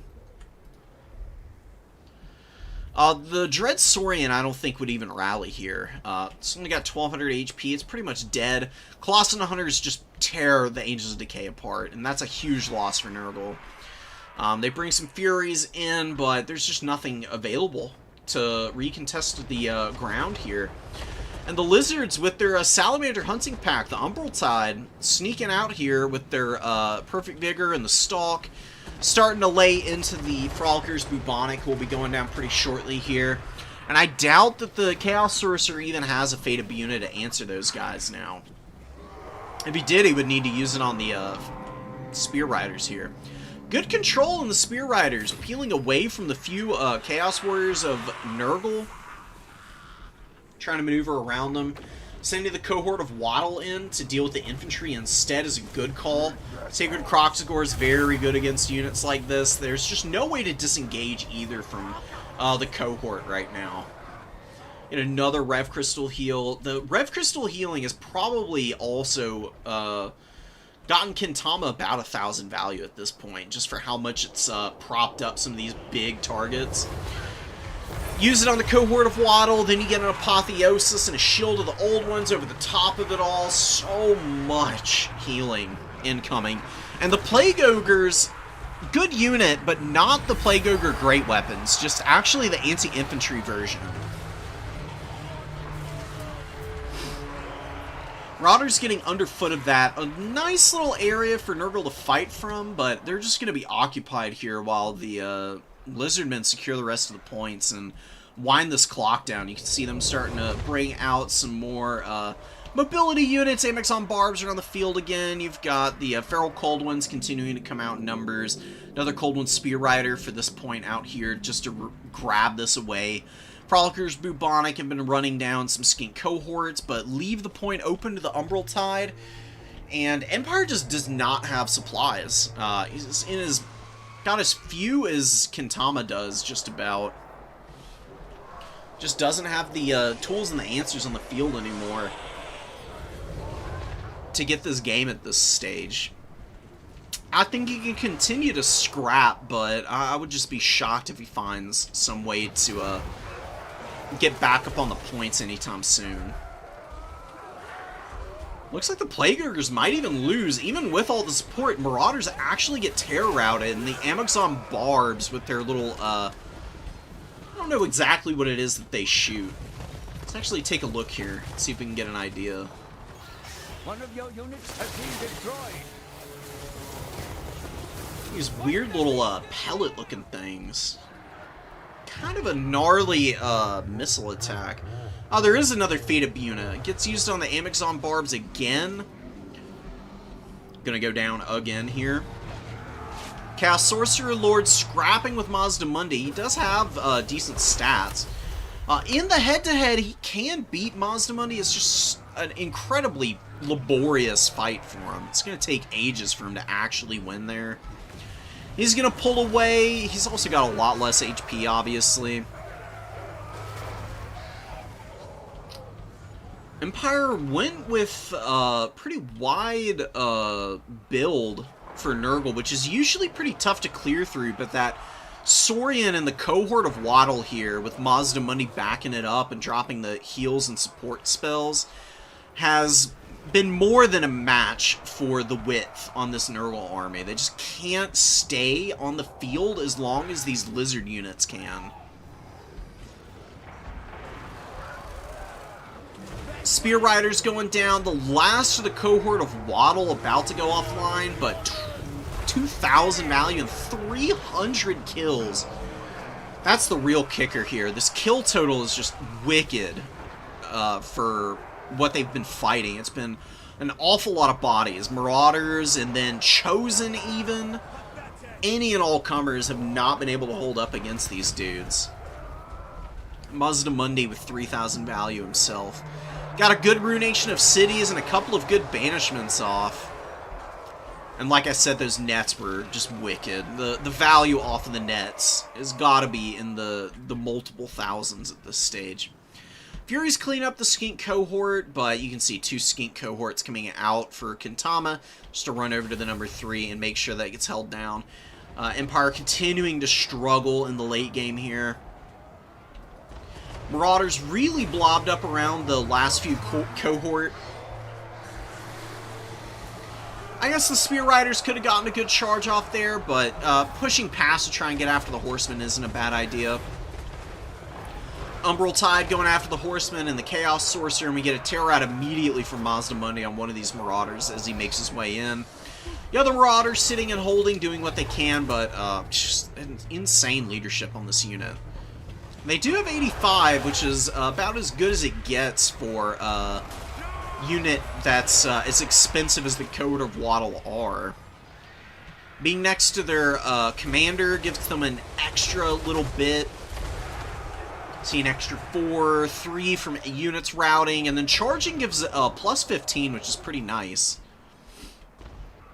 Kind of cool that it does so much. Bastillodon hanging out with the Umbral Tide, just trying to keep all of this stuff on live. I think it gave another Rev Crystal heal to the Amazon Barbs, which isn't a bad call at all.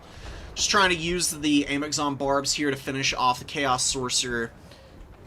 Empire refuses to tap out, but this game has been over for quite a while now. And we see the final ticker winding it out. This Chaos Sorcerer is going to have a lot to answer for when he gets back to Grandfather. I love the flying animations on these units. The fact that larger entities can just absolutely toss anything and everything just hundreds of meters away from them is just peak hilarity for me.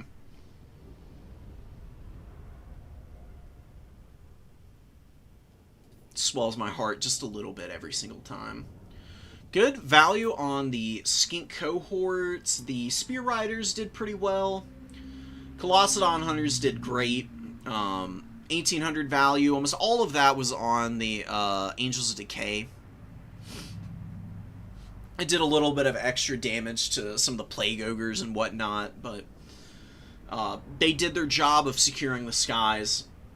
And then just all the heals kept these lizards out on the field that Nurgle just didn't have the answers for at that stage. Their horsemen just coming in early and getting shredded by the javelins was the big problem, because that kind of nullified the momentum that Nurgle might have been able to develop if they just cap the points away from Mazdamundi and do their best to maneuver away from these big monsters in the cohort.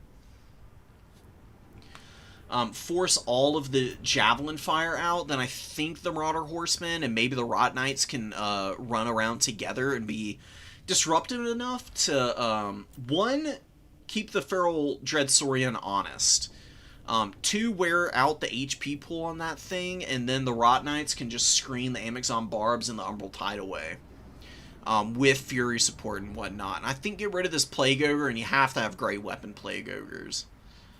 The anti-infantry ones just don't offer enough punch. I don't really know what you would need them for when you've already got a bunch of Chaos Warriors and even quite a few Chosen.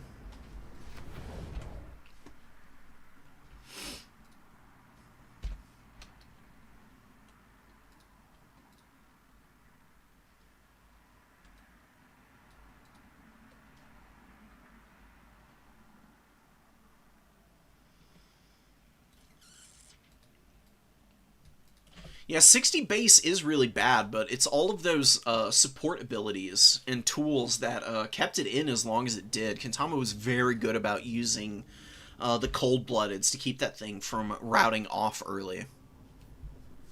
And he basically heal-capped it. These, let me just go show it off, because the Feral Dread Saurians really are not a bad unit. They're not as good as the Shredder of Lustria. But they're just a meaty unit, for a pretty, premium price. I mean, 2,400 gold. Let's get Area Olariel out of there. Obviously, can't bring her with the Lizardmen. It's just a weird bug with the, skirmish versus AI, for whatever reason. But yeah, it's got 14,000 HP. With 120 armor. AAP is the only way to get rid of this thing, and AP ranged is really the only safe way to get rid of it. When you're as good in a skirmish fight as the Lizards, a Feral Dread Saurian with just a little bit of decent cold-blooded support and healing is going to be a distraction Carnifex of an entirely different caliber. Than the namesake itself, because this thing can rip and tear through infantry, and was doing so before the Plague Drones came in and killed it, but the Plague Drones had to use most of their ammo doing so, and it meant that Mazdamundi and the cohort of Waddle were able to continue their rampage, and that was a whole other bag of worms that Nurgle was not prepared for. So that Kentama build was just super clean.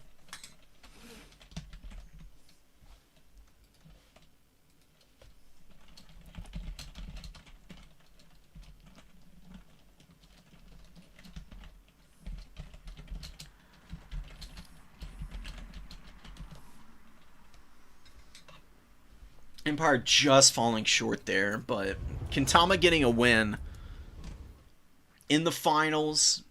Huge stuff for the Lizardmen. You don't see the Lizardmen taking lots of tournaments. They're a pretty tricky faction on the whole to dominate with.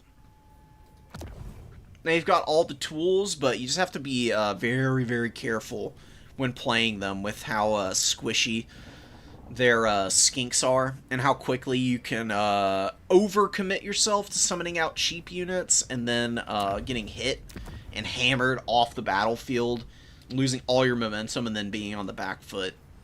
Kentama kind of showed off how to use the big units to kind of screen around everything else so that it can actually perform its role.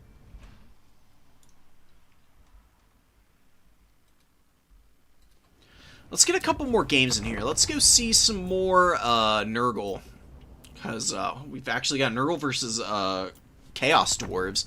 Neither of... well, we've seen Nurgle a little bit, but we haven't seen any Chaos Dowie today. It's actually going to be the Double Infernal Castellan. Looks like they've got updated unit cards, which is really cool.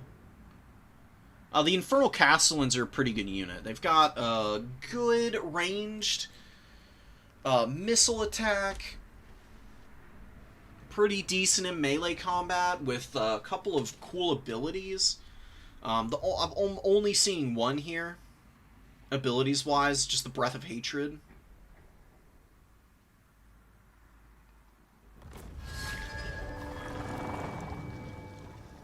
They are but a conduit for Nurgle's vile poxes. Refuse them the corpses and watch the rot spread. Alright. Cool beans. But anyways, the Breath of Hatred is pretty nice because it gives a good buff to melee attack, and it also imbues armor sundering and flaming attacks on the unit that you pop it on. So, really awesome to include when you're bringing in, like, Infernal Guard or just Chaos Dwarf Warriors. Give those guys an extra opportunity to get some damage in there. Perform a little bit better than they otherwise normally would. Now, the problem, though, that's going to develop here is there's no answer for the Noxbringer right now. And if you want to bring a Deathshriek rocket out of reserve, it's a very expensive piece, either $13 or $14.50 in total. You've already committed to summoning some Wolf Raiders, which means the Noxbringer is going to get quite a bit of time to poke away at whatever he wants, really. Going for the Hobgoblin Archers, off the rip. Vortex doing a decent little chunk of damage. Even did a little bit to the Infernal Castle and destroyed a little bit of his ammo. Not super worth it. I would make sure to kill the Infernal Guard over the Hobgoblins. It is just a sword and board Infernal Guard. There's two of them here. But they are going to be a little obnoxious to clear through because they're really high melee defense and you're relying on Marauders mostly for your front line. Could be a little tricky.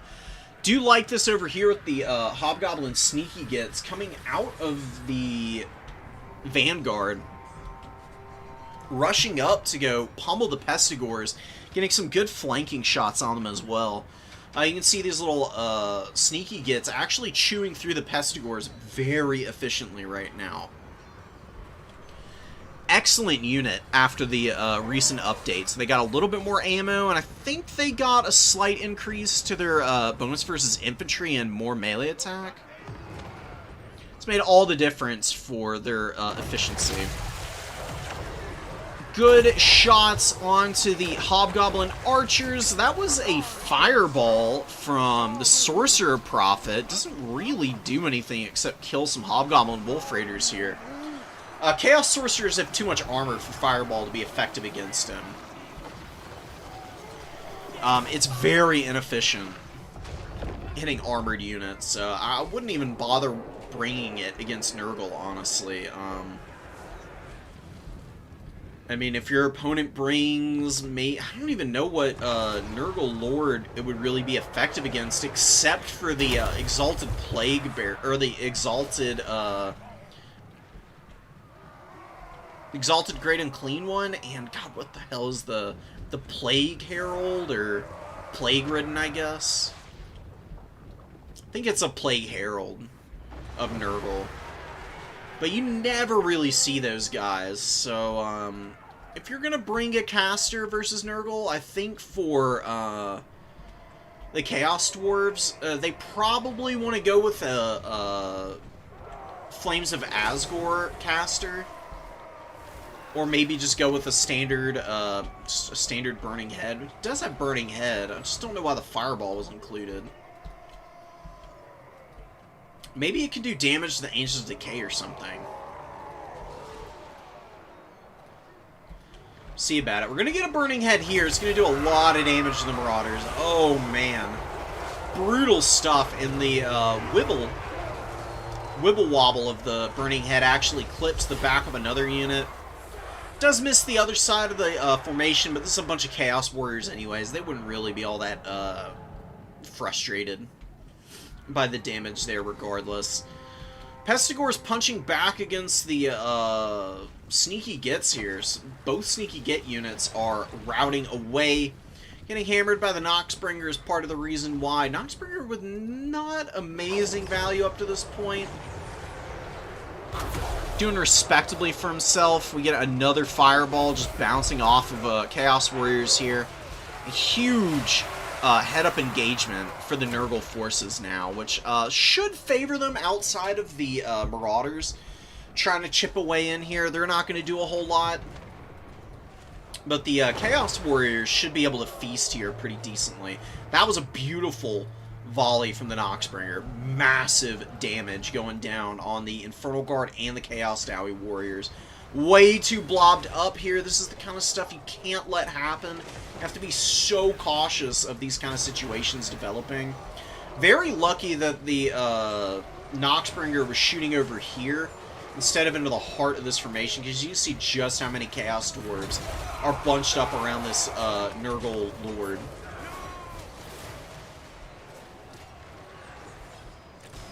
Good focus fire with the Hobgoblin Archers, doing a lot of work against the Angels of Decay here. Infernal Castellan's holding up nicely, just a really, really steady, consistent pressure piece from afar. Don't have a ton of value yet. 155 and 450. Wow, Sorcerer Prophet Lord, man. Oof.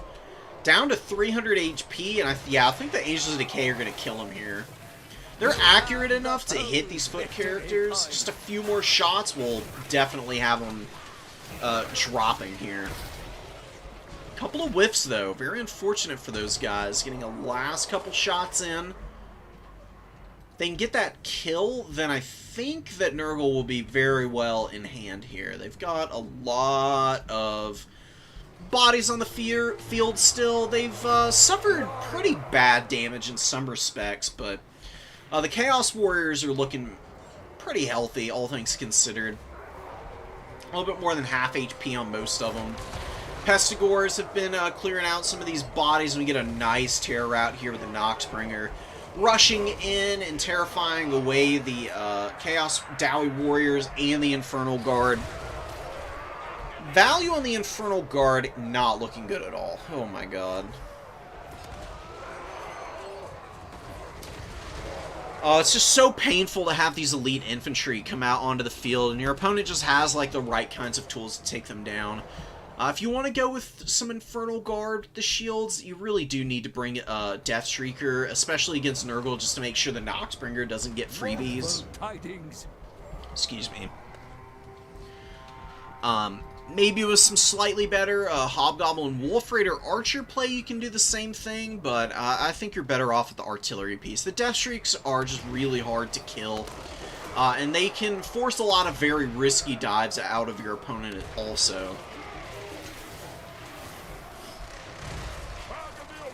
Kha'Zix is up on the Infernal Castellans now. While they do have some pretty good advantages against Kha'Zix in some respects, Kha'Zix is just way too strong of a melee combatant to care about those extra punchy hits with the fire damage getting through his regeneration.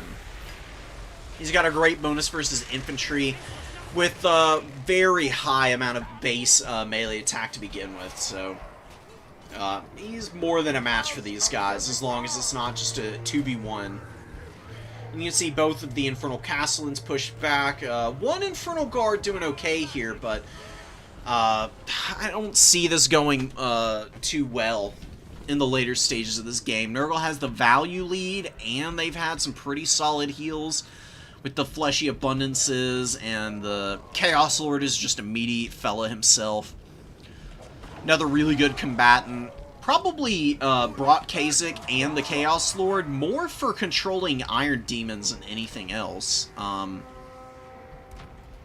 Iron Demons are just almost impossible to lock down with mass, unfortunately, because they have that more power ability, which just gives them a buffoonish amount of extra mass and speed and acceleration. Pretty much go wherever they please. Single entities are usually the way to try and chip those down. And occupy their attention for an extended period. But still showing that they've got some utility in a fight against a wider line, nonetheless. Fireball kills one of the Angels' Decay, but I just can't see that being worth it for, what, 4 or 5 Winds of Magic? Fireball just needs a huge buff. If Fireball was like a missile that passed through units of any and all sizes, I could see it maybe being vaguely useful, but it's definitely up there for like worst spell in the entire game in terms of its efficiency. There was a time in Warhammer 1 where it had a little bit of utility at shooting low armor lords, but Domination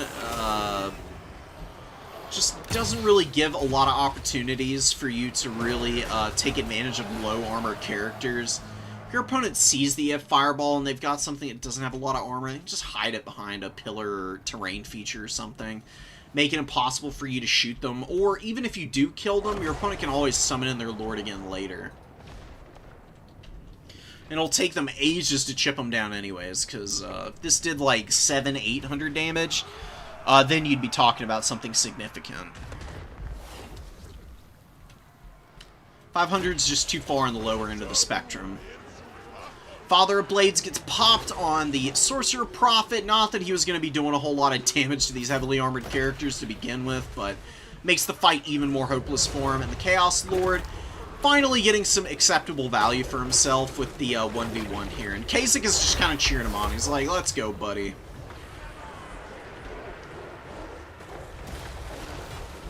I think Kasich just kill stole, though. Oh, Kasich, dude, come on.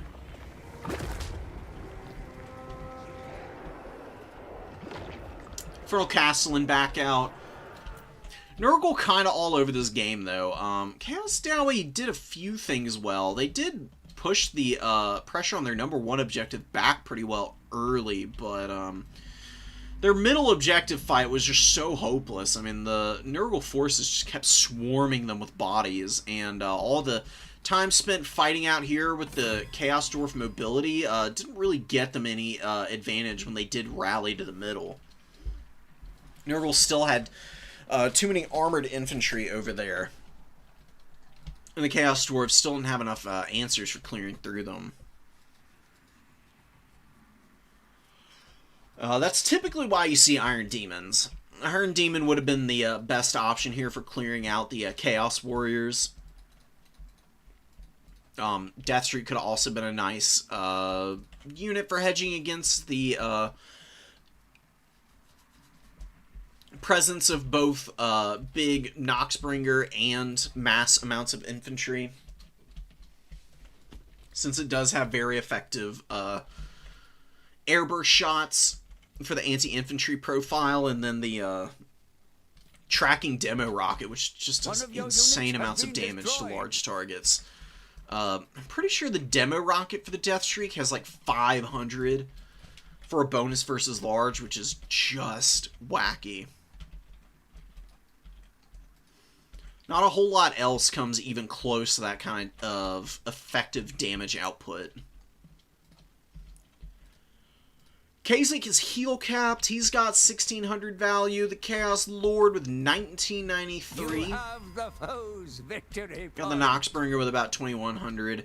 And they just bully this poor little Infernal Castellan. He was at full health, and you can see how brutal 2v1 fights are for any kind of character. You know, it doesn't matter how well statted they are. If you got two guys just like beating the crap out of you,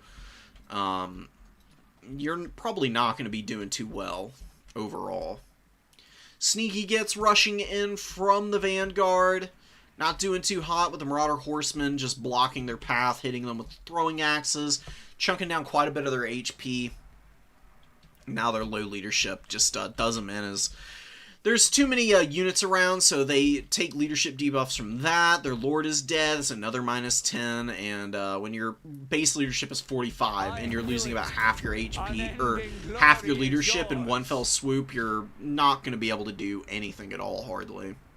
Skullcracker comes in. This probably would have been the thing to bring out much earlier in the game. A little surprised it didn't come out, in fact. It's a really cool unit. It is very effective against infantry. I think 8-Bit Warlock really overestimated the efficiency of Chaos Dwarf Warriors. They just are not very strong in damage output. Even with the buffs from the Breaths of Hatred, I wouldn't do this. Ever, ever, ever, ever. If you want to bring shielded Chaos Dwarf Warriors, fine. Hobgoblin Archers, sure. But you really need some Infernal Guard Fireglaves against Nurgle. There was a Deathstreak Rocket in reserve. It should have been the priority first summon, followed by either the Skullcracker or the Kadai Fireborn. And then all your Wolf Raiders behind that. I think the Chaos Dowie just fumbled a little bit with their unit positioning. They had everything on the middle objective, almost. They allocated nothing to defend their back line. And Nurgle's early pushback there forced out Sneaky Get summons, which did pretty good damage against the Pestigors early on.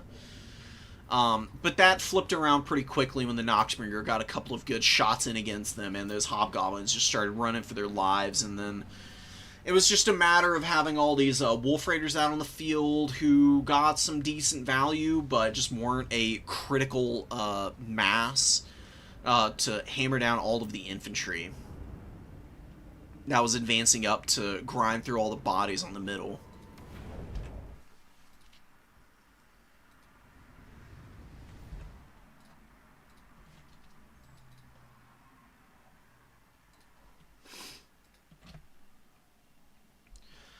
Alright, I'm going to do one more replay. I feel myself losing a little bit of focus here. I definitely need to go get something to eat in a minute here. So we'll find one more interesting matchup and then call it a day. Norska versus Khorne is definitely an option.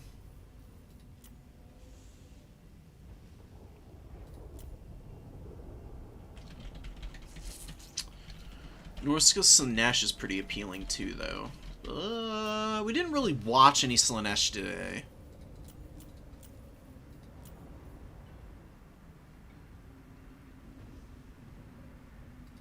Never ever bring trolls against Slaanesh. You are literally setting yourself up for an instantaneous loss because, yeah, Azazel with Demon Blade or just the big Keepers of Secrets will just scare these things off the field. I think I'll watch this off stream and see if it's like worth talking about.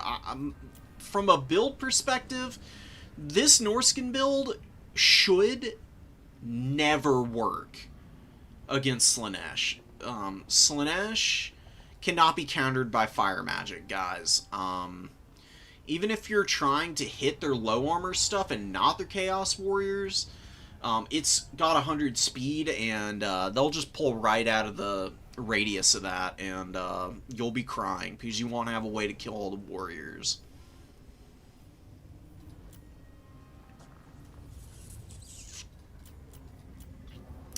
Let's watch this Norska Khorne game. This one should be pretty good. It's a matchup that is a little bit favored for Norska, just because Norska has some pretty strong units that Khorne can struggle with. War Shrine Mammoths actually being one of the bigger ones. Not just in terms of stature, but because of the extra physical resist that it provides and a radius around it, its excellent anti-infantry profile, and just great collision damage. And it's got good enough weapon strength. It can actually fight Skulltaker and occupy his attention for a pretty prolonged period, because Skulltaker will beat a Mammoth in a 1v1.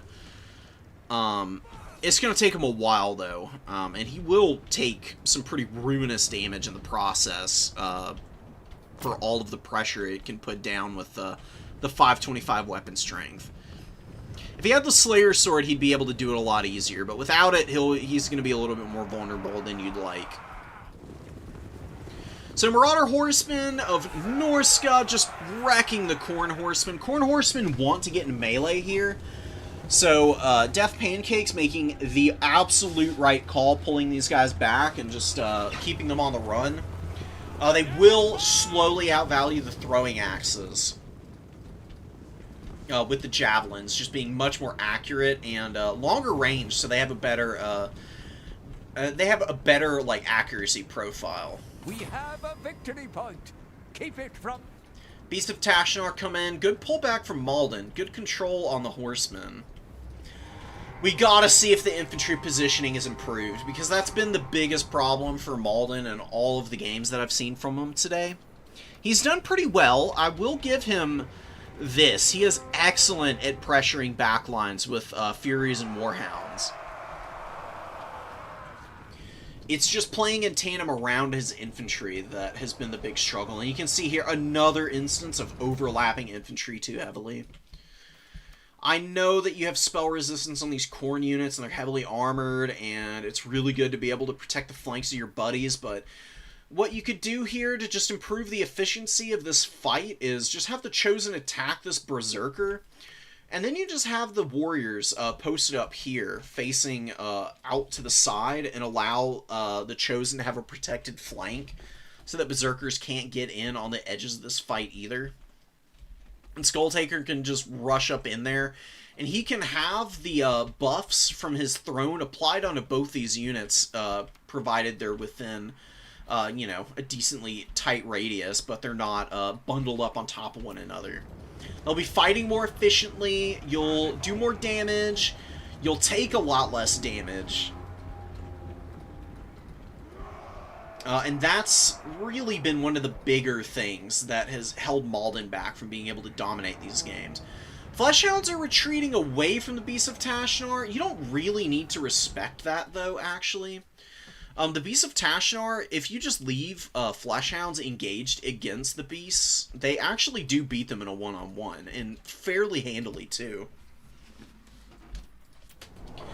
I mean, the Fleshhounds will take a decent amount of damage, but it's really not that bad of a fight. I would recommend it, because you can just push these guys off the field immediately. If you're trying to retreat from the Beasts of Tashnar, you take a lot of damage as you're trying to run away, because both these units have the same amount of speed.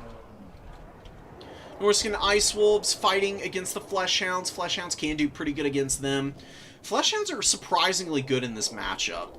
Because they have good weapon strength and magic attacks, they can countercharge Skin Wolves pretty effectively. And they wreck Norscan Ice Wolves in a 1v1. Now, the Fleshhounds are a little beat up already, and the Throwing Axes really could get in here and stand to help them out a bit. Playing a little too passively there. Chosen running to the low ground. We got infantry overlapping on multiple fronts here for Khorne. Avoid it like the plague, please. The Chaos Warriors are just getting steamrolled right now by the Berserkers. Marauder Berserkers are a real nightmare for a lot of infantry units to deal with, but with better positioning on all your Chaos Warriors here, you'd probably be able to form a nice bulwark around this point, keep your opponent off, and it would be a position of strength that you could play around with your own mobility and not let yourself get pulled apart and overwhelmed like you kind of have here. You got the Fleshhounds going down, just crumbling out before they can get enough value. Same thing out here. They just get 2v1'd by two Norscan Ice Wolves. Gotta allocate your infantry a little bit better. You've got so many Chaos Warriors and Chosen, you don't need every single one of your infantry units on one objective. You can stand to spread them out a little bit more. Like, you could send two Chaos Warriors and a Chosen to the middle here, and then one Chosen and, I think there would be two more Chaos Warriors to go to the number one. And that's an insane amount of cap weight, and positions that your opponent's not going to want to mess with. You'd even send two Chaos Warriors here, and the Chosen can float in the midfield and just reinforce whichever point your opponent wants to go to. And then you build up your Throwing Axes and your Fleshhounds and Furies, and then I really like Skull Crushers. In this matchup, they do really well against a lot of the scary stuff that Norsca likes to bring. Skin Wolves get folded up by Skull Crushers pretty good. War Shrine Mammoths can get absolutely ripped to pieces by a Skull Crusher with a little bit of Throwing Axe support. There's a lot of things you can do. Seafang hitting a lot of the infantry, the Chosen, and the Chaos Warriors have done pretty decently for themselves, but again, they're just very bunched up, and just continue to offer multiple flanks for your opponent. Like, what happens when you get your units bundled up like this is Mammoths come in, they get their charge attacks off, and they just cleave through all of the infantry, and they get extra damage off because they're so tightly packed. On top of that, your opponent has you completely surrounded on every single front. Even though the Berserkers are weaker in the 1v1 fights, because they have your guys surrounded, more of the Berserkers are fighting while your guys are just kind of milling about and kind of stuffed in against one another. It's like the, it's the problem that the Romans had at Kane, or Canny, I don't know how you pronounce it, but their big battle where Hannibal Barca pull off the double envelopment on the Roman legions and just literally butchered their entire army. It's kind of what happened here. These lighter armored berserkers just able to maneuver a little bit freer, just surrounded all the blobbed up, heavily armored guys who just aren't getting very effective damage done here. And, you know, while Khorne is scrapping pretty nicely here, they just aren't winning in the mobility game, and their Chosen are going to get worn out eventually by all these javelins and throwing axes. The War Mammoth is going to continue to rampage through here and drop terror routes as the leadership starts to drop on all these heavily armored Khorne warriors. I do really like Chosen for this matchup. You just have to use them a little bit more discerningly than they have been here for Malden.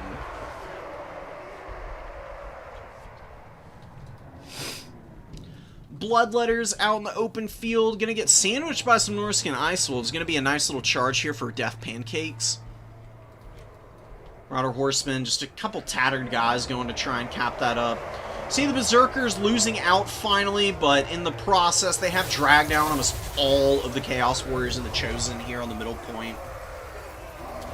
It's just really one unit that's left that's hanging on by the barest of margins. That's going to be a beautiful final transmutation. I mean, not doing a tremendous amount of damage to the infantry, but a decent chunk and a beautiful Sea Fang over the top of that, too. But it does hammer Skulltaker pretty nicely. Skulltaker is holding in pretty well. You can see the War Shrine Mammoth is suffering pretty badly just because Skulltaker keeps finding combats against it, dragging it down. There's been a lot of chip damage from the infantry underfoot. Skulltaker wants to go for Wulfric here, actually. Or decides not to, and he's going to drive past him and look to clean up the last of the Marauder Berserkers.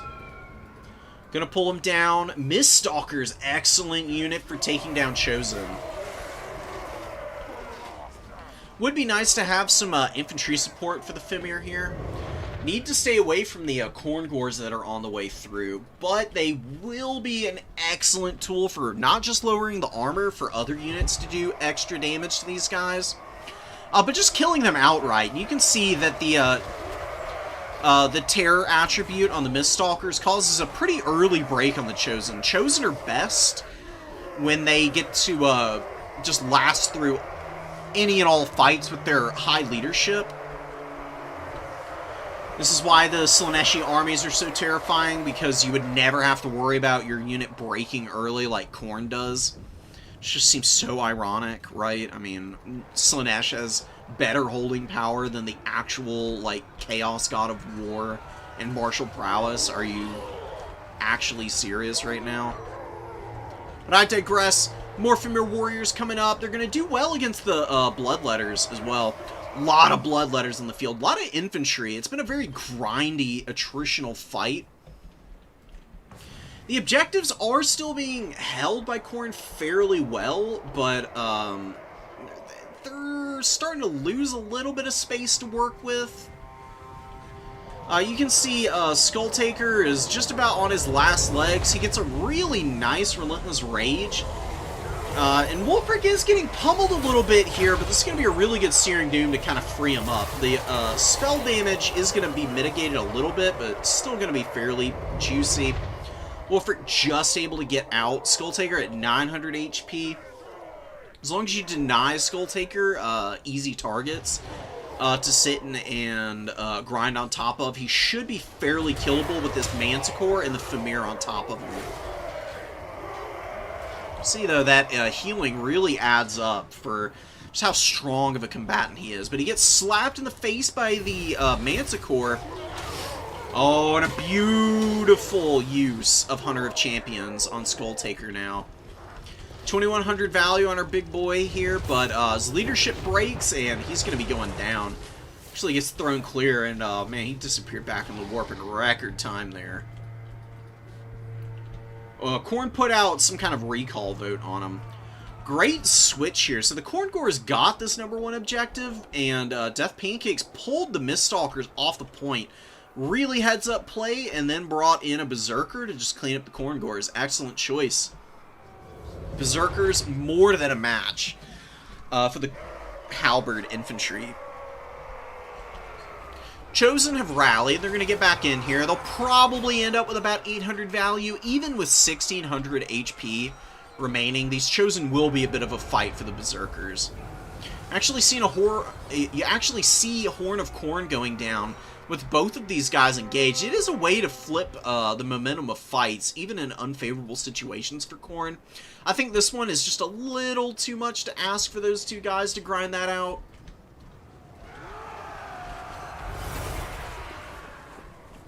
Again, a few minor adjustments, and I think that Malden would be doing so much better here. He's running into the very classic Khorne problem of my early army got worn out pretty badly and I lost my mobility. I'm barely hanging on despite being down in value. I just don't have enough tools to keep my Lord alive, and that's going to lose me this game. That's happened to me so many times. I cannot fault somebody for experiencing it themselves. It's part of the learning process, but you just cannot leave so many infantry on one point, not secure two objectives, and then play off of them more firmly. Like, that's the whole point of bringing the Warrior Wall. Chaos Warrior Wall is for playing the most unsexy game imaginable, which is a long attritional grind. And you need to keep your forces fairly consolidated, but make sure that they don't blob. Keep them in nice, tight, divided formations that are staggered so that your opponent can't get free Sea Fangs off the length of the unit. Hit multiple units, that's why you've got them like angled at the edges here. Your opponent can't cast it down the length of any two units at once. It also makes it harder for the Mammoth to be getting optimal value, and the Mammoths are tough in this matchup, but not an insurmountable foe for Khorne. I mean, you saw it get dragged down here without getting too terribly tremendous amounts of value. It's really been the disruption from the Norscan Ice Wolves and the Throwing Axe Horsemen that has made a majority of the difference this game. Malden not giving up the Ghost, though, but you can see he's just so far off the points now. And he just doesn't have the numbers on the field left. The Chaos Warriors here will continue to fight. The Miststalkers don't have tremendous value. Only 1100. That does speak to the quality of the Khornate infantry. Khorne Gores and Bloodletters and Chaos Warriors can all put damage on these guys. Despite their excellent melee defense values, the Miststalkers can be a little bit vulnerable here. It's just the extra utility with the armor sundering that they provide that you really bring them for, because you can't really pass up the opportunity to take Chaos Warriors from 110 armor down to 80. And then even lower if you've got Plague of Rust. Excellent Searing Doom there, by the way. Unending glory is yours. Very steady and patient Norska game there. It didn't go perfectly smoothly, but, you know, it never is going to go super perfectly against Khorne. Just because Khornate units are so strong in the 1v1s, even when you have them outnumbered, you can see the kind of performance that they can put out, and just how long they can hold in otherwise brutally hopeless situations. And you see the Chosen, I mean, 940 and 1100 here. The Chaos Warriors got, you know, about half their value back. Just weren't getting surrounded so much by all these Berserkers. I think it would have been much better. Khorne might have been able to squeak one away here. I don't think you want Bloodletters against Norska. They're just too low armored. I mean, they're not a bad unit, but you've got Khorne Gores for big stuff. Like, just bring the Khorne Gores out and swap the Bloodletters out for some Blood Beasts, or preferably some Minotaurs with the Great Weapons, because those Minotaurs with Great Weapons sitting on top of Chaos Warriors and Chosen basically make an impossible situation for your opponent to bust through. So the Minotaurs provide the mass and the punching power against large targets, and the Chosen provide the buffering for the Minotaurs to grind up Gore Feast. Or not Gore Feast, what the hell is it called?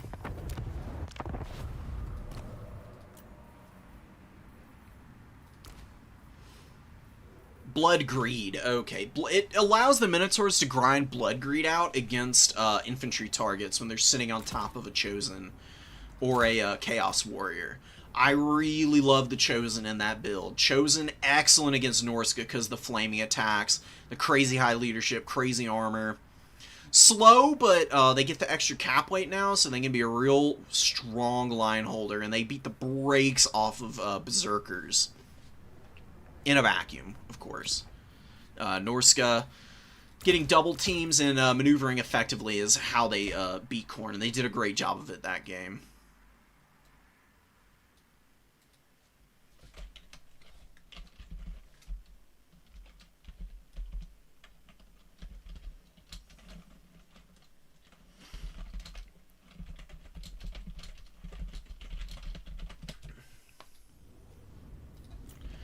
Alright guys, that's gonna be it for today. I've gotta go take a break and eat.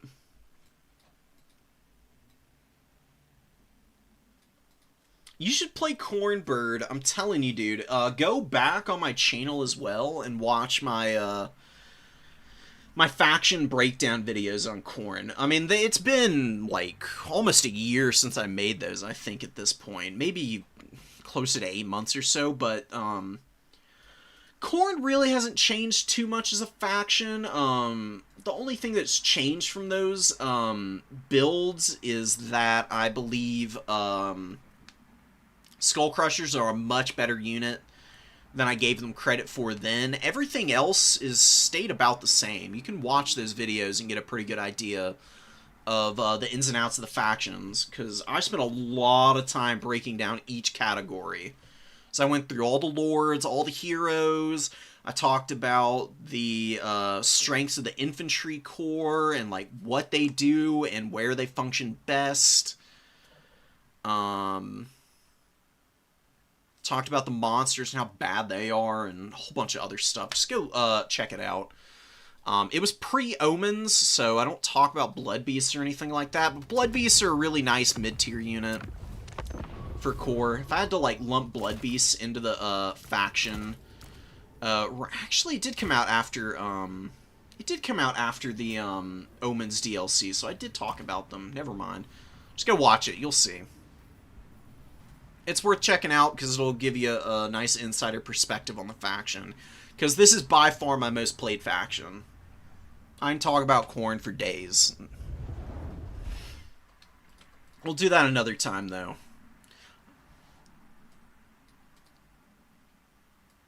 Absolutely, guys. I'm glad that y'all had fun. Yeah, I'll see y'all next week. So, keep an eye out. And hopefully, I'll be streaming again soon. I'm going to try and do one at some point tomorrow. See how the timing plays out on it. Until then, guys, deuces. Please take care of yourselves and the people around you. I'll see y'all next time. Never play with the Slaughter Brute. Slaughter Brute is the worst monster in the game. Absolutely no irony or no lies there. Slaughter Brute is dog shit. It's very sad. I wish it were better. There's like one matchup where the Slaughter Brute's okay. Don't bait me, Pancake. Got my eye on you. Anyways, peace out, guys.